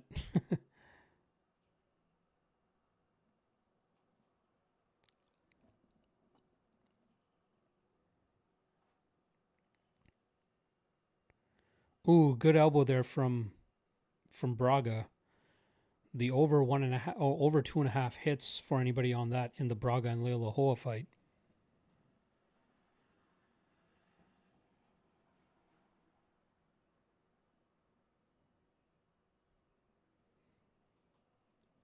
Does Cub have twins? His 2 sons look the exact same. Who you got in the main event for both UFC and PFL? I got Yuri and McKee. Renat Kavalov is not in the main event for PFL, but I got Yuri for UFC and I got Mitch McKee for PFL. All right, Cub Swanson and Nate Landwehr starting right now. Ooh, Braga in looking on an attempt for an arm triangle. He's trying to get over to the other side, and Lealohoa defends. Minute 30 left in that Braga fight, but it looks like he's gonna easily go on to a win here.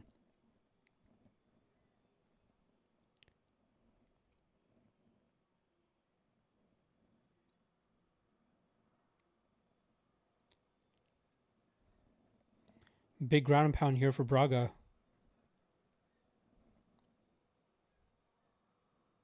Lealohoa doing a good job of getting back to his guard though.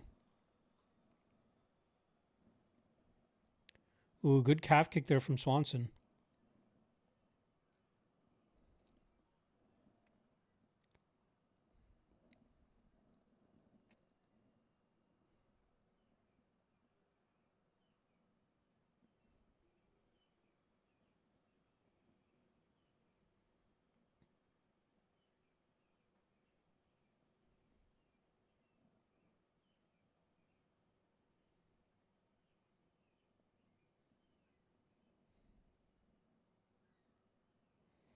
.25 seconds left in the Braga fight. He's going to win this one easily. He's currently in top position. Nearly got into full mount.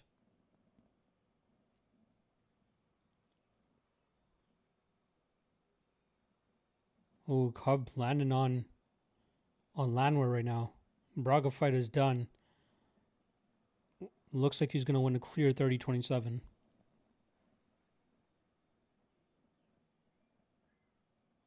Wow, Lealohoa raising his hands like he fucking won. Okay there, buddy. All right, back to the Swanson and Landwehr fight.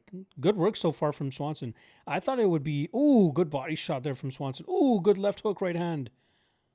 Swanson dialed in right now. Oh, he's trying to get the win. He's trying to get the finish.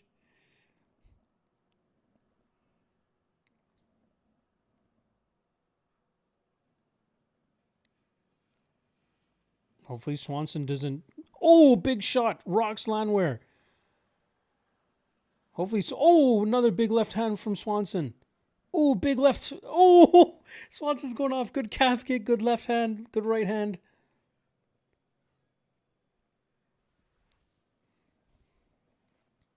Cubs looking locked in. Hopefully he doesn't run onto a big shot, though. Now Landwehr finally applying a little bit of pressure. Not throwing anything out. Oh, left down the pipe from Swanson. Drops Landwehr. Oh, another big combination from Swanson. This might be over. Swanson looking for some ground and pound. Oh, big body shots. Man, Swanson is dialed the fuck in right now.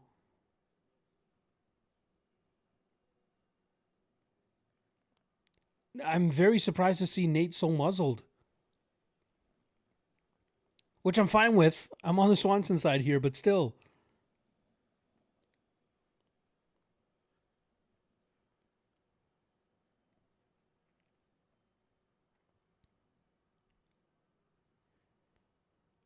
Landwehr trying to land some calf kicks of his own, but Swanson's checking them. Solid jab up the middle from Swanson.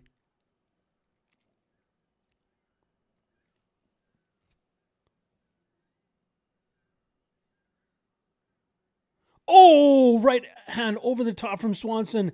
Hurts Landwehr. Landwehr is done. Fight over. Swanson by knockout. What a way to go out. What a way to go out. Amazing finish and win there for Cub Swanson. Amazing finish. Amazing work. What a fucking win.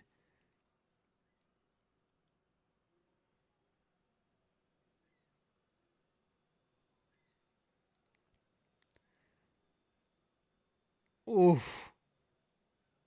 Good work from Cub. Beautiful work.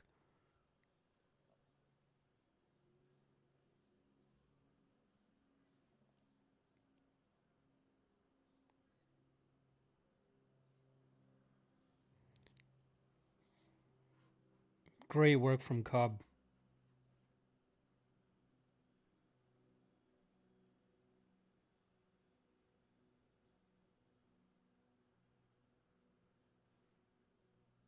Man, that was amazing. Oh, Swanson was once one of the 100 grand bonus. Oh, for sure. You got to give him one after that. Amazing performance there from Cub Swanson. We cash on his. Got him at an underdog price, plus 125. Very surprised I was able to get that number. He ends up closing as the favorite, but very happy to cash that ticket. We also cashed the under 2.5 in this fight, which at minus 105 was a no-brainer shot.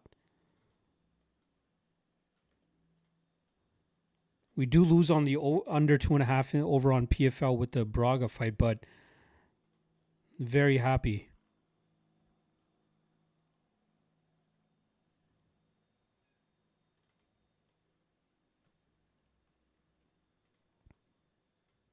Amazing performance there for Swanson.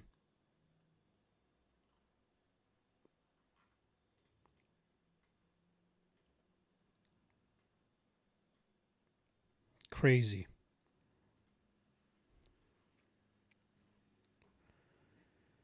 All right, let me just update my graphics here real quick for you guys.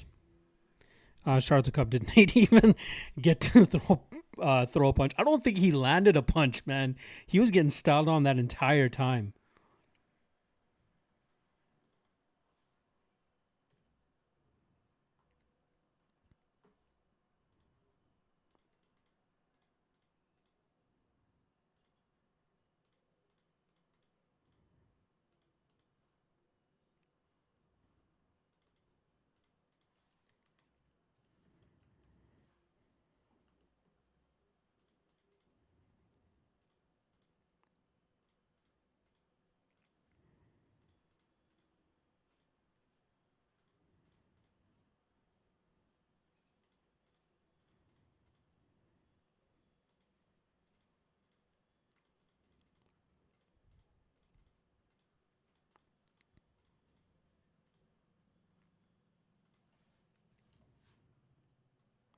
Amazing feel-good moment there for Cub.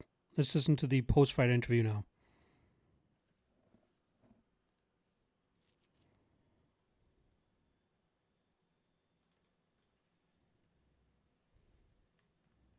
Sounds like Joe's going to cry. How can you not?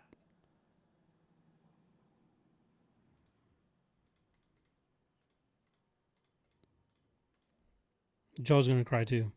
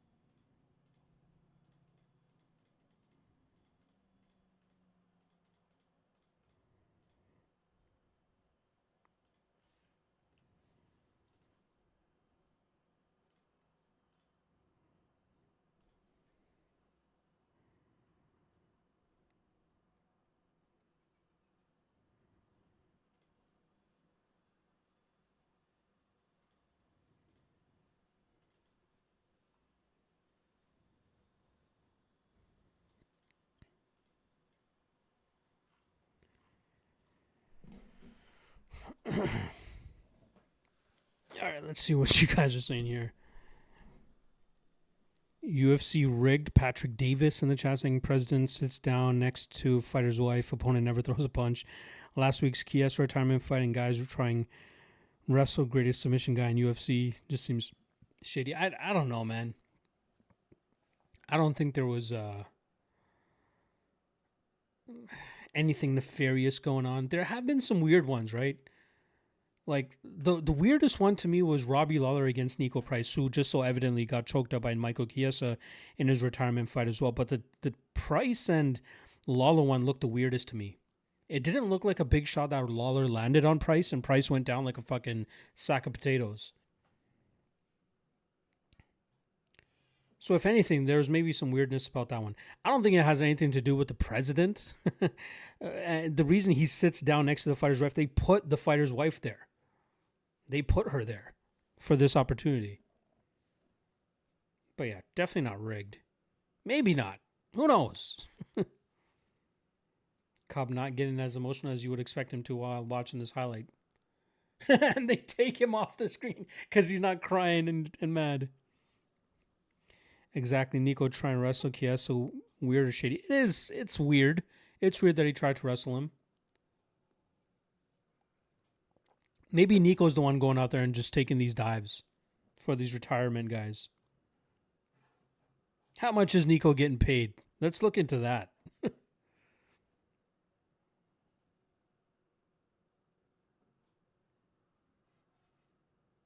Aw, one of Cub's sons crying.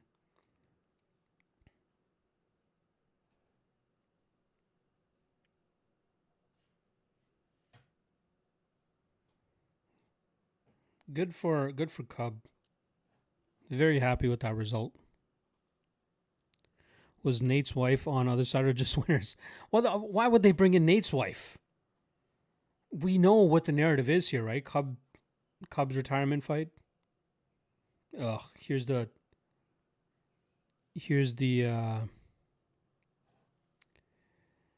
all right, at least they mix in a fighter here, but I hate this fucking political shit that they're doing.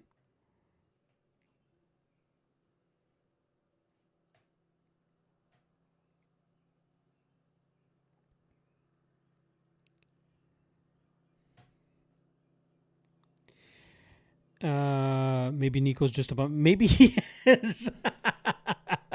Maybe Nico's a bum. I would just say maybe investigate the Robbie Lawler one more than anything. But yeah. Lamar got advanced check backstage. He always fights going forward. Yeah, it was very weird to see him not going forward. He kind of let Cub kind of just dictate the pace there. That was weird. If anything, Nate was moving unusually. Yeah, again, he wasn't really pushing as much as you usually think he would. All right, let me just run a quick ad here as I normally do at the end of every fight.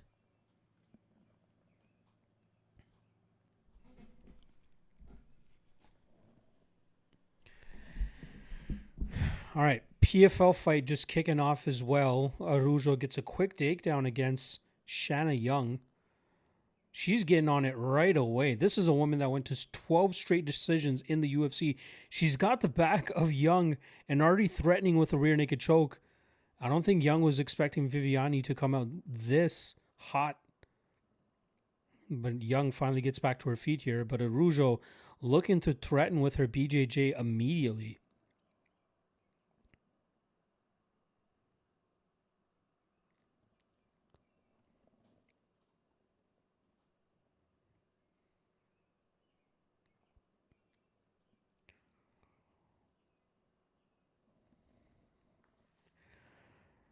Feel like we can profit decently today. We got what? 1, 2, 3, 4 more. Well, the last 4 fights on the UFC we got action on. And then we got only one more fight of action on PFL, which I guess a win secures profit, a loss makes it pretty much break even.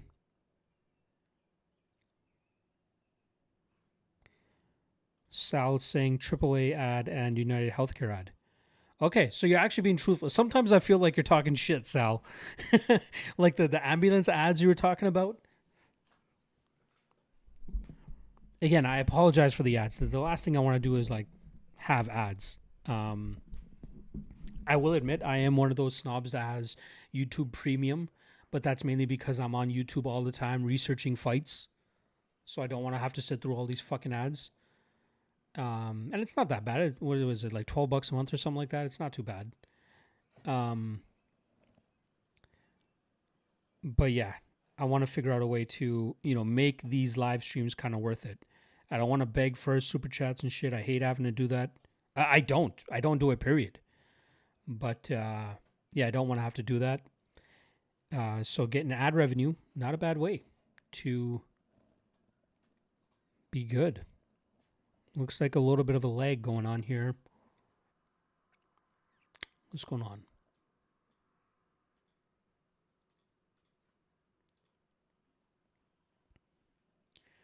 Both my my streams just cut out for a sec. I think we're back. All right, good. Third, you know what? Let me make sure that this is back perfectly before I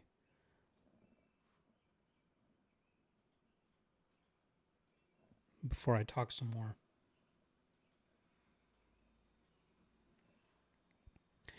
I got 13 refs saying I need Walker to finish Reyes. I don't hate it. I do not hate it. Oh, wow, they're doing the UFC White House ad. I'm interested in this. Why is it lagging? Come on.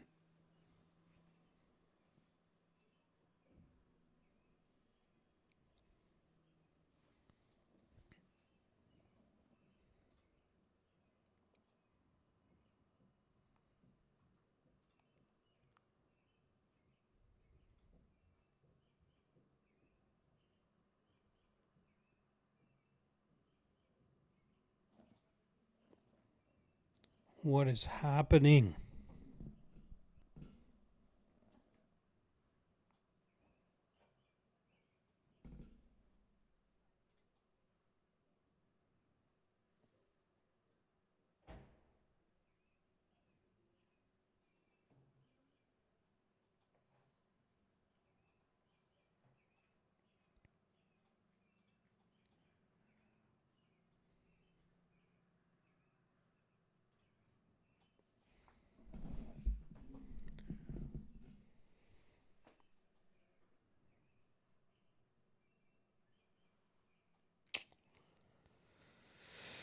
I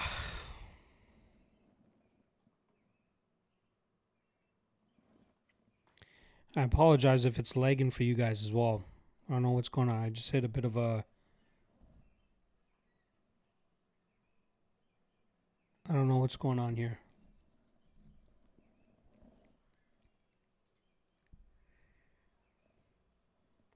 Should be working better now.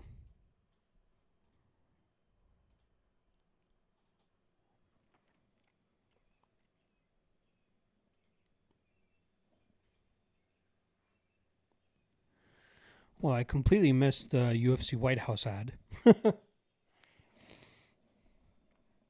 Jimmy Wilson saying Walker Reyes, someone's going to finish for sure. I'd be surprised if that hits the scorecards. Oh, is that? Oh, that's next. Fuck, I forgot it is next.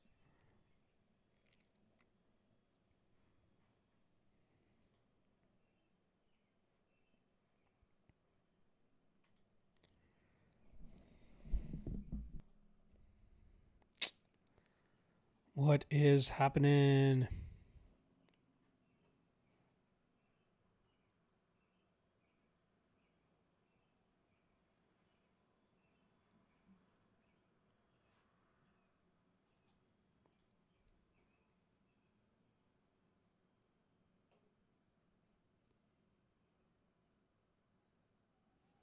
Okay, should be working better now.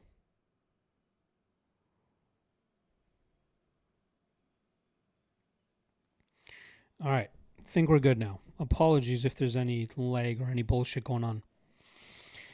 Yeah, Walker Reyes up next. Should be a good one.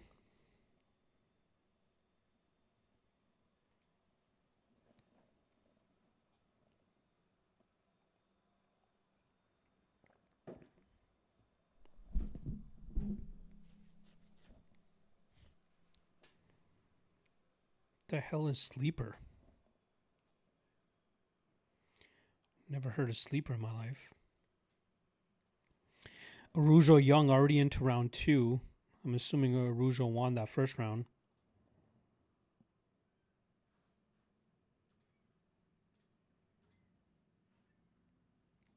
Sorry, I got 2 plays left on PFL. I don't know why I'm completely missing that 2U play that I have.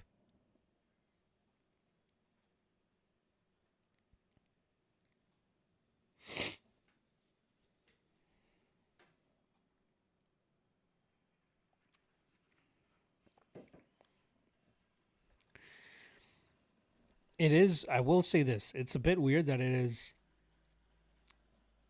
East Coast time, it's 9:47, and we haven't started the second fight yet. Especially considering the first fight was a first round finish. So there seems to be a lot of dilly-dallying over on UFC right now. Oh, I cannot wait for this Dutton Ranch show.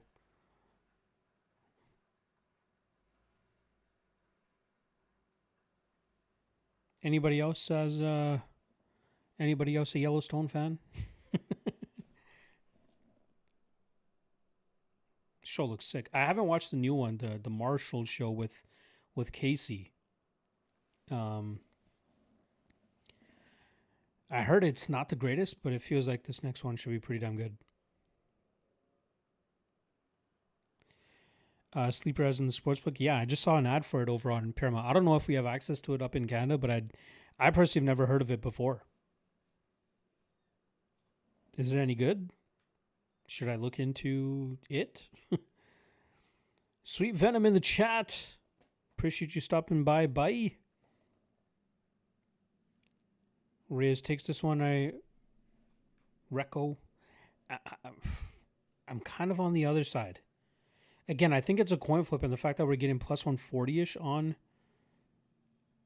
Oh, wow, plus 155 now for Walker. Line is very much going more so to the Dominic Reyes side, which I kind of expected.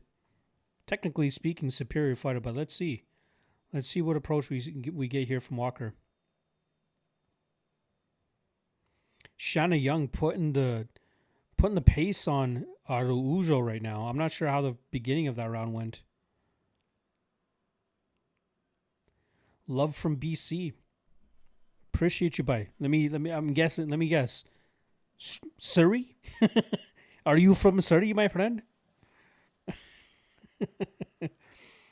13 Ref saying it's pretty big in the States, but I only use it for fantasy football. Interesting.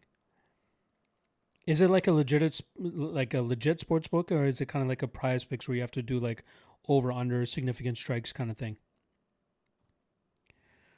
Little promos and free bets are pretty solid occasionally. Interesting. I've personally never heard of them before.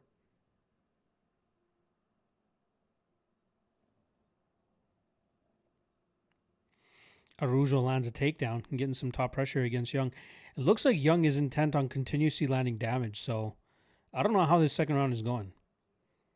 Catchweight bout of 129. I wonder who missed weight there.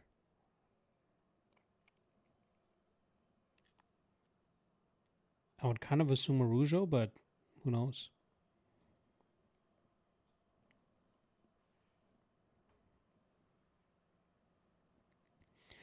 They're saying prize picks type. Yeah, that makes sense. Sweet Venom saying your guess is as good as your bets. I guess that's a good thing. I'm originally from the other Surrey, the East Coast Surrey, if you know what I mean. Adam, appreciate you stopping by, my friend. I'm not sure if you dropped me an IG. I guess I gotta look at my requests. No, I don't see you in there, my friend.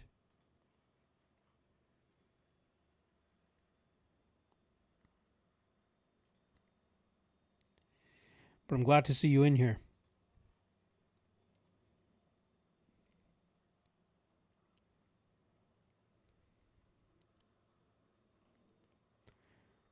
Appreciate you stopping in here, Adam. Got 4 more fights. It's interesting that that PFL kind of got rid of Jonathan Coachman and Ian Parker in 2026. I know Ian Parker kind of started his own thing with Smashcast or whatever the fuck it's called. But I'm happy to see he's still doing good shit.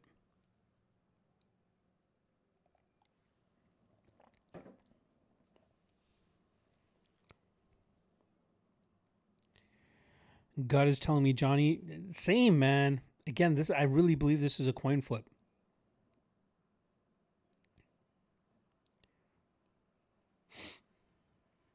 This is a fun fight. The next 4 fights, either light heavyweight or heavyweight fights.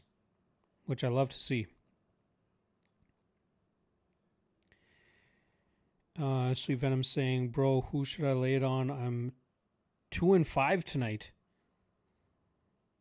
I'm going Johnny Walker here. I think mainly based on the odds, it really comes down to who ends up landing the big shot. I think it's going to be Johnny.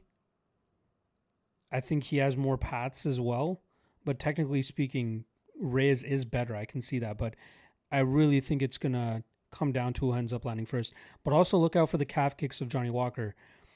Seeing how successful he was with it with Ming Yang Zhang, he might go back to it here. Hake becoming the fave before the fight is what I thought it should have been. Interesting. I knew that Love would eventually come in. I'm kind of bummed that I jumped on Blade so early in the week. I will admit, I am kind of surprised actually. I thought through the week we'd see more come in on Blades and then closer to fight time come in on Hawkett, but it seems like it's going to close with Hawkett as the favorite. I think Johnny looked really good in his last performance, so that's what I'm going off. He said he's willing to grapple if he needs to. Again, it's tough to really judge that fight considering it's Ming Yang Zhang, who hasn't really fought much stiff competition. And Reyes is a better striker than Zhang. Maybe Zhang has a little bit more power, but like again, at light heavyweight, whoever ends up landing first could be the victor here. So again, this, in my opinion, it's a true coin flip. If anything, you give the slightest of edges to Reyes. But with the line as wide as it is now, you got fucking minus 180 on Reyes. I feel like Walker's the side at these odds. Based on saying, how's Arujo doing? She looks like she's winning. She's blooding up Young. I got to be honest, I wasn't paying the closest of attention. I thought Arujo definitely won round 1. It looked like she was winning round 2. She looks like she's slowing down a lot here in round 3, but she's still landing some good shots on Young. It just doesn't look like Young has what it takes to push forward enough. But Arujo is landing some good shots. So, again, watching this in the peripheral, I think Arujo is winning. She's landing some good shots even as we're talking right now. Adam saying Kalshi didn't refund Madero's moneyline. Wow. I know they go, like a lot of sports books say, fuck, there's some kids in the crowd with their shirts off. That's hilarious. That's Miami for you, eh? I know a lot of sports books normally go by the winner that was announced in the cage. So I could see why Kalshi might not refund that. Young in on a takedown attempts against Arujo, but she doesn't get all right. But fuck that fight. We got Reyes and Walker starting off right now.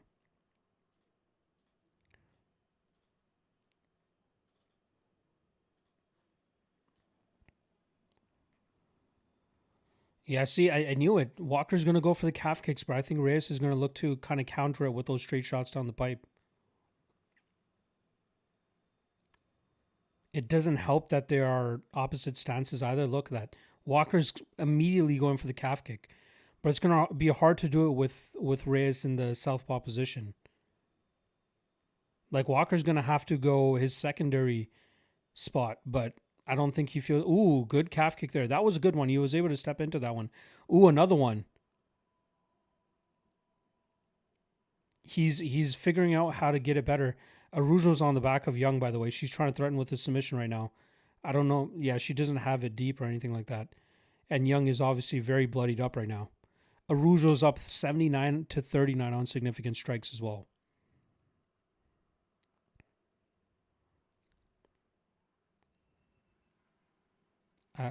Ooh. I feel like Reyes is starting to feel that calf a little bit. Ooh, Walker trying to attack the inside of it now. I don't think it's as effective as attacking it from the outside, but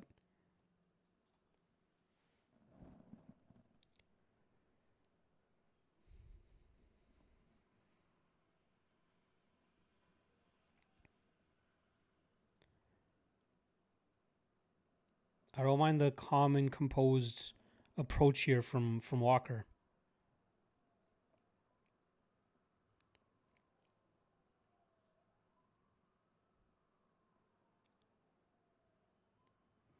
Araujo fight just wrapped up. It looks like she's going to go on to win a decision, at least rounds 1 and 3. It looks like she won.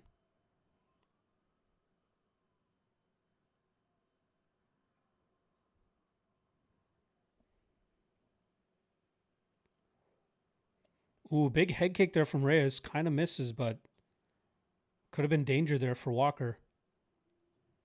Reyes is trying to find his way in. I will say he looks a little bit more, like, not overly aggressive, but he looks more aggressive than he did in the Ulberg fight. So maybe he senses if he's able to land on Walker here, he could definitely get him out of there. But I like Walker's commitment to this calf kicking game. He just has to be very careful about the counters coming back his way from Reyes. Ooh, big head kick there from Walker, blocked.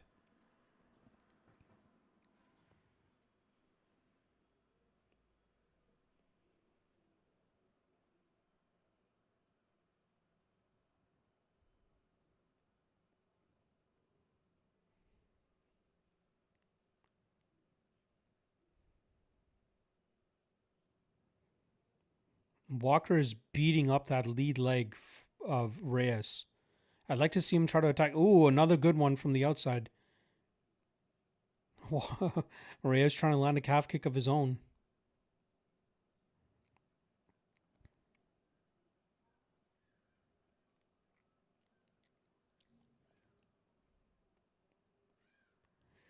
I don't think Reyes has the ability to fight out of a secondary stance. I think that's why maybe he's not feeling it as much as I think he is, but like his willingness to fight from this southpaw stance while continuously eating those calf kicks. But Walker's got to be very safe. You got Eric Nixick in his corner too. Yeah, he's an extreme couture guy. Remember when he went to SPG Ireland for a little bit? Ended up getting married over there. Ooh, nearly made a mistake there. Reyes almost landed cleanly.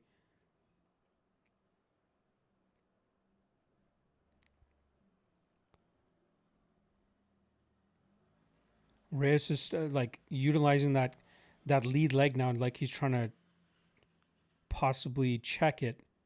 But again, that's going to muzzle his offense because he likes to step off with that foot as well to try to get some power on his shots. 30 seconds left in this first round.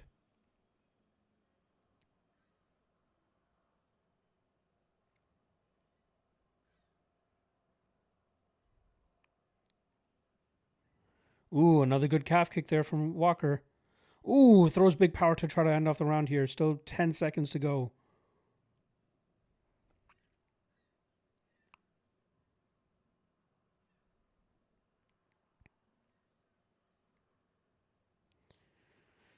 One nothing Walker.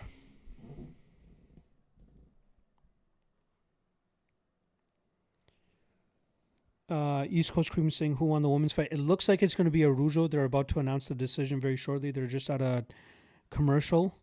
But I think it's going to be Araujo. She looked like she was winning. Walker kind of fighting like Ulberg. Walker cooking him. It looks like it. He's doing good work with that calf kick. I have a bad feeling Walker's about to get a head kick KO. Well, hopefully he gets the head kick. Hey, brother, need UFC time clock on screen. I want to watch your stream, but need to line it up with what I'm watching, so no spoilers. I know. I don't know a good way. Adam, I know you're very tech savvy, so give me your best ideas.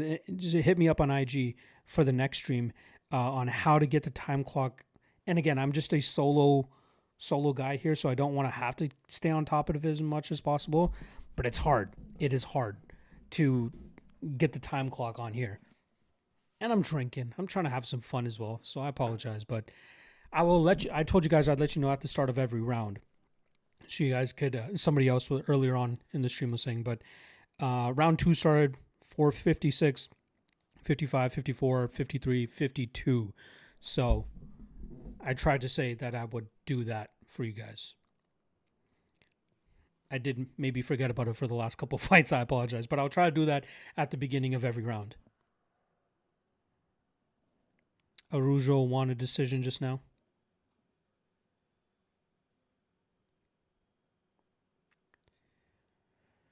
Ooh, Polymarket has this fight 50-50 now.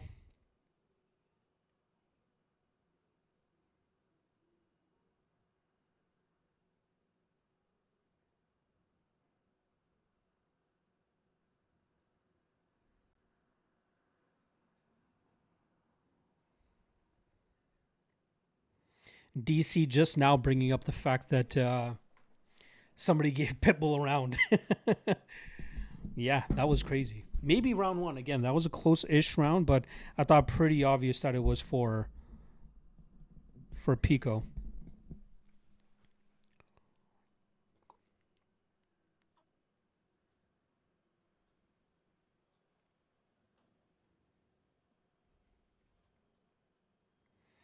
Yeah, I saw my guy Let's Be Serious saying under 1.5 cooked here.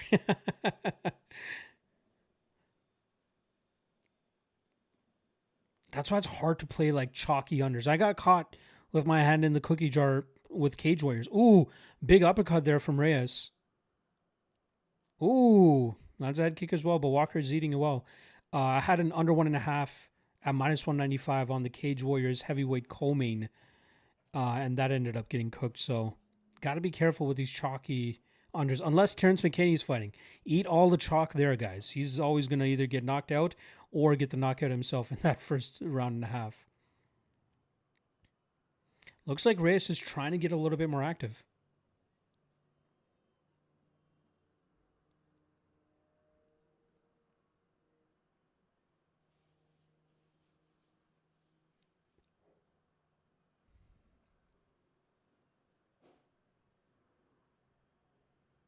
I like the leg kicking approach from Walker. I will say that.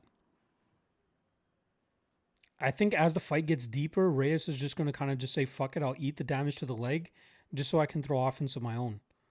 Ooh, another good calf kick. Ooh, 2 good calf kicks in a row from Walker there. That's definitely going to instigate some offense there from Reyes.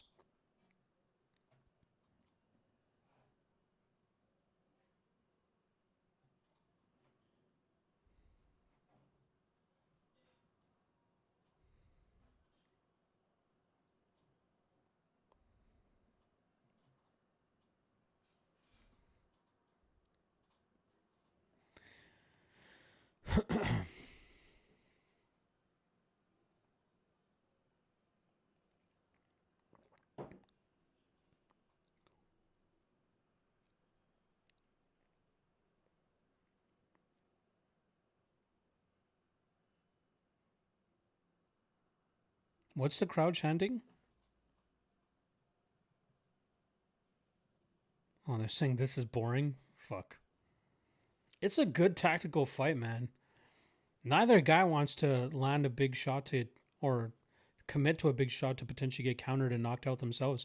I get it. Oh, big shot there from Reyes. I hope Walker doesn't deviate from this plan, though.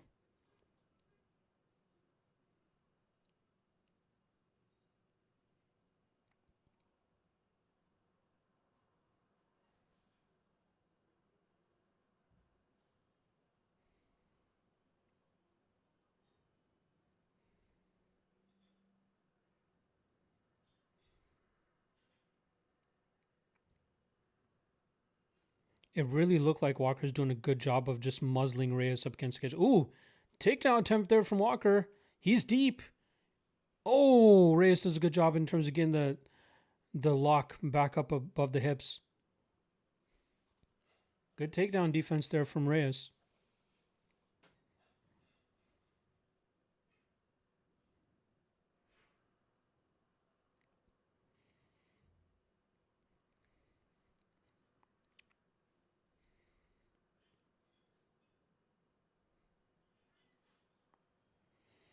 All right.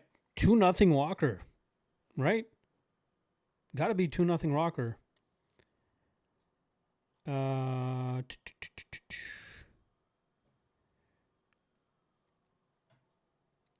JRBJJ saying, does the Stotts fight end in a finish? I'd kind of be surprised. I think we're going to see a lot of grappling, a lot of jabbing from Kavalov, a lot of defending from Stotts, but I think Kavalov will be in the driver's seat the entire way. I'd be surprised if that fight finishes inside the distance. Matthew saying Walker's kind of fighting like Izzy. I wouldn't say Izzy. That's a bit of a stretch. I think he's winning. He's fighting a little bit more tactical. But I think he's doing a good job in terms of trying to emphasize that calf kick. Not much round 2, but feels like 2-0 on activity. Yeah, I agree with that. I think Walker's winning on activity alone. Reyes isn't landing anything of significance, and he's not staying active enough. Adam Marceau saying 1-1. Pockets rooting for Johnny Hart loves Reyes, of course. Yeah, hopefully it's 2-0. A lot of people are thinking it's 2-0. Reyes did have moments, but like it wasn't a lot, at least I don't think. All right, round 3, 449, 448, 47.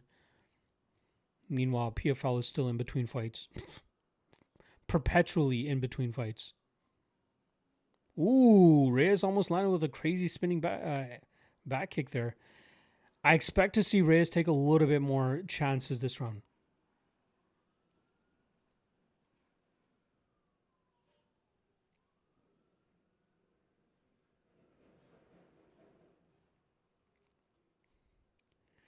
Ooh, head kick nearly landed there from Reyes.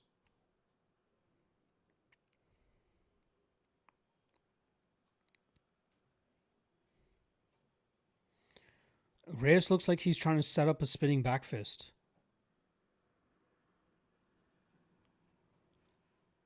Look for unorthodox movements here from Reyes to try to catch Walker with something. Another good calf kick there from Walker.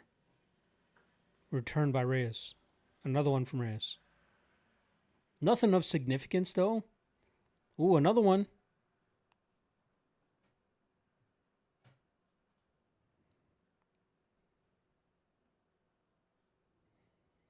Reyes trying to go with a kick heavy game plan here. A minute and a half into round 3.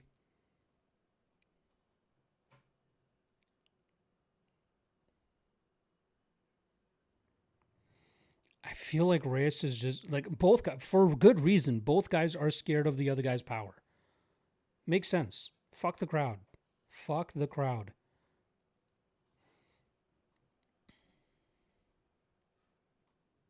It's been a great card, right?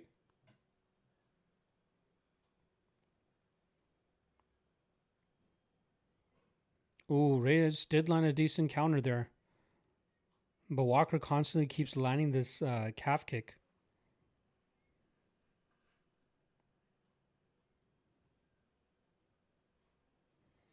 McNasty saying, fuck wrong with Walker. What are you talking about? He's winning this fight, I thought.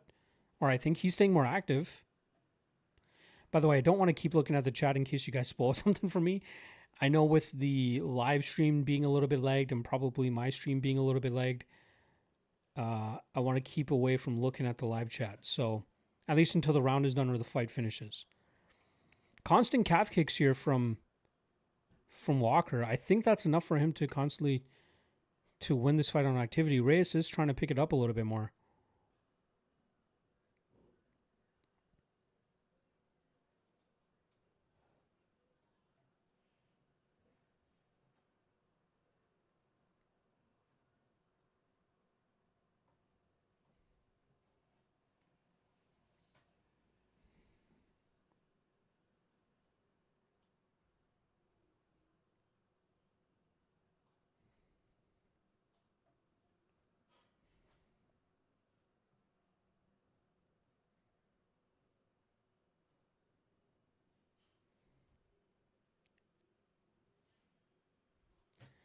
Minute 30 left. Another good calf kick there from Walker.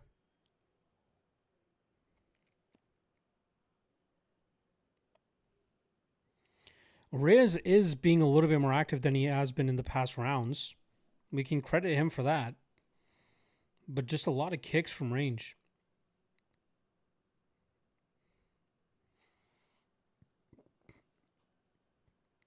I'd like to see Walker throw more to the head.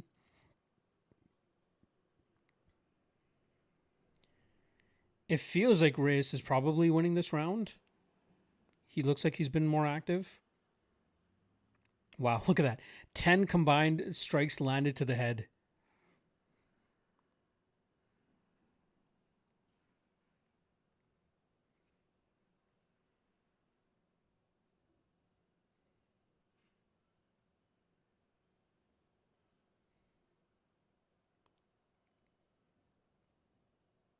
.25 seconds left in the fight.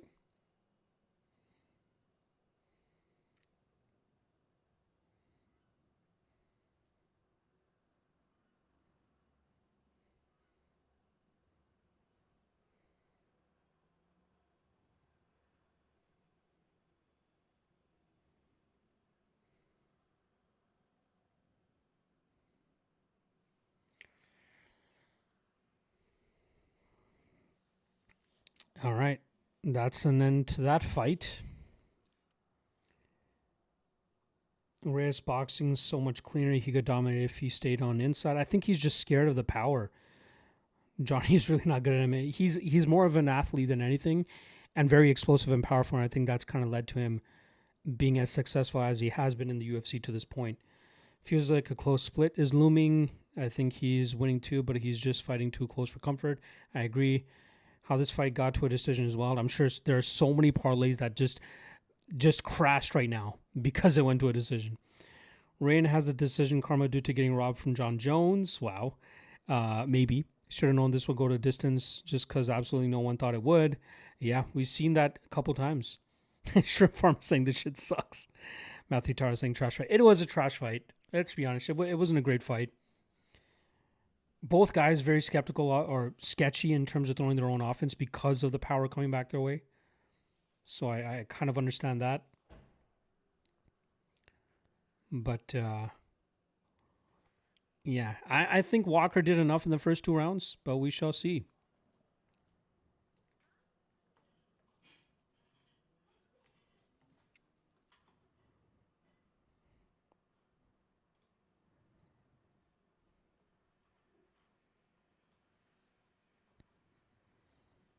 All right, let's see what this decision says.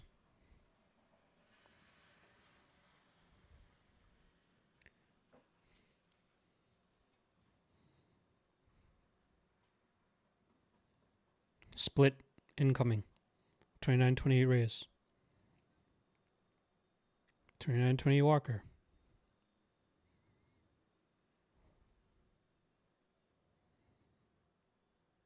Wow. Reyes gets the win. Wow.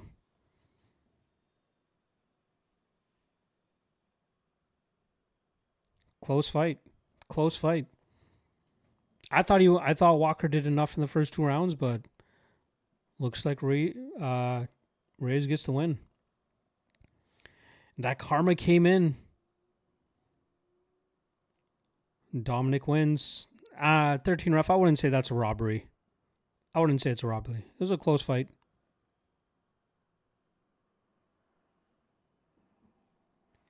Next title shot, no way. Give me Magomed Ankalaev. We do take an L on Dominic Reyes there.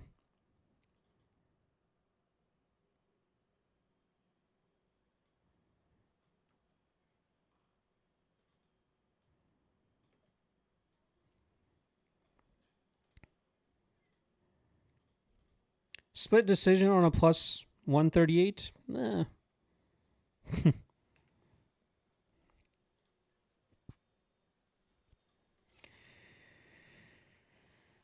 All right, I'm just going to run another quick ad here, folks. Give me a second.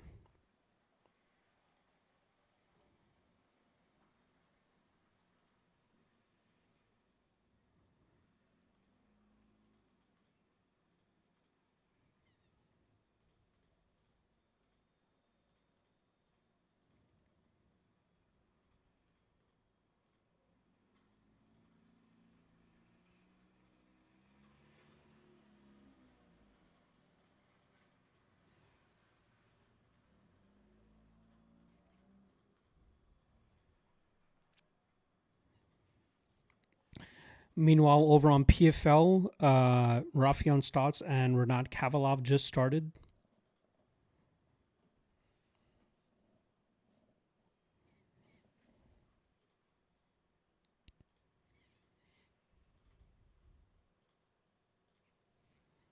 Ooh, Hawkett Blades up next.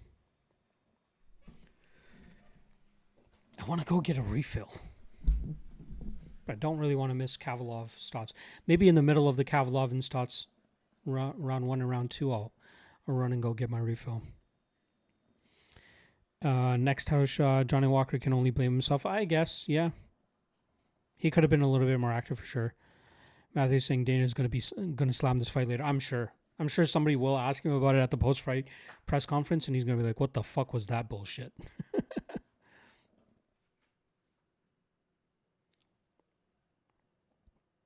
Scorecards on that fight? Well, let's see. I'm sure UFC News probably already has it out.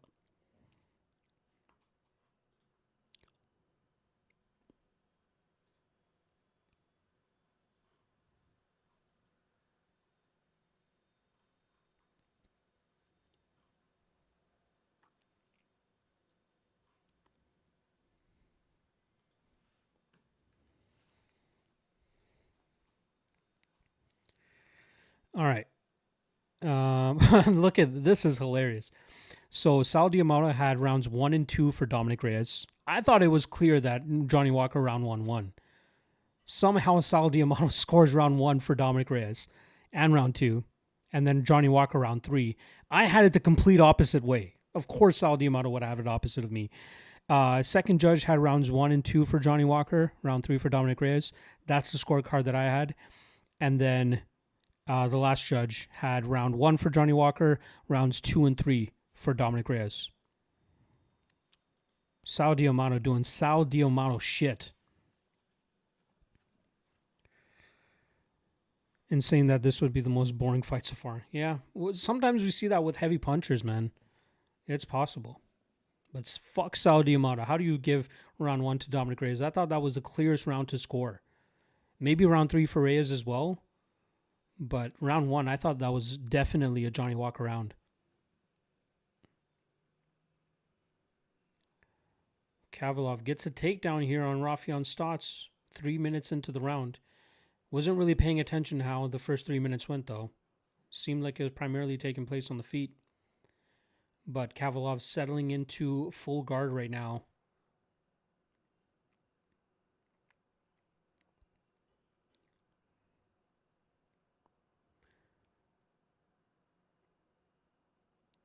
Stotts getting back in on a takedown of his own. Kavalov stuffing his head pretty well.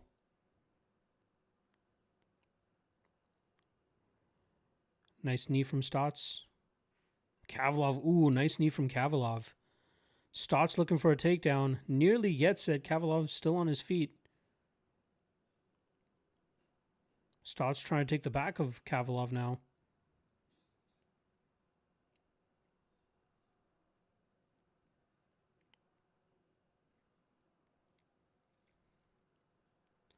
Good defense so far from Kavalov.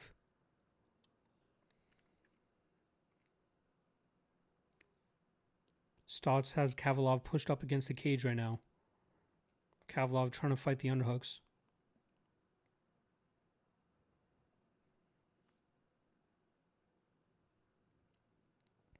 Kavalov breaks out and gets on the pressure. Nice jab from Kavalov. Good combination to the body. Ooh, another good jab there from Kavalov. Constant stance switches from Kavalov. I love to see it. 25 seconds left in this first round. Good combination. It looked like Stotts may have dropped Kavalov to a knee, but Kavalov got right back up. So I would think maybe more so as a balance thing there. Kavalov on the pressure right now with his punches. Good knee to the body again for Kavalov. It was a close last 2 minutes. Flacco asking who's winning in PFL. Again, it was a close last 2 minutes there. I didn't pay enough attention to the first 3 minutes, so I'm not entirely sure how to let you know how that went. But yeah. By the way, I don't think I played an ad after that Johnny Walker fight, so let me just run that real quick.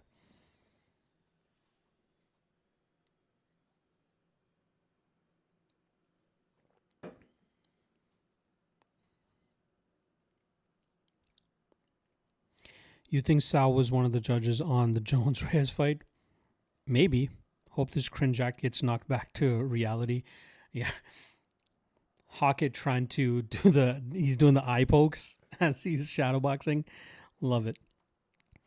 I don't know who won the first round, East Coast Cream. It was a very even end of the first round. I'd say maybe you edged Kavalov just a little bit. But I didn't pay enough attention to the first 3 minutes. I apologize. But the second round is just about to start for Kavalov and Stotts. I will lock in right now to let you know how this second round at least goes. Live odds right now, according to FanDuel, has Kavalov still up to minus 280. So I'm assuming if Stotts won the first round, the odds would be a lot closer. Round 1 was close. Maybe you give the slight edge to Kavalov, but it was close for sure.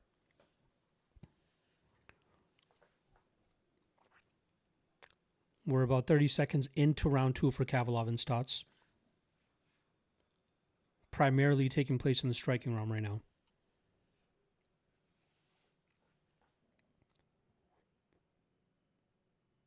Good combinations from Kavalov. He is staying active. He seems like he's staying a little bit more active than Stotts. Constantly switching stances. I think that might be throwing Stotts off a little bit.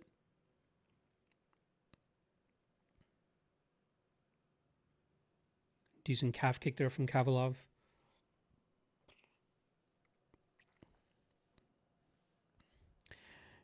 MMA is life. Which fight are you talking about? We are in between fights for the UFC. I think Hawkett and Blades is up next. But as of right now, Kavalov and Stotts are throwing down in the PFL. Through the first minute and a half of the second round here with Stotts and Kavalov, it looks like Kavalov is slightly up. Ooh, good combination there from Kavalov.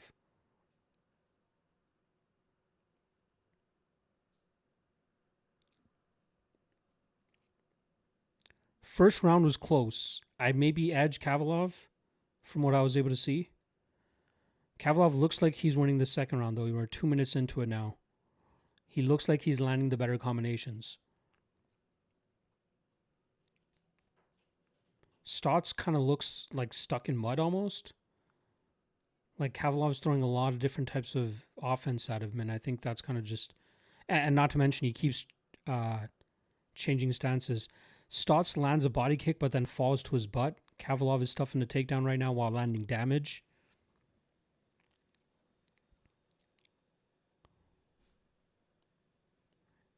Kavalov landing very good shots here while Stotts is deep in on it. Or he's in on a takedown, but Kavalov has clearly stuffed it. Stotts is just holding on to this position while Kavalov is landing good shots. It looks like Stotts is trying to turn the corner, but he really can't. Kavalov has it stuffed very, very well. Stotts trying to work back to his feet now, but Kavalov staying very busy by landing damage.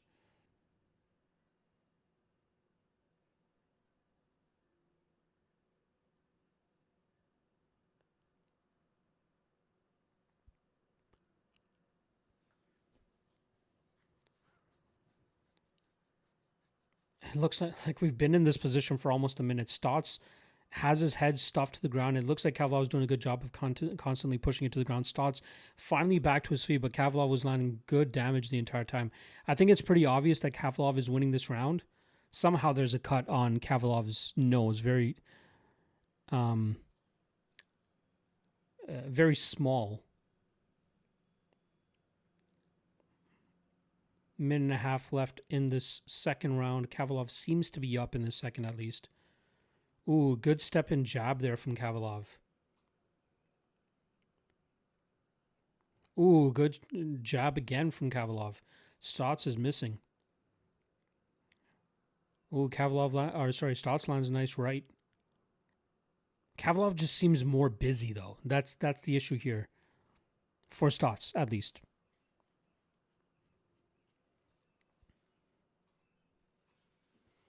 Good calf kick there from Kavalov. 50 seconds to go.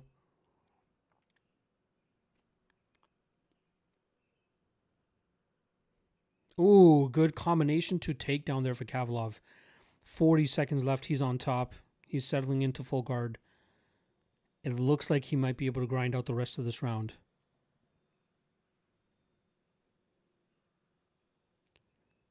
Kavalov landing some decent damage as well while he's on top position. He just passed the half guard.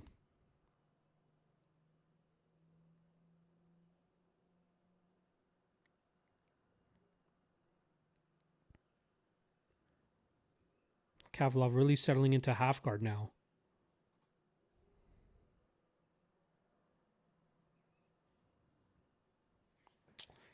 Yeah, I don't want to see this guy in the chat at all.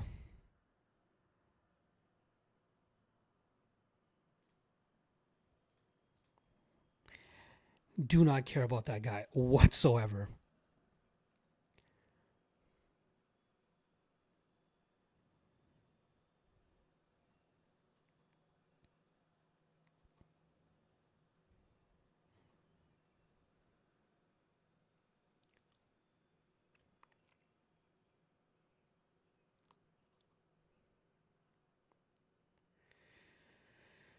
Looks like Kavalov definitely won round 2.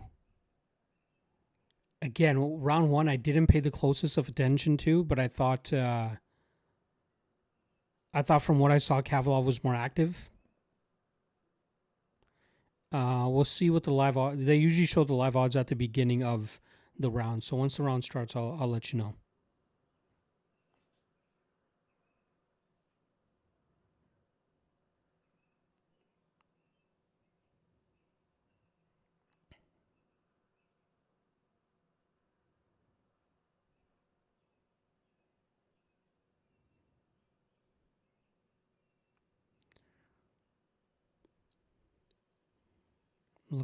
Looks like Stotts is trying to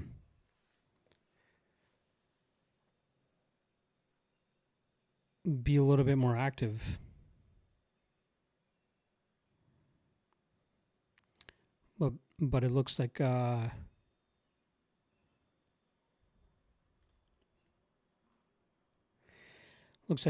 gotten it back. Some good knees there from Stotts. They didn't show the live odds for some reason.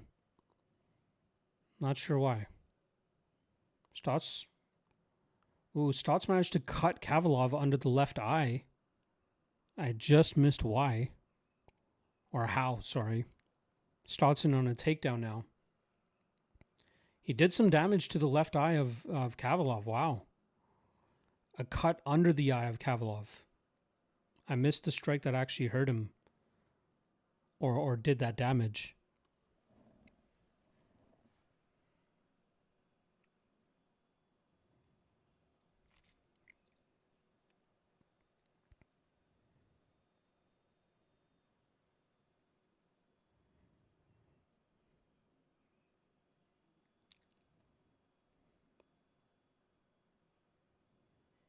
Hogan trying to get in Blades' head. Hilarious. Surprised the commission allowed him to get that close to Blades to begin with.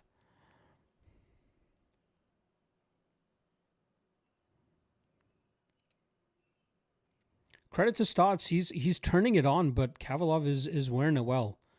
There's a lot of clinch fighting going on right now.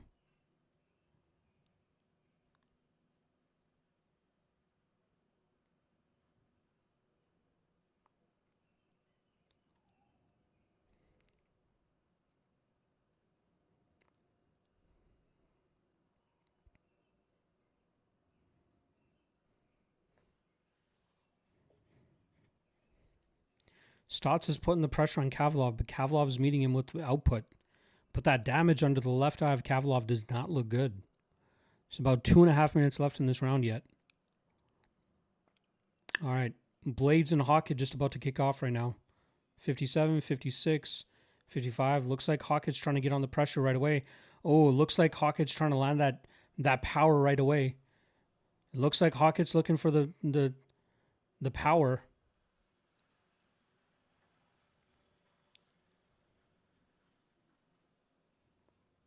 I don't care so much about the Kavalov fight anymore. Hawkett looks like he's just trying to land that big punch. Ooh, good jabs there from... Oh, Blades gets dropped a little bit. He's wobbled. Oh, Hawkett going to... Oh, my God. It looked like Blades had almost stumbled Hawkett with a jab of his own, but Blades was getting hurt bad. Hawkett's going wild. Hawkett is going wild. Blades is trying to stick behind that jab. He needs to be careful. Oh, he's hurting Hawkett. This is crazy. Oh, Blades gets wobbled again. Hawkett hurts him. Both guys. Very sloppy. Blades is busted up. Blades is just eating these shots, trying to land his jab. Blades is showing no remorse right now. Or sorry, Hawkett. He's just moving forward, trying to land his damage. He's trying to knock Blades out. Ooh, Blades gets the takedown. Wow. Hawkett may have gone a little bit too hot too early.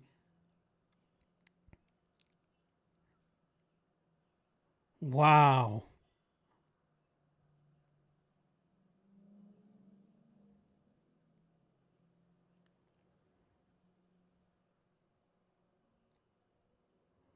Hokit has good wrestling though, so I'm not assuming that Blades is just going to ragdoll him there.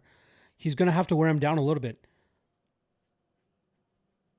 Hokit, oh, big damage there from Blades. Hokit is really sucking wind now. Oh, Blades with the takedown. Blades is wearing on him now. Oh my god.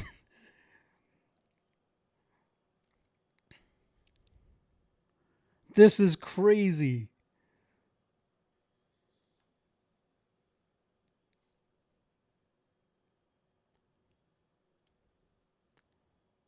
It was crazy to see Hokit get wobbled a bit, even from the jabs that Blades was landing.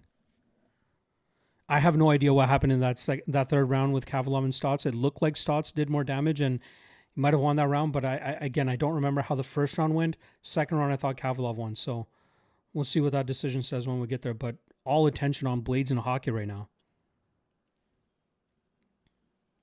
Ooh, good uppercut there from Blades. Ooh, Hokit looks gassed.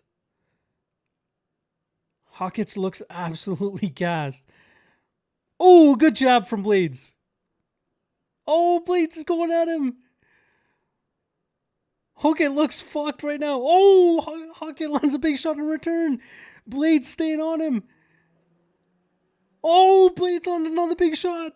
Oh, Blades letting it go. He's got to be safe. Hokit's throwing bombs in return. Oh, Blades is going off. Oh, another big uppercut from Blades. Oh, more shots. Oh, come on. Blades, don't get hurt.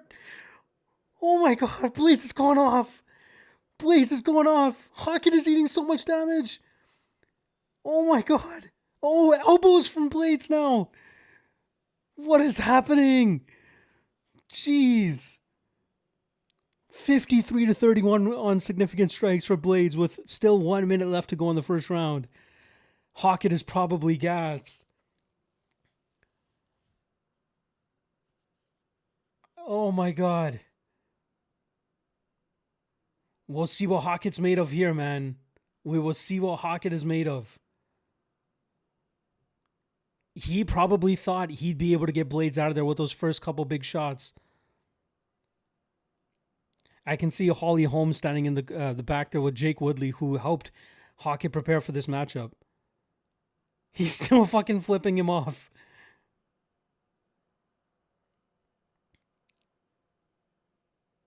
Blades has got to stay safe, though. Oh, mouthpiece out for Hokit.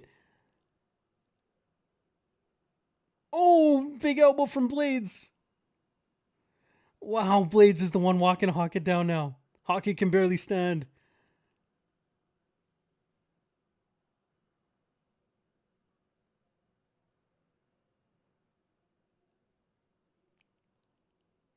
Wow, what a fucking round.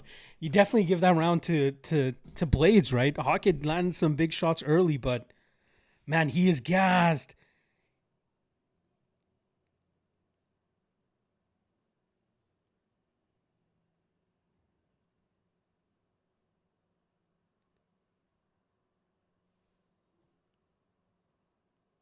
Hokit looks gassed. This is crazy. Hokit fighting like a drunk.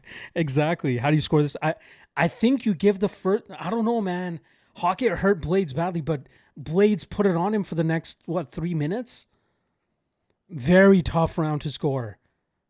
I'd be at this rate though. I'd be surprised if this goes to the scorecards.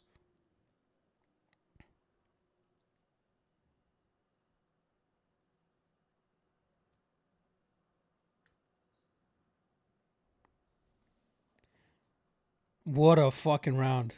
Let's see. Hokit can be dangerous in the first couple minutes here. He's going to throw bombs for sure.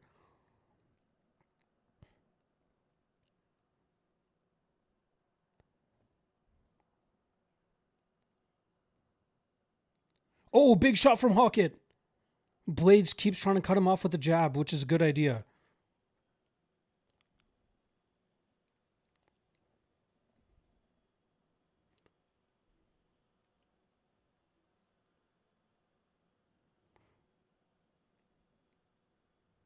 Ooh, takedown defense there from Hokit.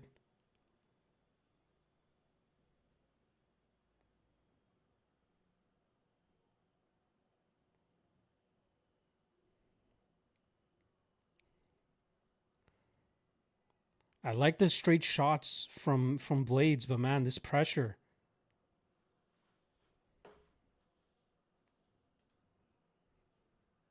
Scorecards being read for Stotts and Kavalov. 29-28.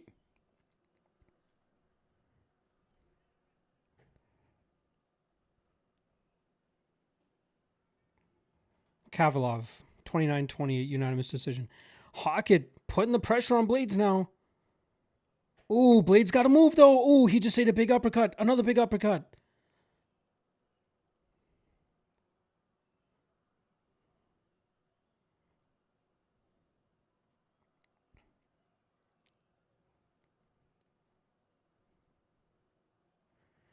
Hawkett looks like he got his second wind. Oh, he looks like he's still throwing big power.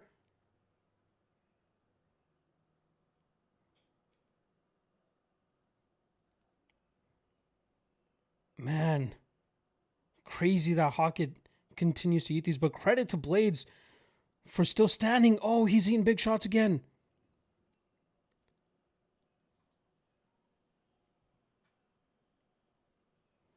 I like the jabs from Blades. Oh, another big shot. Oh, big uppercut from Blades.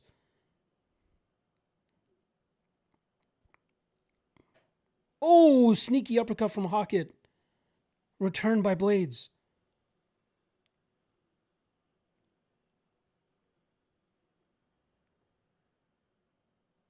He keeps that landing uppercuts to the body of Hawkett. Oh, 1-2 from Hawkett lands clean. Oh, again. Oh, Hawkett hurts Blades. Oh, Blades is hurt. Blades is hurt. Hawkett might be able to get the finish here. Blades returns with an uppercut. Oh, Hawkett. Insane combination. How is Blades still standing? What is happening? Hawkett throws a crazy combination. Oh, big uppercut from Blades. Blades has got to move. Oh, jab from Blades. Oh, straight run to. Oh, big shots from Blades. What is this fight right now? Oh my God. Holy shit.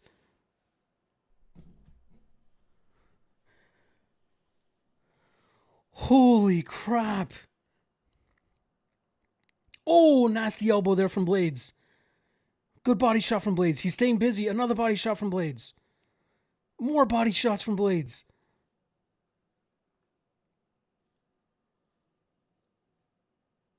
Whew. I'm still scared that Hawkett can land something big enough to put Blades away. Oh, exhaustion and the amount of damage she's already eaten, it makes sense. Oh, but Blades keeps landing those solid shots. Oh, big knee from Hawkett. Blades is doing the work in between the big spots from Hawkett, which is good. But fuck, every time Hawkett lands, he's landing big shots. Oh, he's trying to launch that uppercut into orbit right now.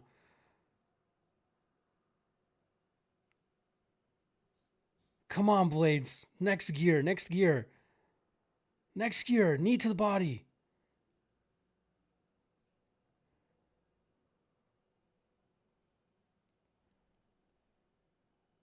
Oh, big right from Hawkett. Oh, big right from Blades. Oh my God. Jeez Louise, this fight. This fight is crazy.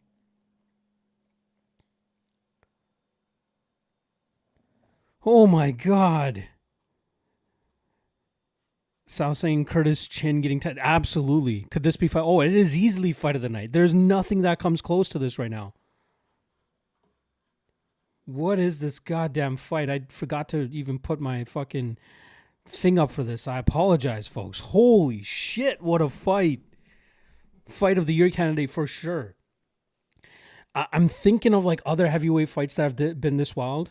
Uh, if you guys haven't seen Mark Hunt versus Bigfoot Silva, number one, Bigfoot Silva got popped for PEDs or something like that. I think the fight ended up becoming a no contest, but watch that fight because in the rematch, I think Mark Hunt ended up finishing Bigfoot. That was a wild fight too. I'm not sure if you guys have seen Mark Hunt versus Bigfoot. That was a wild fucking fight. But this is getting there, man.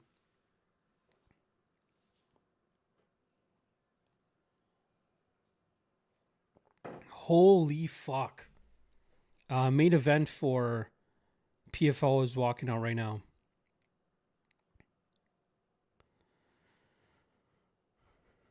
Ooh, Hockett throwing big power again. Blades returning. Ooh.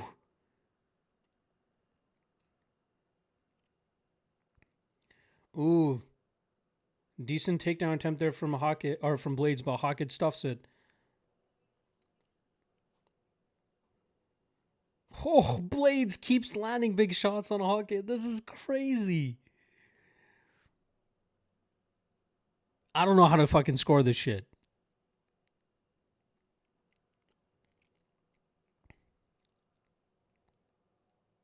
This is the fight that Paramount needed. I know Gaethje and Pimblett was cool, but this is like that sloppy heavyweight shit that the public will absolutely eat up. Ooh, good elbow there from Blades.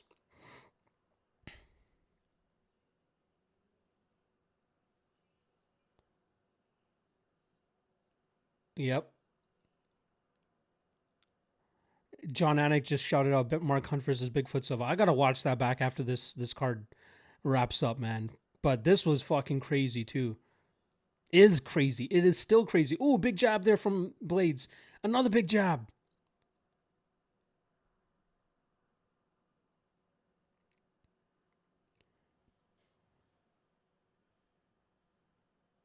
Ooh, Hockey landing some good jabs now too. Ooh, jab there from Blades. What is this fight right now?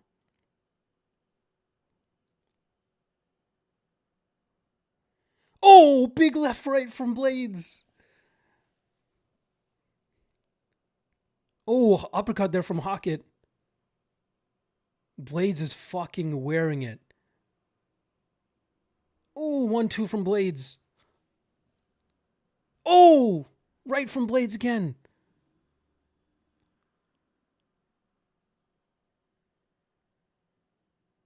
Oh, Blades. Oh, Hockett sensing maybe a finish here.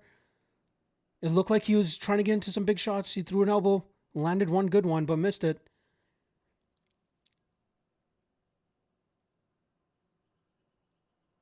Whew. Good jabs from Blades.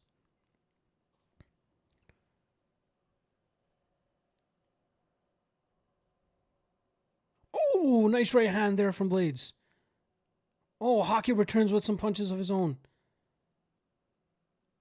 Oh, good elbows exchanged from both guys.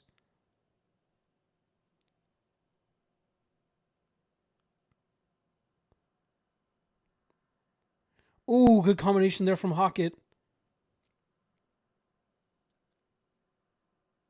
Oh, nice 1-2 from Blades. It seems like anytime Blades lands that power shot cleanly, he marches forward with a couple more shots, but then he ends up missing it.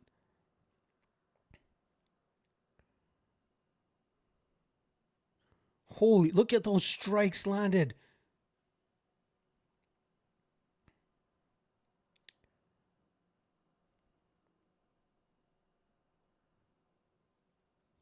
Wow. DC thinks that Hockett is winning this fight. It's close.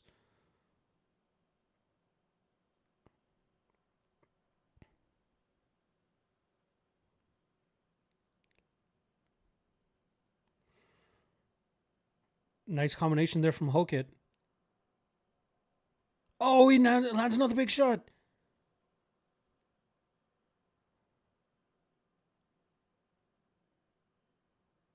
Oh, they are just exchanging shots right now. What is this fight?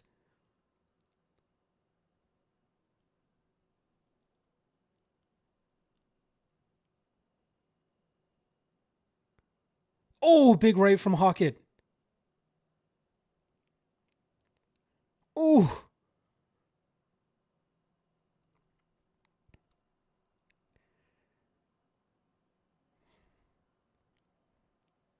this is a crazy pace. Oh, sneaky elbow there from Hockett.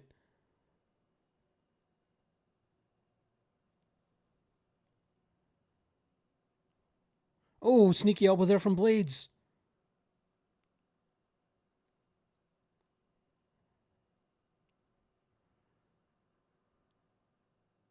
Whew, swinging to the end. What a fucking fight. That was absolutely insane. What a fucking fight.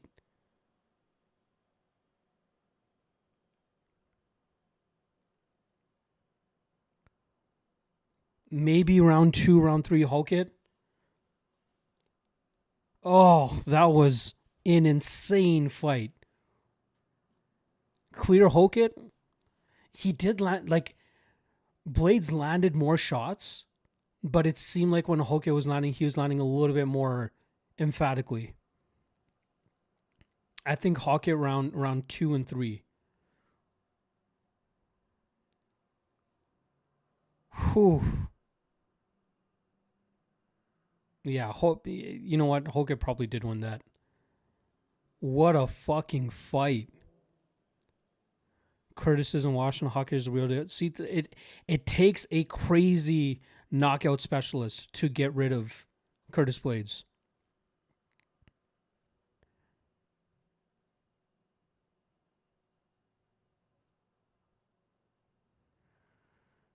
What a fucking fight. What a fucking fight.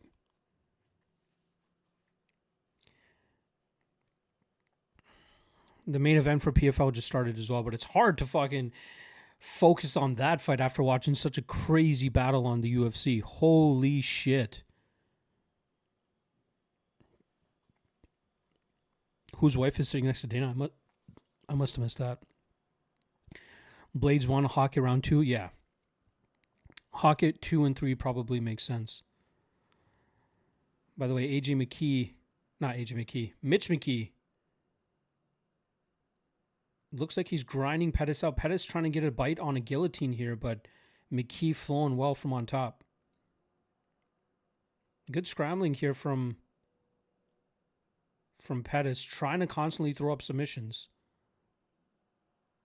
But McKee doing a good job of flowing on top. Hockett was minus 1430 at the end of the fight. That makes sense. Momentum seemed to be in his favor. This should be round 2, 3, Hockett.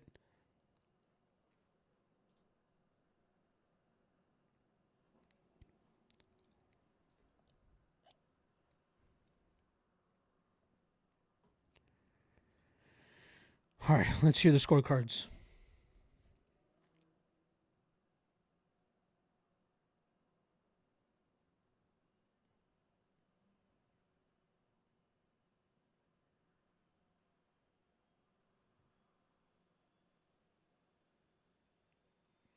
Josh Hockett, yeah. Crazy fight.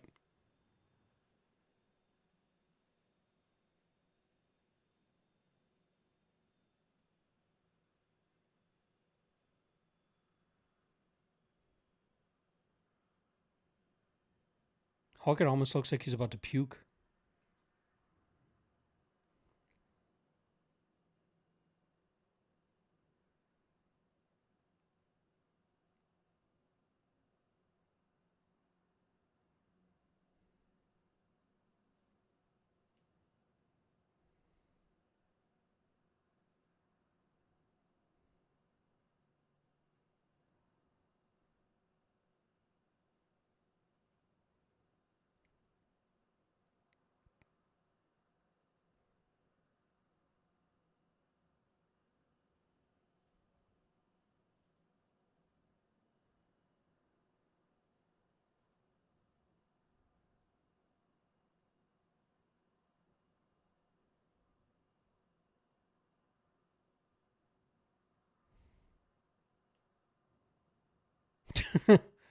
Hockett doing Hockett things.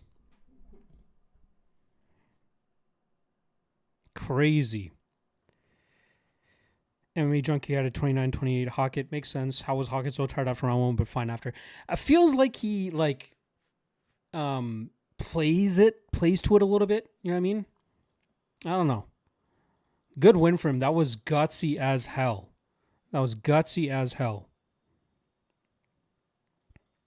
Man, we got 2 more fights after this. What the fuck? Meanwhile, Mitch McKee has dominant back position here on Pettis. Looks like he's pounding him out. Maybe he gets a stoppage if he can muster up a lot of shots. He is fucking Pettis up right now. Ooh, Pettis turning into a possible arm triangle choke. Turns back to his belly, though. McKee is running through Pettis right now.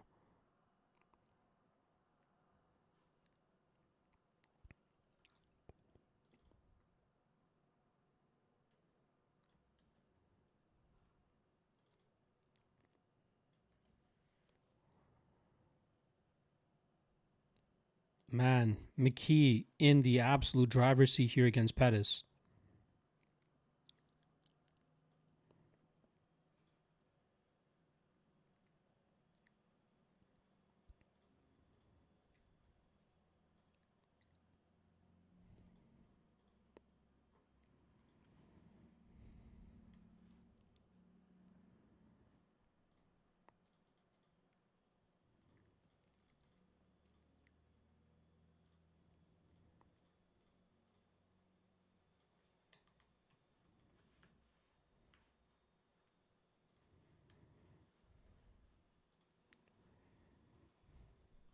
That was crazy.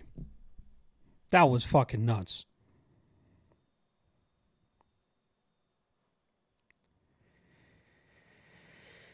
Whew. Sorry, I'm just updating my my graphic here. Trying to get caught up with all the fights that just finished off. We cashed on Renat Kavalov. We lose on Curtis Blades.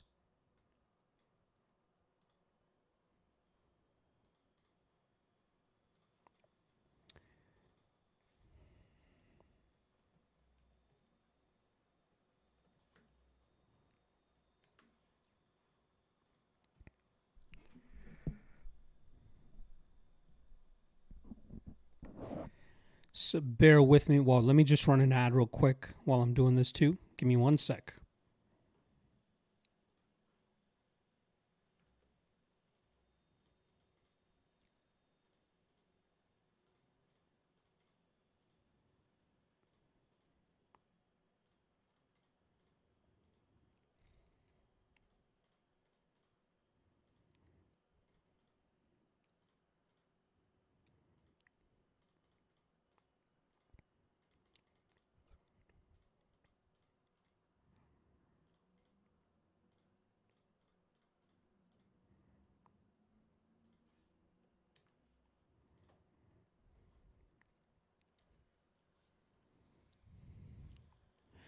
I think I got everything correct there. Let me just throw it up here.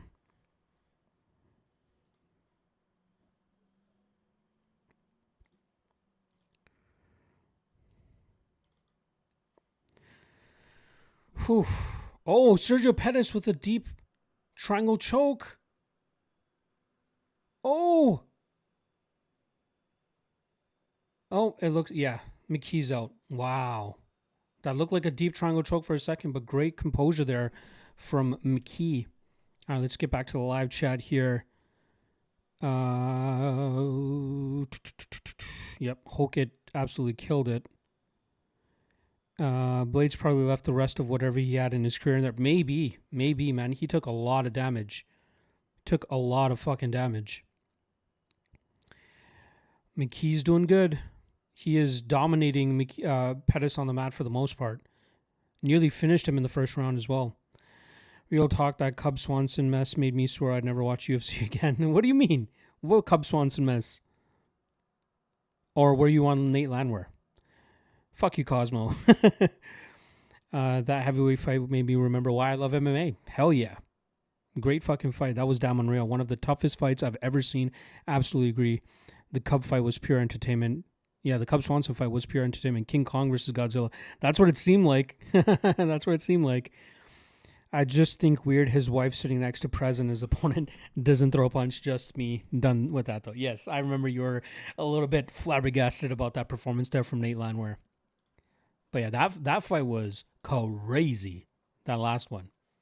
Still got two more. Oh, shit. Pettis, another arm triangle choke attempt. Or, sorry, a triangle choke. How does McKee keep finding himself in here? He seems like he might be safe. It doesn't look like Pettis has much of an angle. Oh, he's getting the angle now. Oh. Oh. Oh, Pettis is squeezing. Oh, shit.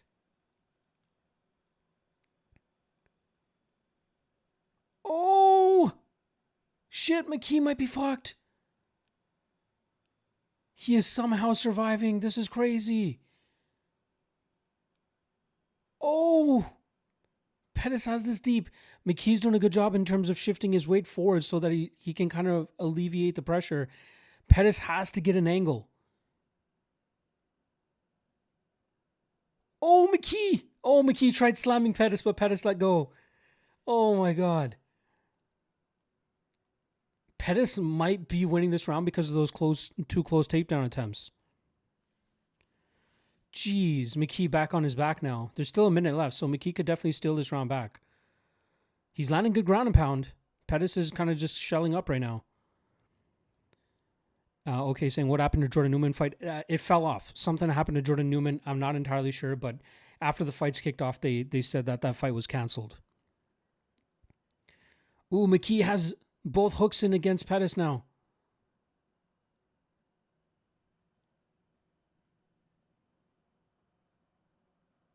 McKee is showing that he is the real deal. Win or lose through 2 rounds here against Pettis, the way he's been handling him. Amazing, very solid performance from McKee so far. He's trying to turn into a arm triangle choke, but there's only 16 seconds left. Settling into side control now. Finishing off in the scarf hold position and landing ground and pound. It's possible McKee still won that round, but those were some close submission attempts from McKee. Whew.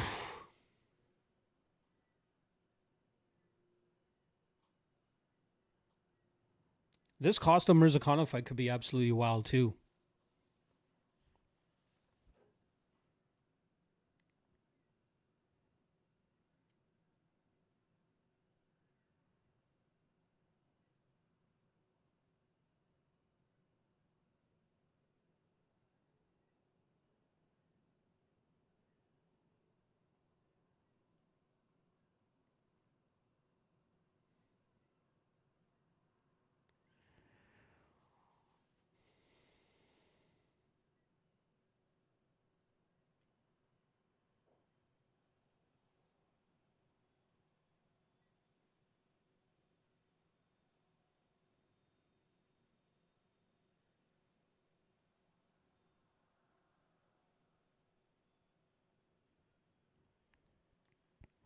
All right, third round about to start for Pettis and McKee while Paulo Costa walks out. First to walk out between him and Mirzakhanov.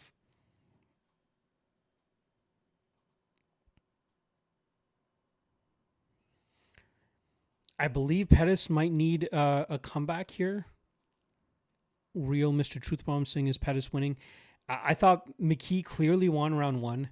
McKee was in control of most of round 2, but he got caught in a few close submission attempts from Pettis. So it's possible that the judges may have given that to Pettis, but I really think McKee won it back with some of his own damage. But we're about 40 seconds into round 3 right now. McKee is minus 2,000 right now. All right, makes sense. Kind of makes sense. He's got to survive here. Pettis has gotten away with such fluky fucking knockouts late in fights that he's been dominated in.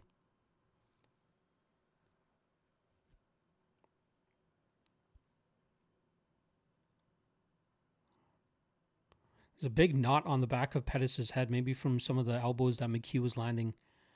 Looks like it's in a safe position, but yeah.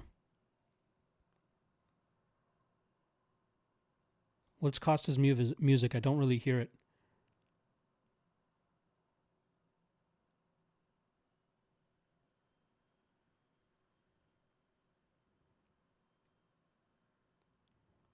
McKee in on a deep takedown. Pettis trying to grab the neck.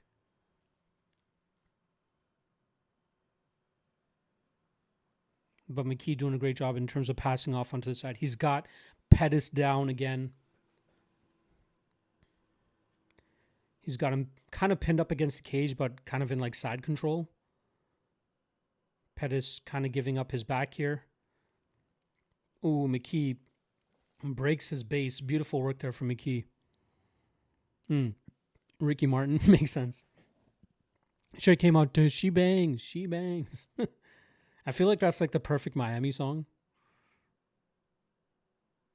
Ooh, McKee is in like full mount right now. Like 3/4 mount. Almost threatened with a rear naked choke there. Solid ground and pound right now for McKee. Ooh, nice elbow to the back. Pettis is struggling big time right now.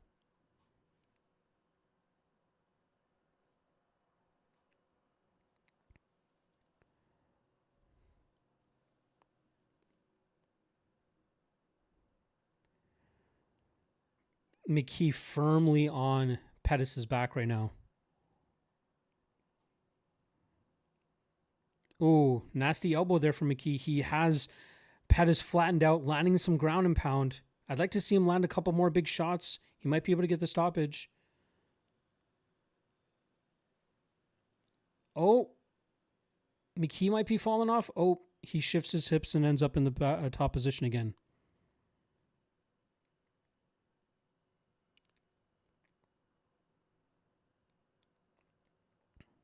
This is just phenomenal control from Mitch McKee.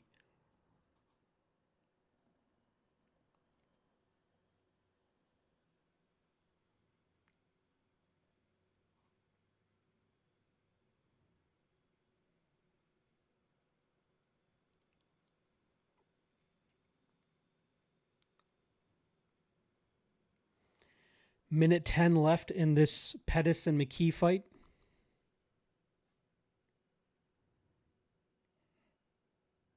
McKee just riding Pettis up against the cage right now. He has one hook in.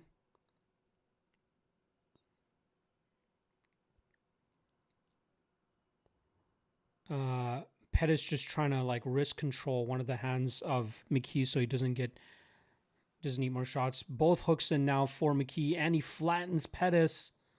40 seconds left. If McKee just postures up and throws a few big shots here, I feel like he can get the stoppage. Keep going. Keep going, McKee. Ooh, more shots. 26 seconds left. McKee landing ground and pound. Oh, this could be stopped soon. McKee just doesn't look like he's throwing big enough. 13, 11, 10. Man, McKee, if he just postured up and threw a couple more big shots here, he could get the finish. That would be... Oh. Oof. Pettis survives to the final bell, but McKee easily wins. For sure, rounds 1 and 3, without a doubt. Big, big win there for McKee. Asmat gets in line for a title if he gets a KO. For sure. For sure. Let's not forget about Big Ank. But I doubt they would pass up Mirzakhanov, especially if he gets another big knockout here. Yep. Easy McKee win. We had him at plus 100. That cashes. So we end PFL in the green. Lock of the night cashes. Dog of the night does not. We go 3 and 5, but we're up 2.6 units.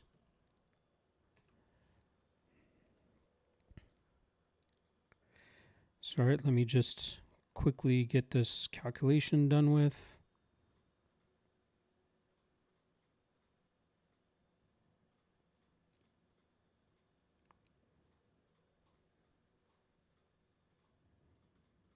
right before this fight starts.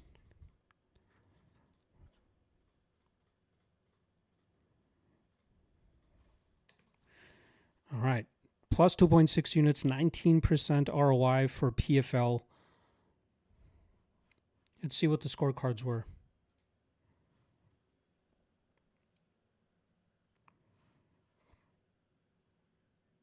I think it was 29-28 all around for McKee. All right. Full attention on Mirzakhanov and Costa now.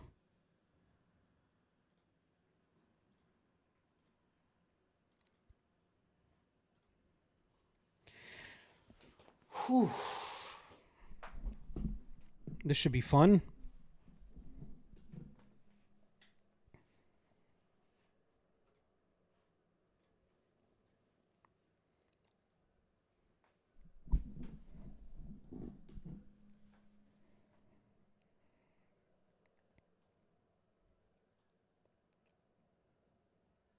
Seems like a lot of feeling out right now.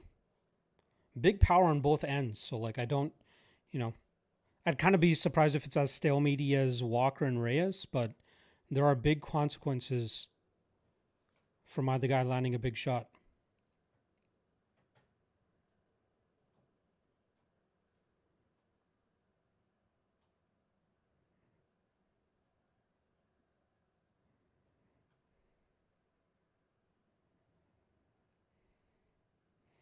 Ooh, Costa throwing bombs.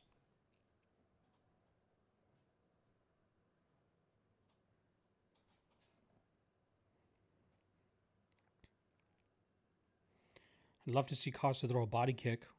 Oh, head kick instead. I don't mind it. Right on cue. Ooh, another good body kick there. I don't think Mirzakhanov liked that too much. He is corralling Costa, though. Costa's got to be careful.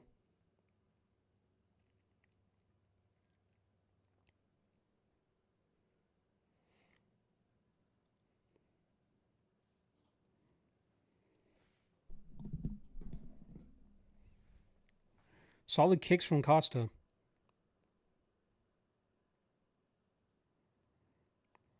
Over 2.5. My guy Plant-Based is saying, man, it's always tough betting overs, especially when you see them coming out hot and heavy like this. And both guys kind of have the nuclear option. Ooh, another good body kick there from Costa. I don't think Mirzakhanov's liking him. I wouldn't be surprised to see Costa go high.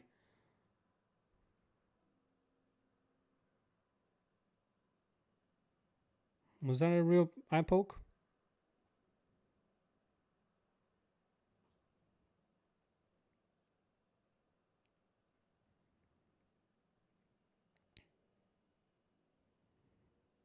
Yeah, the thumb. The thumb definitely got him there.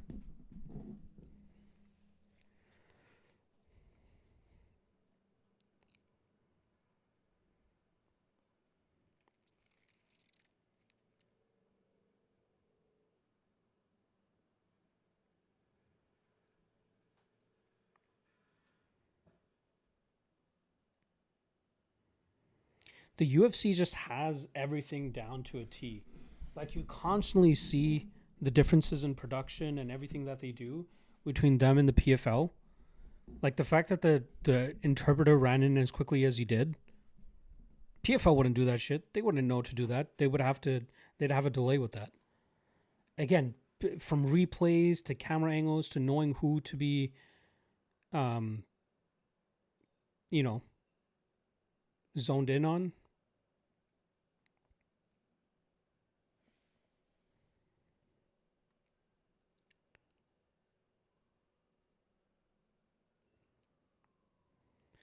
Mirzakhanov going to come out pissed off now because he got poked? Who knows? Ooh. Costa's got Mirzakhanov reacting big time to that body kick. He could go high. He's going to have to set it up nice. Both guys very twitchy here.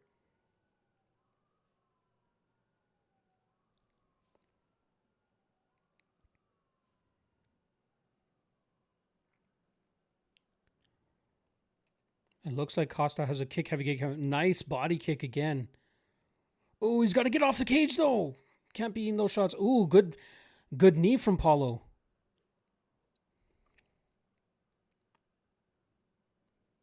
Oh, big right hand from Costa. He thinks he hurt him. Ooh, good kick to the lead leg there. Nice jab to the body there from Costa.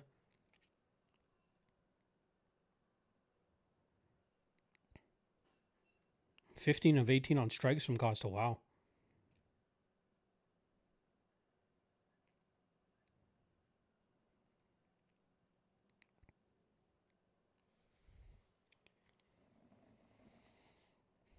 Oh, did Costa hurt him with the jab?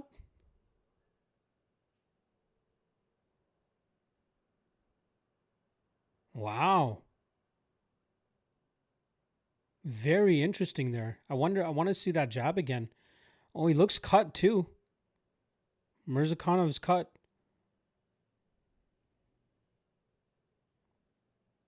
Oh, nice elbow there from Costa.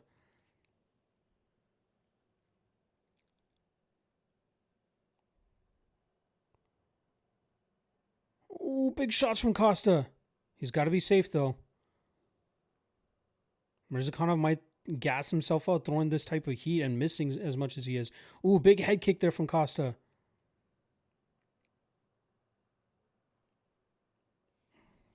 One nothing Costa, baby. 1-0 Costa.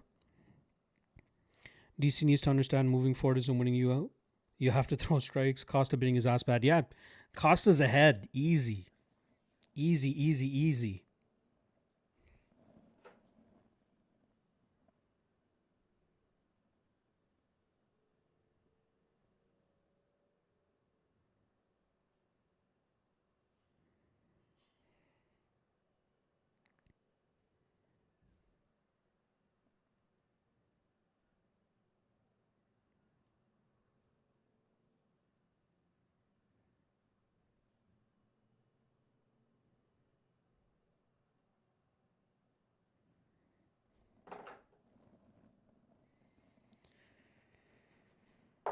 One-way traffic for the most part.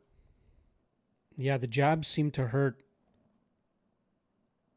Seem to hurt.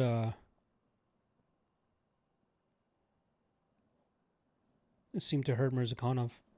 Mirzakhanov throwing at air a lot. Costa needs to remain safe though. He can get clipped. It's possible. But I like how he's fighting so far. Wow, look at that. Costa's 69% on Polymarket right now. Feeling pretty good about the plus 160 and plus 205 we got. Ooh, big head kick there from Costa. Kind of on the guard of Mirzakhanov. Mirzakhanov tries to answer back.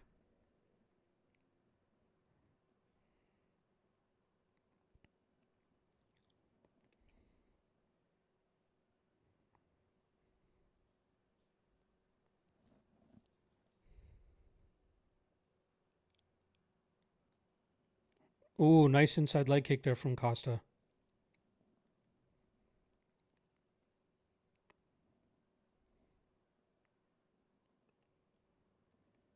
Good body kick. Costa's moving well. I don't like when he gets corralled against the cage here, but... Ooh, spinning back fist from Mirzakhanov. Costa blocks most of it.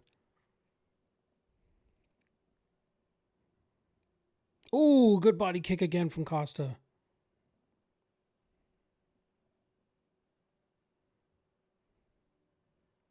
Decent jab from Mirzakhanov.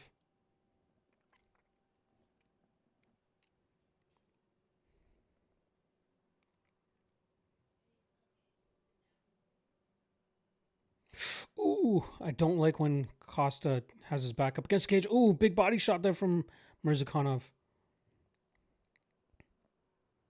Mirzakhanov already doing better in this round than he did in the first. Still 3 minutes to go, though.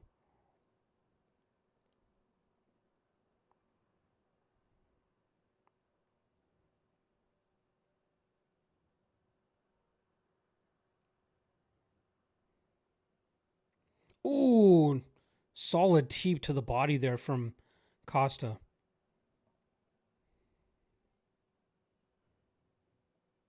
Oh, another good body kick there from Costa.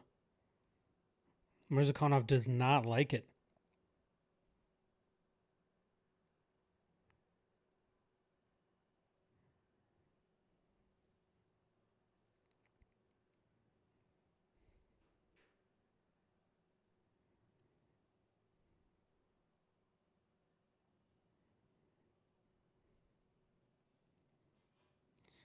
Costa might be slowing down a bit. Mirzakhanov doing great work in terms of landing on the body. Ooh, big shot there from Mirzakhanov. Oh, another jab. Oh, 1-2 from Mirzakhanov. He's landing more on Costa. Costa seems to be slowing. Ooh, good knee from Costa.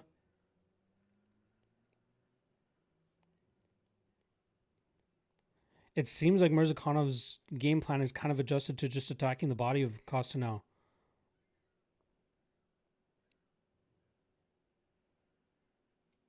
Oh, Mirzakhanov might have hurt Costa.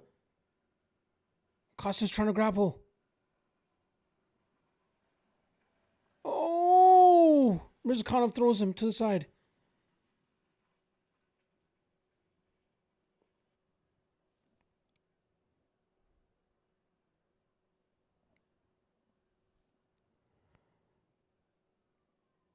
Wow. Mirzakhanov almost scarf holded or scarf hold choked Costa, but Costa back to his feet. They're battling for position up against the cage here.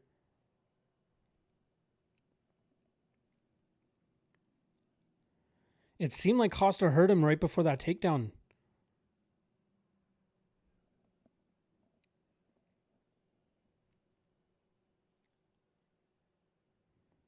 Oh, big knee there from Costa.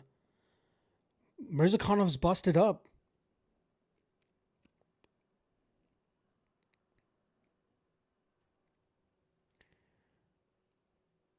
This should be a Costa round, or sorry, a Mirzakhanov round, but like visuals, like with some of the weird judging that we've been seeing, it wouldn't be surprising if somebody actually ended up giving the second round to Costa, but I think it's 1-1.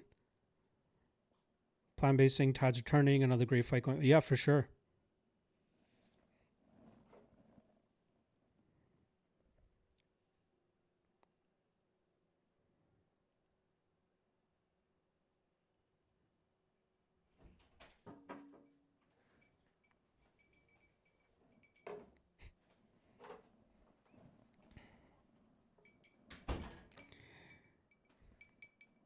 Shout out on the seamless exchange of drinks. I've been trying to get up and get another drink, but thankfully, the wife is on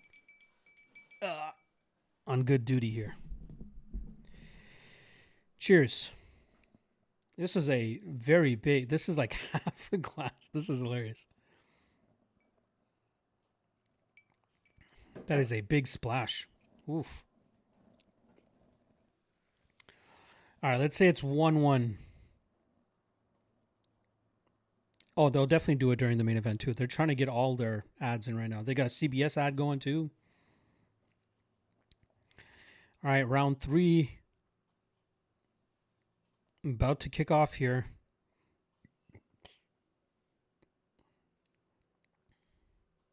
I'd love to see the live odds now. Ooh, good inside leg kick there from Costa. Oh, good head kick there from Costa. Did he hurt him? Oh, another big one. Oh, Mirzakhanov throws a big shot in return. Oh, Costa's landing everything on Mirzakhanov right now. Oh, another big shot. Mirzakhanov's hurt. I think Mirzakhanov's hurt. I hope Costa doesn't empty the gas tank and not get the finish. Oh, another nasty head kick. Oh, a good body shot. Costa's starting the round hot. Oh, another big head kick. Mirzakhanov looks like he's kind of questioning himself right now.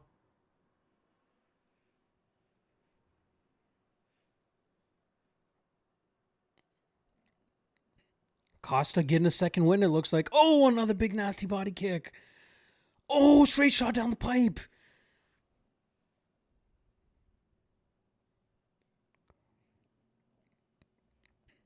Yeah, Joe. Oh, Joe called it. There's something wrong with Mirzakhanov's left arm. Oh, big head kick hurts Mirzakhanov. Down he goes. Costa, let's go. Let's go. Let's go. Costa, baby. Wow, what a fucking finish. There was definitely something wrong with Mirzakhanov's left arm, though. Something with the shoulder. He couldn't get it high enough, but he was hurt. Paulo fucking Costa. Let's go.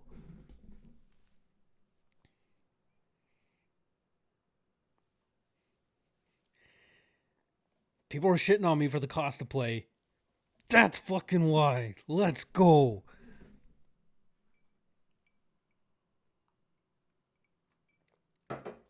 Let's fucking go.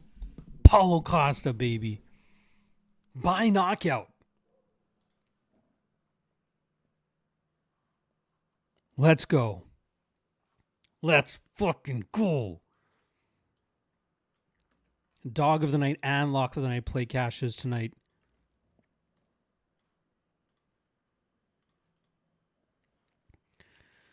What a performance from Paulo Costa. It looks like he was fading a little bit in that second round, but he got that second wind. He got that second wind.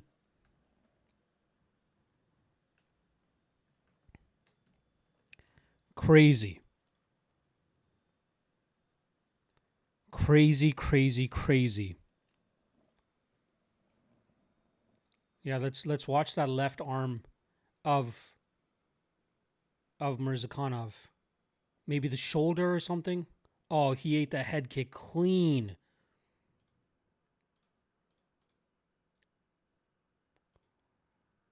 Whew. Let's go. Paulo fucking Costa. Oh, that head kick. Let's fucking go. And we still got Yuri coming up. Holy shit.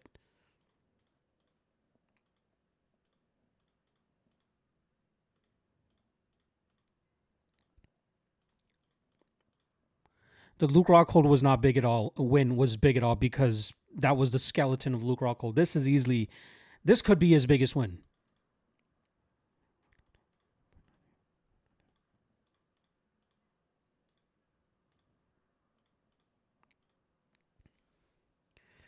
Fuck yes. Guaranteed profit for the night. That's what I am fucking talking about.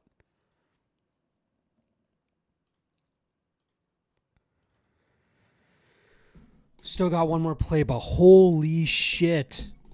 Paulo fucking Costa.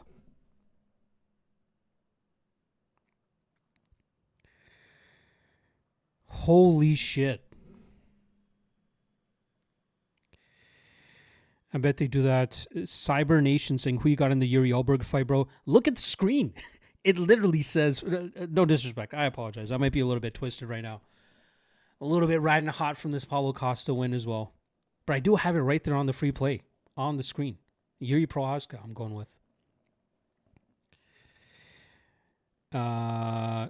Yeah, what a card, Burgie, right? What a fucking card. Besides that stinker of Walker and Reyes. Costa looked like Hawkett dead tired after one and then somehow got a second one. Yep. Damn, the meathead might have had the fight of the night if Chris and Hawkett didn't fight on this card. Yeah, for sure. That'd be fight of the night if it wasn't for Hawkett and Blades.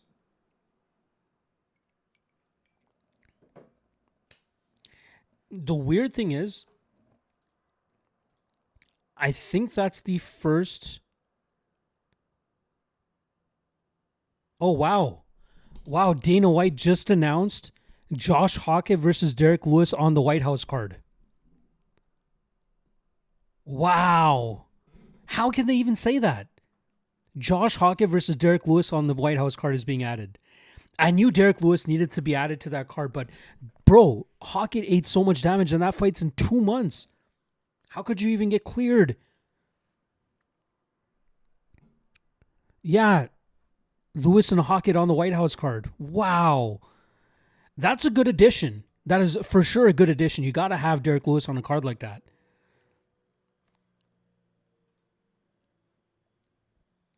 Wow.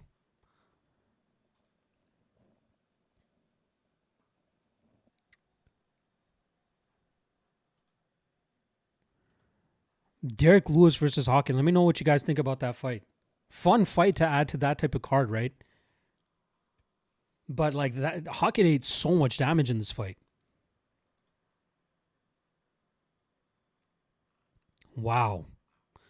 I was just about to check something. I completely forgot what the fuck I was checking.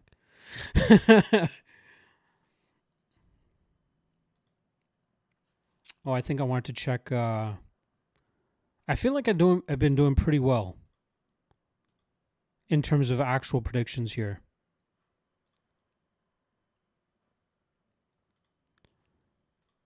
Um,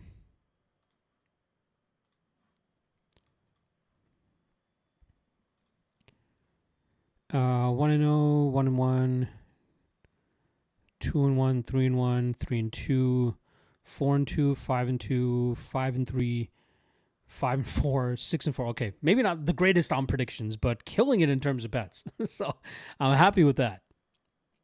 Hockey gonna smoke Lewis. Oh, for sure. I definitely think he'll be able to beat him. He'll probably finish him too. He'll probably do what he did to Guillermo Uriel on the Contender Series.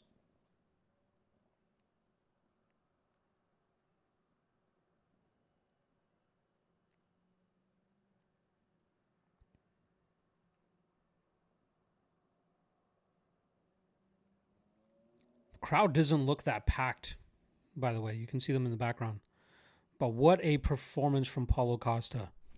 What an amazing performance from Paulo Costa. Holy shit.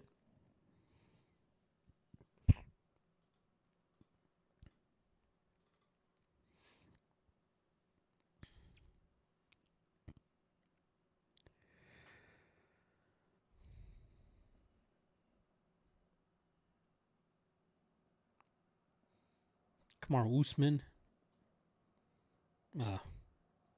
Fuck the Trumps. I don't care.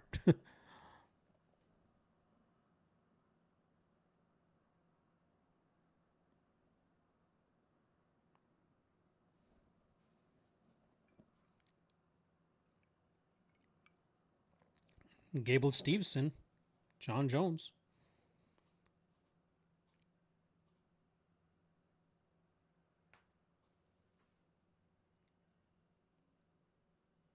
Oh.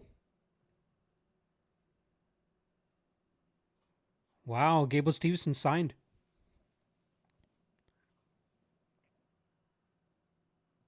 Wow. Gable Stevenson in the UFC, fighting at UFC. I guess it's 329 is International Fight Week. All the announcements tonight, guys. Holy fuck. I know my guy McNasty is happy about that. He's been on Gable for a minute now. Interesting who they decide to put him up with. Who do they give him in the first fight? Concrete Steve? Wow. All right, let me just plug my my ad in here real quick, and then we'll get right into the main event.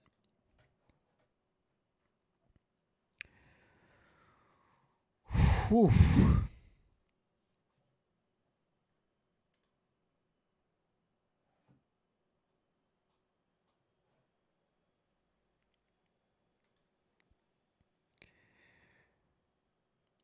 5-4 on bets so far for the UFC, plus 3.09 units, 18% ROI.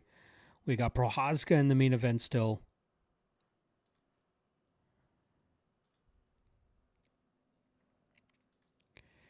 For PFL, we go plus 2.6 units, 3-5, 19% ROI. I'd say I probably regret. Which one do I regret? I'd say maybe I think all those were decent bets. Gentlemen just got outworked. Are they dropping another Mummy movie? What the fuck? They're doing another Mummy movie, but it looks much scarier than the other one. Interesting. Obviously, Lachlan I play. I love that plus 125 easy money there. Gentleman, I thought he'd perform a little bit better, but maybe just aging a little bit too much. So if anything, I probably regret that second most. The most I regret is the Dash Harris poke at plus 300. And in terms of the UFC, I like every play except maybe Randy Brown. I think I was a little bit overconfident in Randy Brown there. Everything else, I think I'd play again, even including Gaslam's parlay there. I really thought he'd be able to crack Luque and get him out of there, but he couldn't.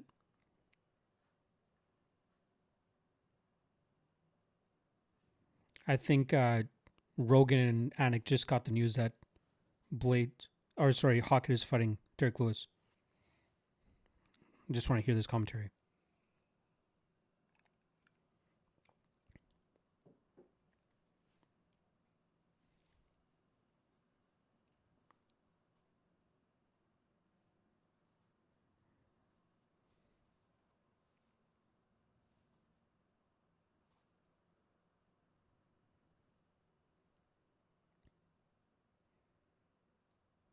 Crazy.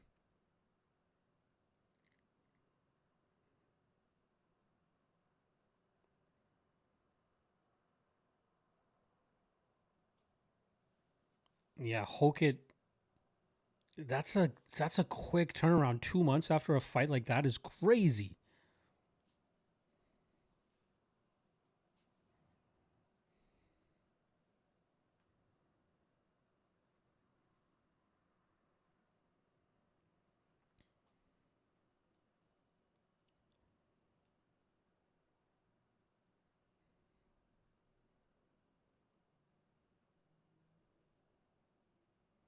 Fuck, crazy. Who do they feed him? Some some trash can for sure. It's gonna be like a lower level heavyweight. Maybe they bring back Merrick Bulio or some shit. Maybe they bring in Denzel Freeman. I think he can beat Taliesin Teixeira. I think Gable Stevenson could beat Taliesin Teixeira or someone less skilled. Taliesin Teixeira is not a bad name.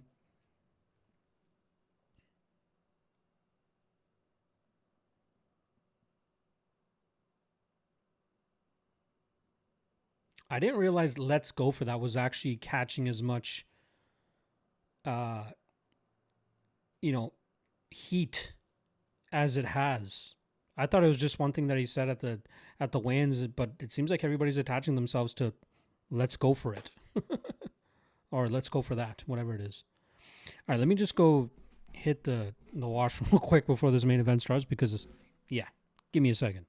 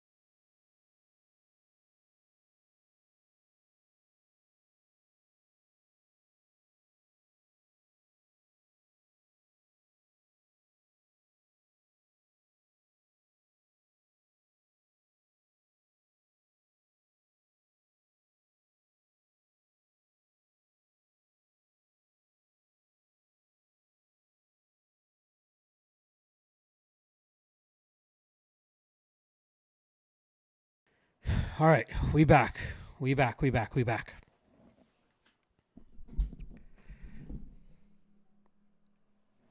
Oh, Yuri with the death stare already.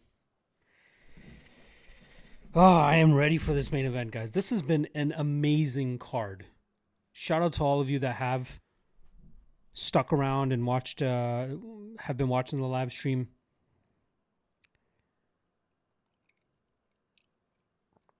I think I'm going to stay on the live about maybe 20 minutes after the main event ends, just to kind of talk about the card, see what you guys are feeling, see what you guys are thinking.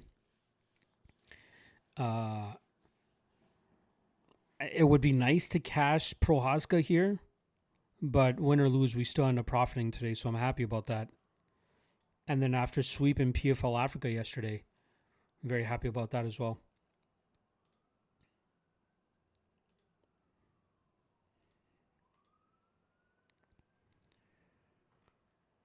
Oof.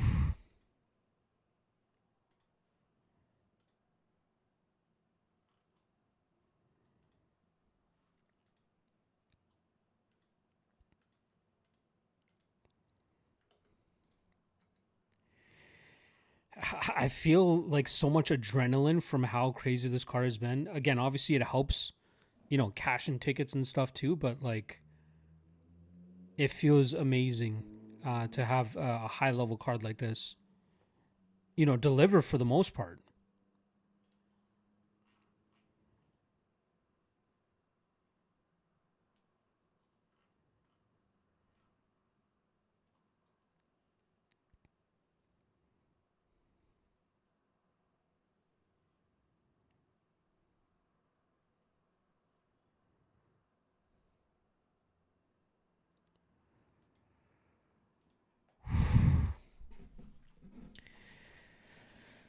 Oh, I feel like my heart rate is so high right now because of how good this fucking card has been.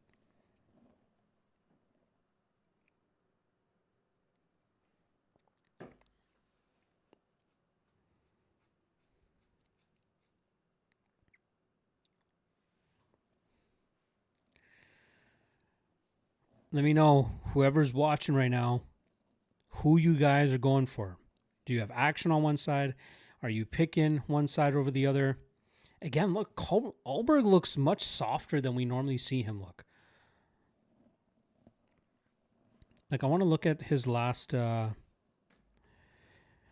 was his last fight? Knocking out Dominic Reyes, right? I hope this doesn't fuck with my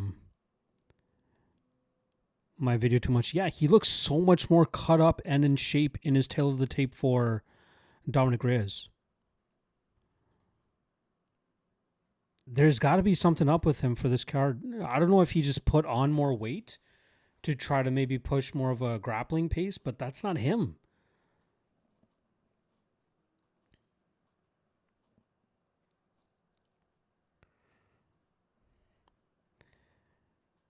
Like, if he was severely compromised, I feel like he would have pulled out.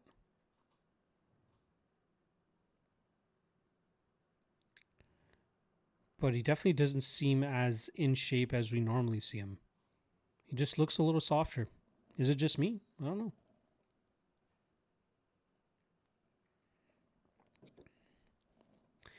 If I remember correctly, Miami was the location of when Israel Adesanya knocked out Alex Pereira. Let me see if my my brain is actually firing correctly, even with all this alcohol in my system. UFC 287, yep, was in Miami, Florida. Co-main event: Gilbert Burns versus Jorge Masvidal. I called it. So maybe his training partner here is able to get the job done.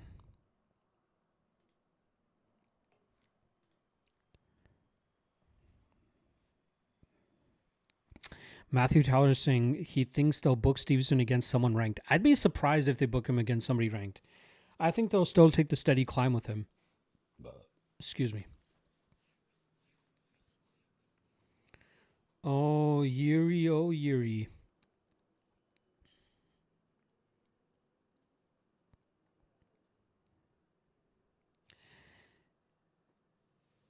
Yeah. I don't know why I always think of this, but like,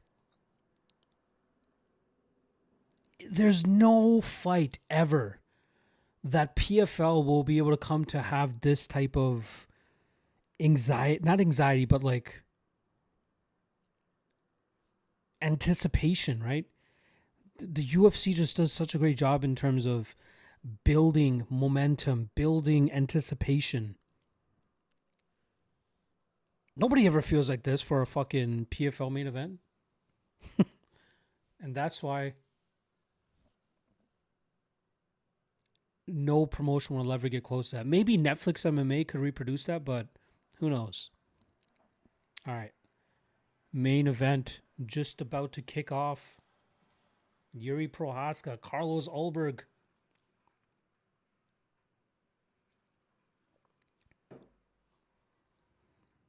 And we are off. 56, 55, 54, 53, 52.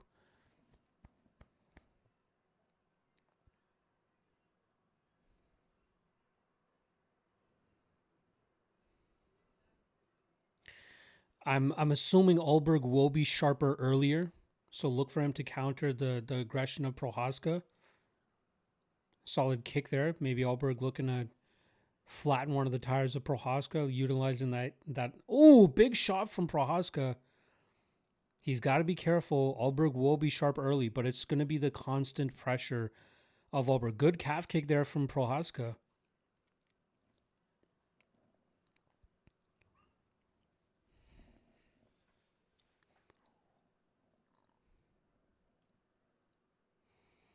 It looks like Ulberg is trying to just stay within himself. Ooh, another big calf kick there from Ulberg.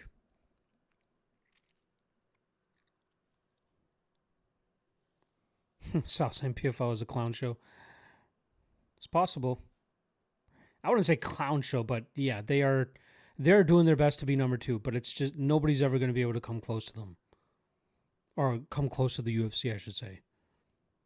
Ooh, nice left hook there from Prohaska. I think watching promotions like Octagon and KSW can get close to that type of anticipation, but PFL is never going to get close to that. Octagon's done a great job in terms of building that base with homegrown talent there and guys that are big in those regions. That's why PFL does well whenever they go to France. Ooh, interesting exchange there. Oh, Ulberg may be hurt. Ulberg may be hurt. His leg might be hurt. See, this might be the injury he may have come in with.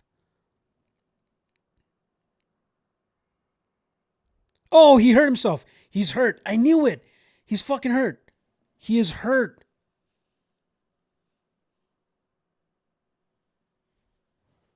Oh, Ulberg's just going to go for it now. He knows his knees. I knew he was fucking hurt, man. He can still pull off a big win. Oh. Ulberg's injured. I fucking knew it. He can still crack. I'm sure he could still counter Prohaska and put him out. But Ulberg's hurt. He's injured for sure.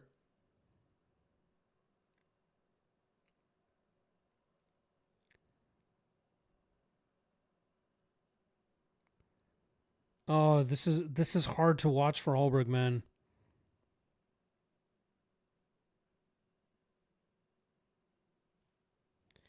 I think his leg is already hurt.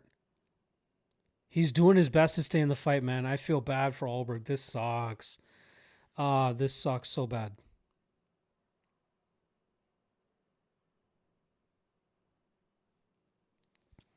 Man, what a shitty way. Like, again, Ulberg could still crack. He might be able to find something, but he's very... Oh, anytime he tries to pivot on it, man. Oh, this sucks. Oh! Ulberg hurt him. Ulberg hurt him. Oh, Albert put him out. Holy shit. What the fuck? What happened? Oh my god. Holy shit. What the fuck? Oh my god, he got him. Oh my god.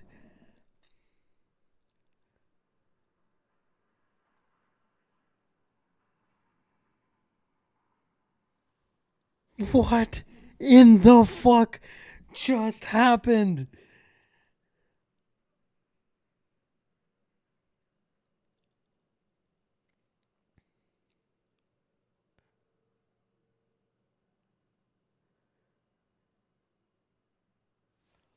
What in the fuck, guys?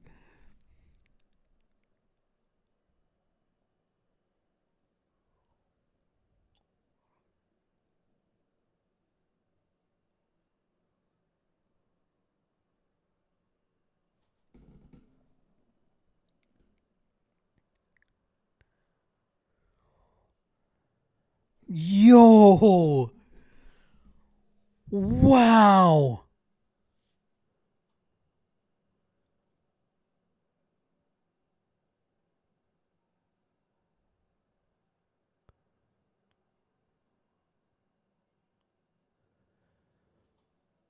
Yo, what the fuck? I'm looking forward to hearing this interview, like whether he was injured coming into this fight or not. But yo, his knee was gone.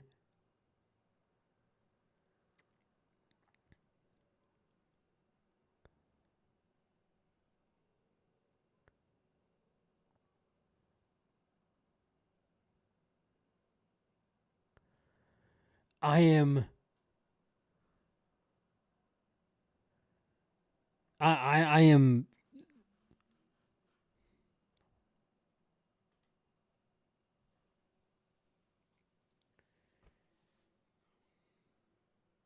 he fucking caught Yuri with his wheel completely compromised. Holy shit. Dude tore compartment where calf and Achilles tie together. I did it a few weeks ago. It sucks. But he'd be okay. That is crazy, yo.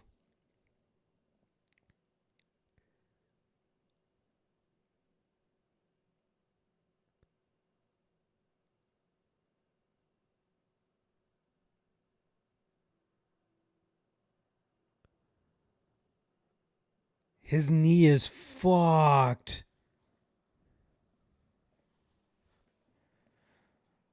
Oh my god, I gotta hear this. I can't believe he did it.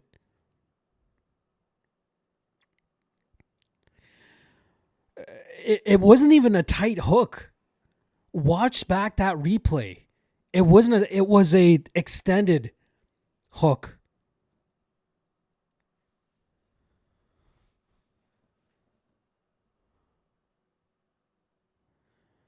I'm sure they're going to show the replay again, but he extended that hook very far out.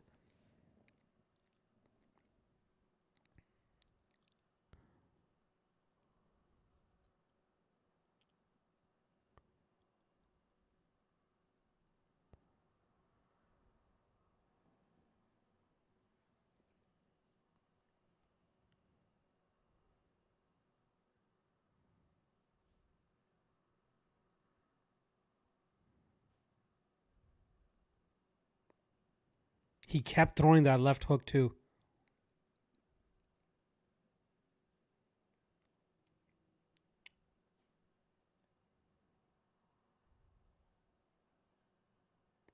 Kevin Juice in the corner.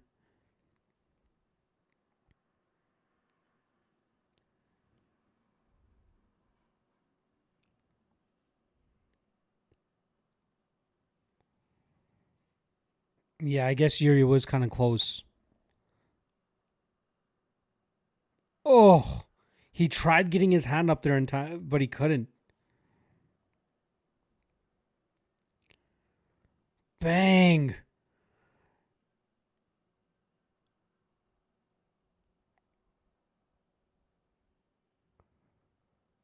Holy shit, man. Wow. Oh my god. Bro, to go sorry, I'm just still listening to the post-fight interview.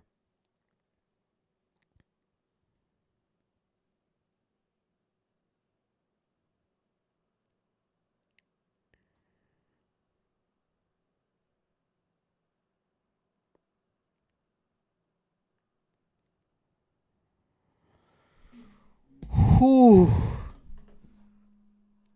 Wow. Are they going to interview Yuri?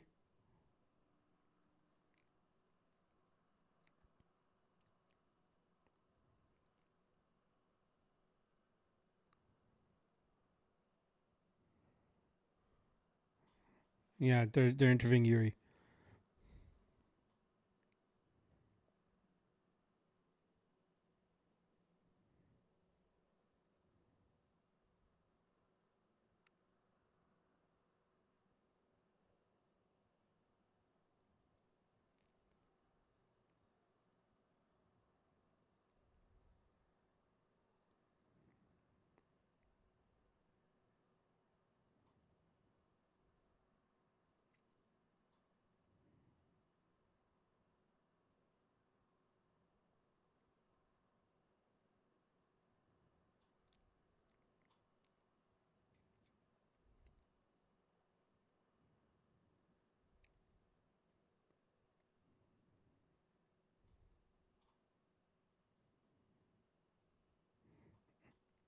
Let Yuri live right now.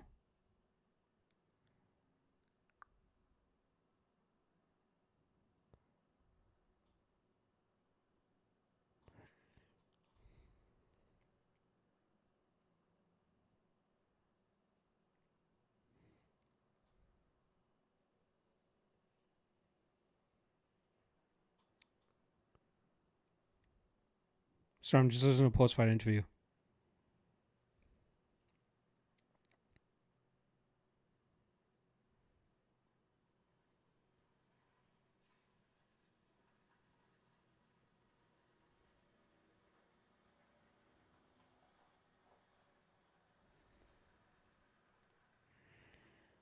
Man, I feel for Yuri so much.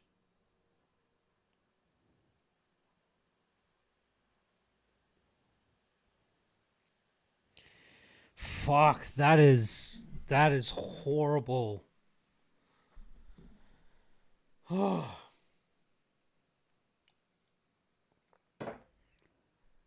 stick around for the next 20 minutes or so.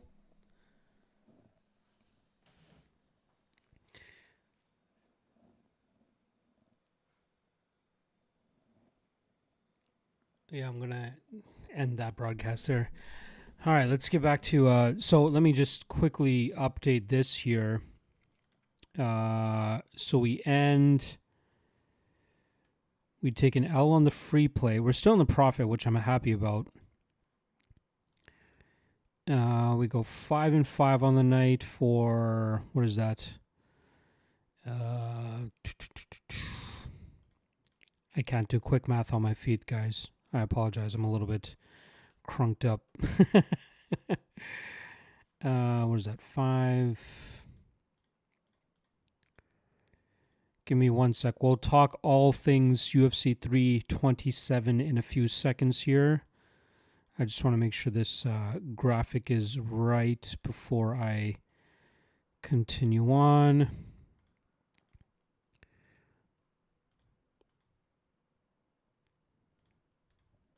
Was it 18.8? 18. So 10% ROI plus 1.89 units on the UFC. So we cashed 2.6 on PFL as well. Oh,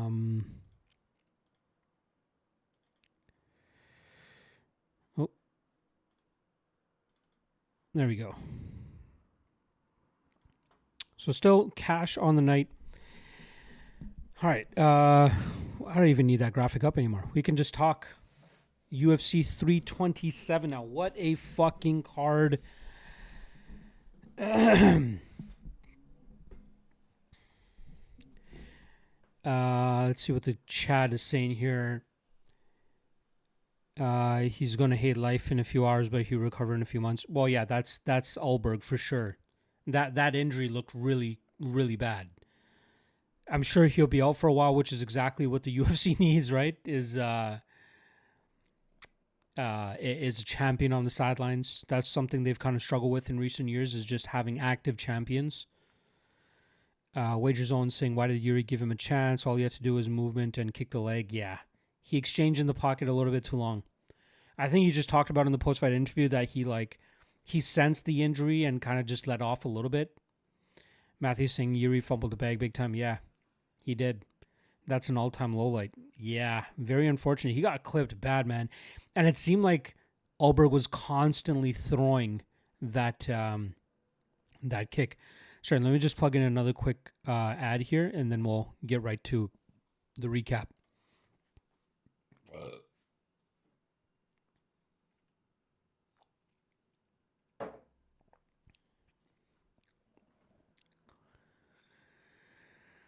All right.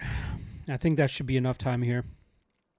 Let's be serious, saying Yuri will be found somewhere in the mountains in about a month. He's obviously going to be very hard on himself. The thing that I think he needs to remember is that the UFC is very much invested in his future, and he will, if he just gets one big knockout, he'll be right back into the talk of being a title challenger. So I'm sure he'll be back sooner than later. Kind of like to center myself a little bit. Again, the production side of me is coming into play again here. Apologies. Let's see. Yuri is too respectful. Yeah, it's possible that ended up biting him in the ass here. Sal saying, have a good night. Yuri depressed me. Sorry to hear that, Sal. Yuri's a fan favorite for a reason, right?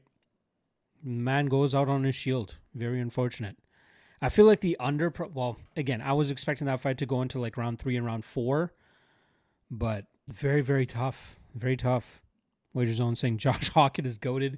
I'm sure he earned a lot of respect from the people that hate him because of that type of performance, to go out there and have that type of a fucking battle and a war.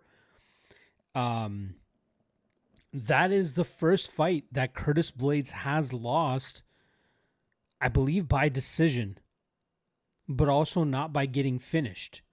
Well, I guess that is 2-2. Again, apologies. A lot of alcohol in the system right now. But yeah, big respect to Josh Hawkett for inciting that type of war and then being successful with it. Big success in rounds 2 and round 3. Let's quickly... I want to see the scorecards. I feel like the scorecards should read Hawkett round 2 and round 3.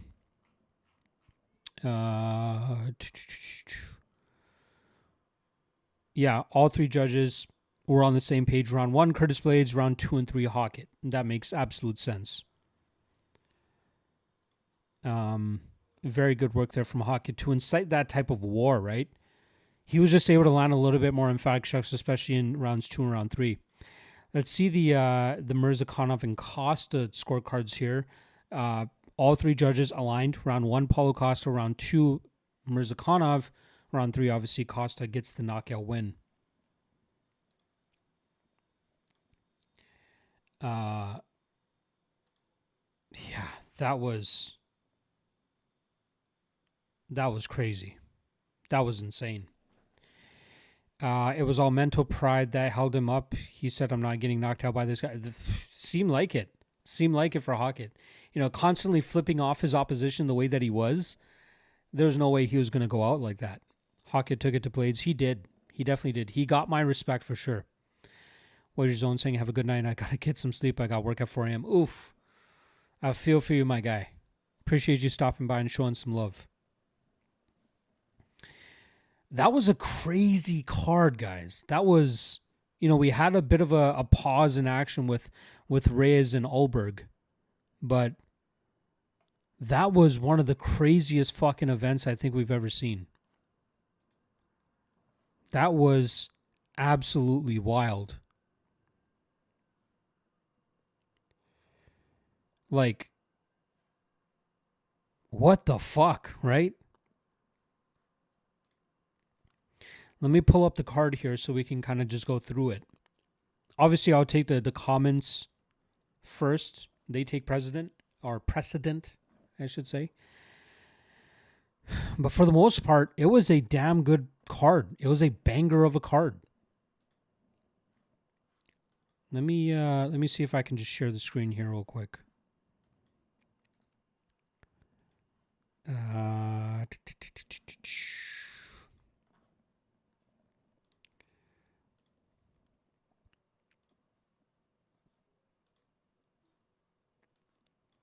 Let's try to... Actually, let's do it this way. Screen plus cam. Nope, not that one. There we go.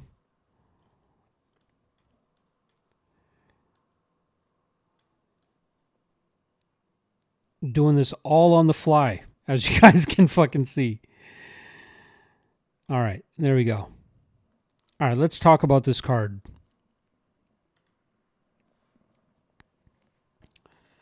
Reyes Walker was the only snoozer of the night. I agree. We had... Let's go fight by fight. Well, let's start off at the bottom. Radke versus Prado was fun, right? Prado hurt Radke in the beginning of the fight there, but Radke was eventually able to get to his grappling. We saw some decent work from Prado, but for the most part, Radke was in control of most of that fight. So that was obviously a very, very fun fight. Let me see if I can zoom in on this a little more. There we go. Luque versus Gastelum was fun until Gastelum obviously got caught in that choke. We saw Luque obviously hurt him a little bit before he eventually got that fight to the ground. That was fun. Good win for Luque, especially his debut at 185 pounds. It looks like he's sticking at 185. How successful he'll be in the division, I don't know. I don't think he'll be all that successful there. But that's obviously a good win for him to finish Kelvin Gastelum. But we know Gastelum has kind of struggled with the BJJ game throughout his career. Apologies. Medeiros Padilla, very weird situation playing out there, right? Padilla getting the win inside the cage, but then they realized that they announced the fight incorrectly. So it ends up being a draw, which I don't really understand. It should have been 29-27 Padilla. Padilla won round 1. Padilla won round 3. But for some reason, one judge actually scored round 1 for Medeiros.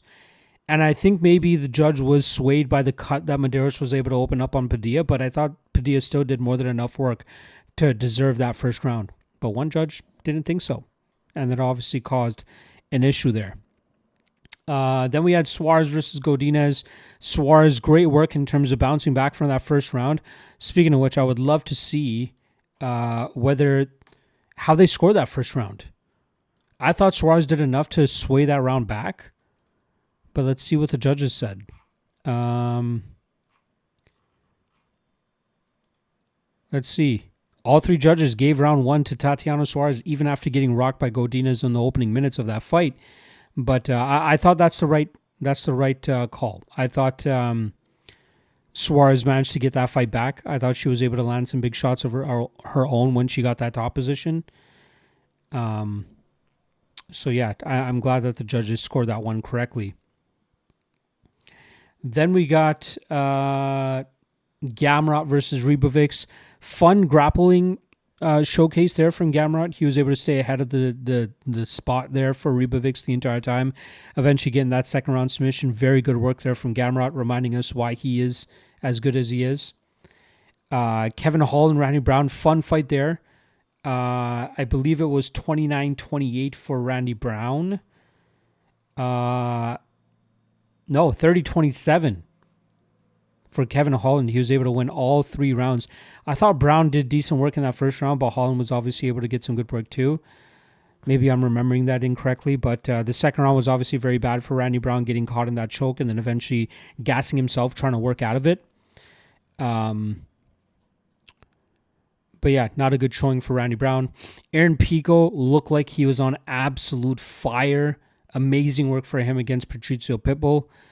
One judge did score the first round for Pitbull, which I thought was a little bit surprising. I thought Pico clearly won that entire fight, rounds 1 through 3. But that first round was a little bit close. I remember being like, it could be a little close. But I thought for the most part, it was Pico that was able to get the win there, or look most dominant. Then we had Swanson versus Landwehr. That was a war for as long as it lasted, although it was pretty one-sided. Swanson was on the gas the entire time, really putting it on Pitbull, on Landwehr, and then eventually getting that finish at the ending of the first round. Very happy about that outcome. Good swan song from Mr. Swanson. Reyes Walker was the only snooze fest, as my guy Matthew Taller is saying here. That was the only snooze fest of the night. Again, I get it, right? Both guys have big power. They don't want to make a mistake. Is what it is. Hockey versus Blades, easily fight of the night, right? There's no way that's not fight of the night. Absolutely crazy. Big respect to both guys, right? I think Blades showcased that he can take some punishment as long as he's not fighting a nuclear power puncher. And then a Hawkett able to go into deep water with that type of crazy pace, he's going to be tough to deal with, especially if his durability holds up, right? He eats a lot of shots, but his durability has held up. And then Paulo Costa versus Asman Mirzakhanov. That was a very fun fight. Excuse me. Paulo Costa easily winning round 1, really tearing Mirzakhanov up with those kicks. Mirzakhanov bounces back with the strong round 2 as Costa looks like he's slowing down. And then round 3, Costa comes on strong. Seems like there might have been a possible injury with Mirzakhanov's shoulder, arm. I don't know if we're going to hear anything about that, but it seems like there was some sort of injury there. That's why Costa was able to hit those head kicks as cleanly as he was. And then the absolute war that Alberg and Prohaska was, leading to that absolutely crazy finish there with Alberg catching Prohaska with a check left hook and then big ground and pound shots there. Gotta feel for Mr. Prohaska, but I'm sure he'll be back sooner than later. Let's get back to the camera here. Matthew still in the chat. Appreciate you holding strong here. I'm going to stick around for another 5 minutes or so. Blades showed me he's the gold standard for gatekeeper durability. Again, I hate to call him a gatekeeper, but again, he just can't hold up to those big shots. If anything, this fight proved to me that he can be very competitive as long as he's not facing a nuclear power puncher.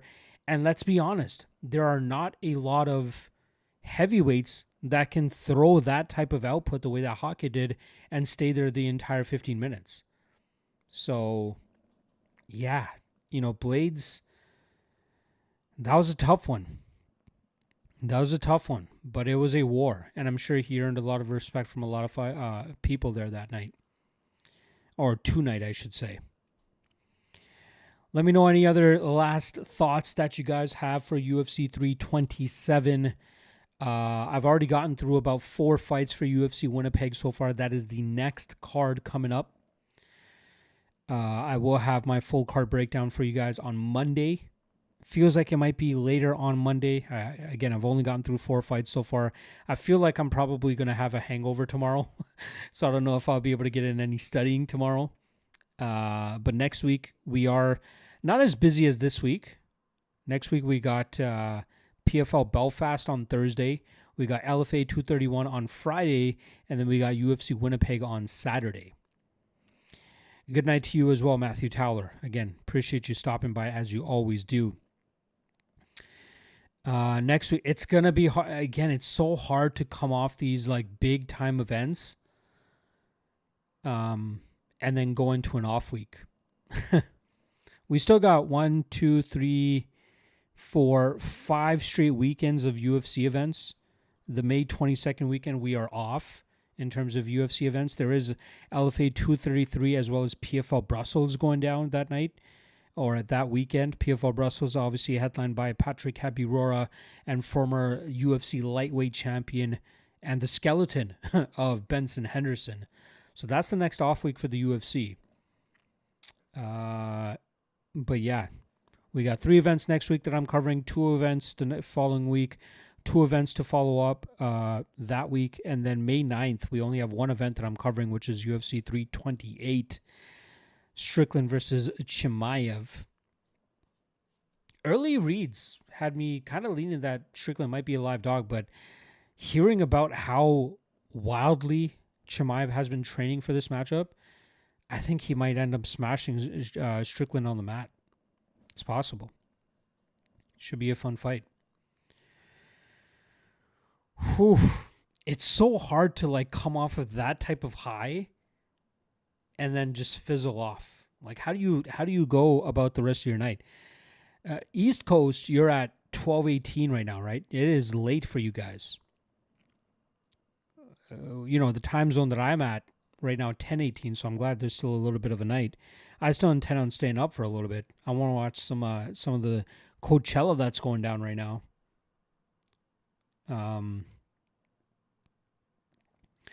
But yeah, it's been crazy. It has been crazy. Make sure you guys drop any last minute comments and questions you guys might have here. I'm going to sign off in the next few minutes. Quickly checking the lineup here for Coachella. Oof. Armin van Buren, I'll fuck with definitely. He's kicking things off in about just less than 2 hours. David Guetta's on right now. That wouldn't be a bad set to catch.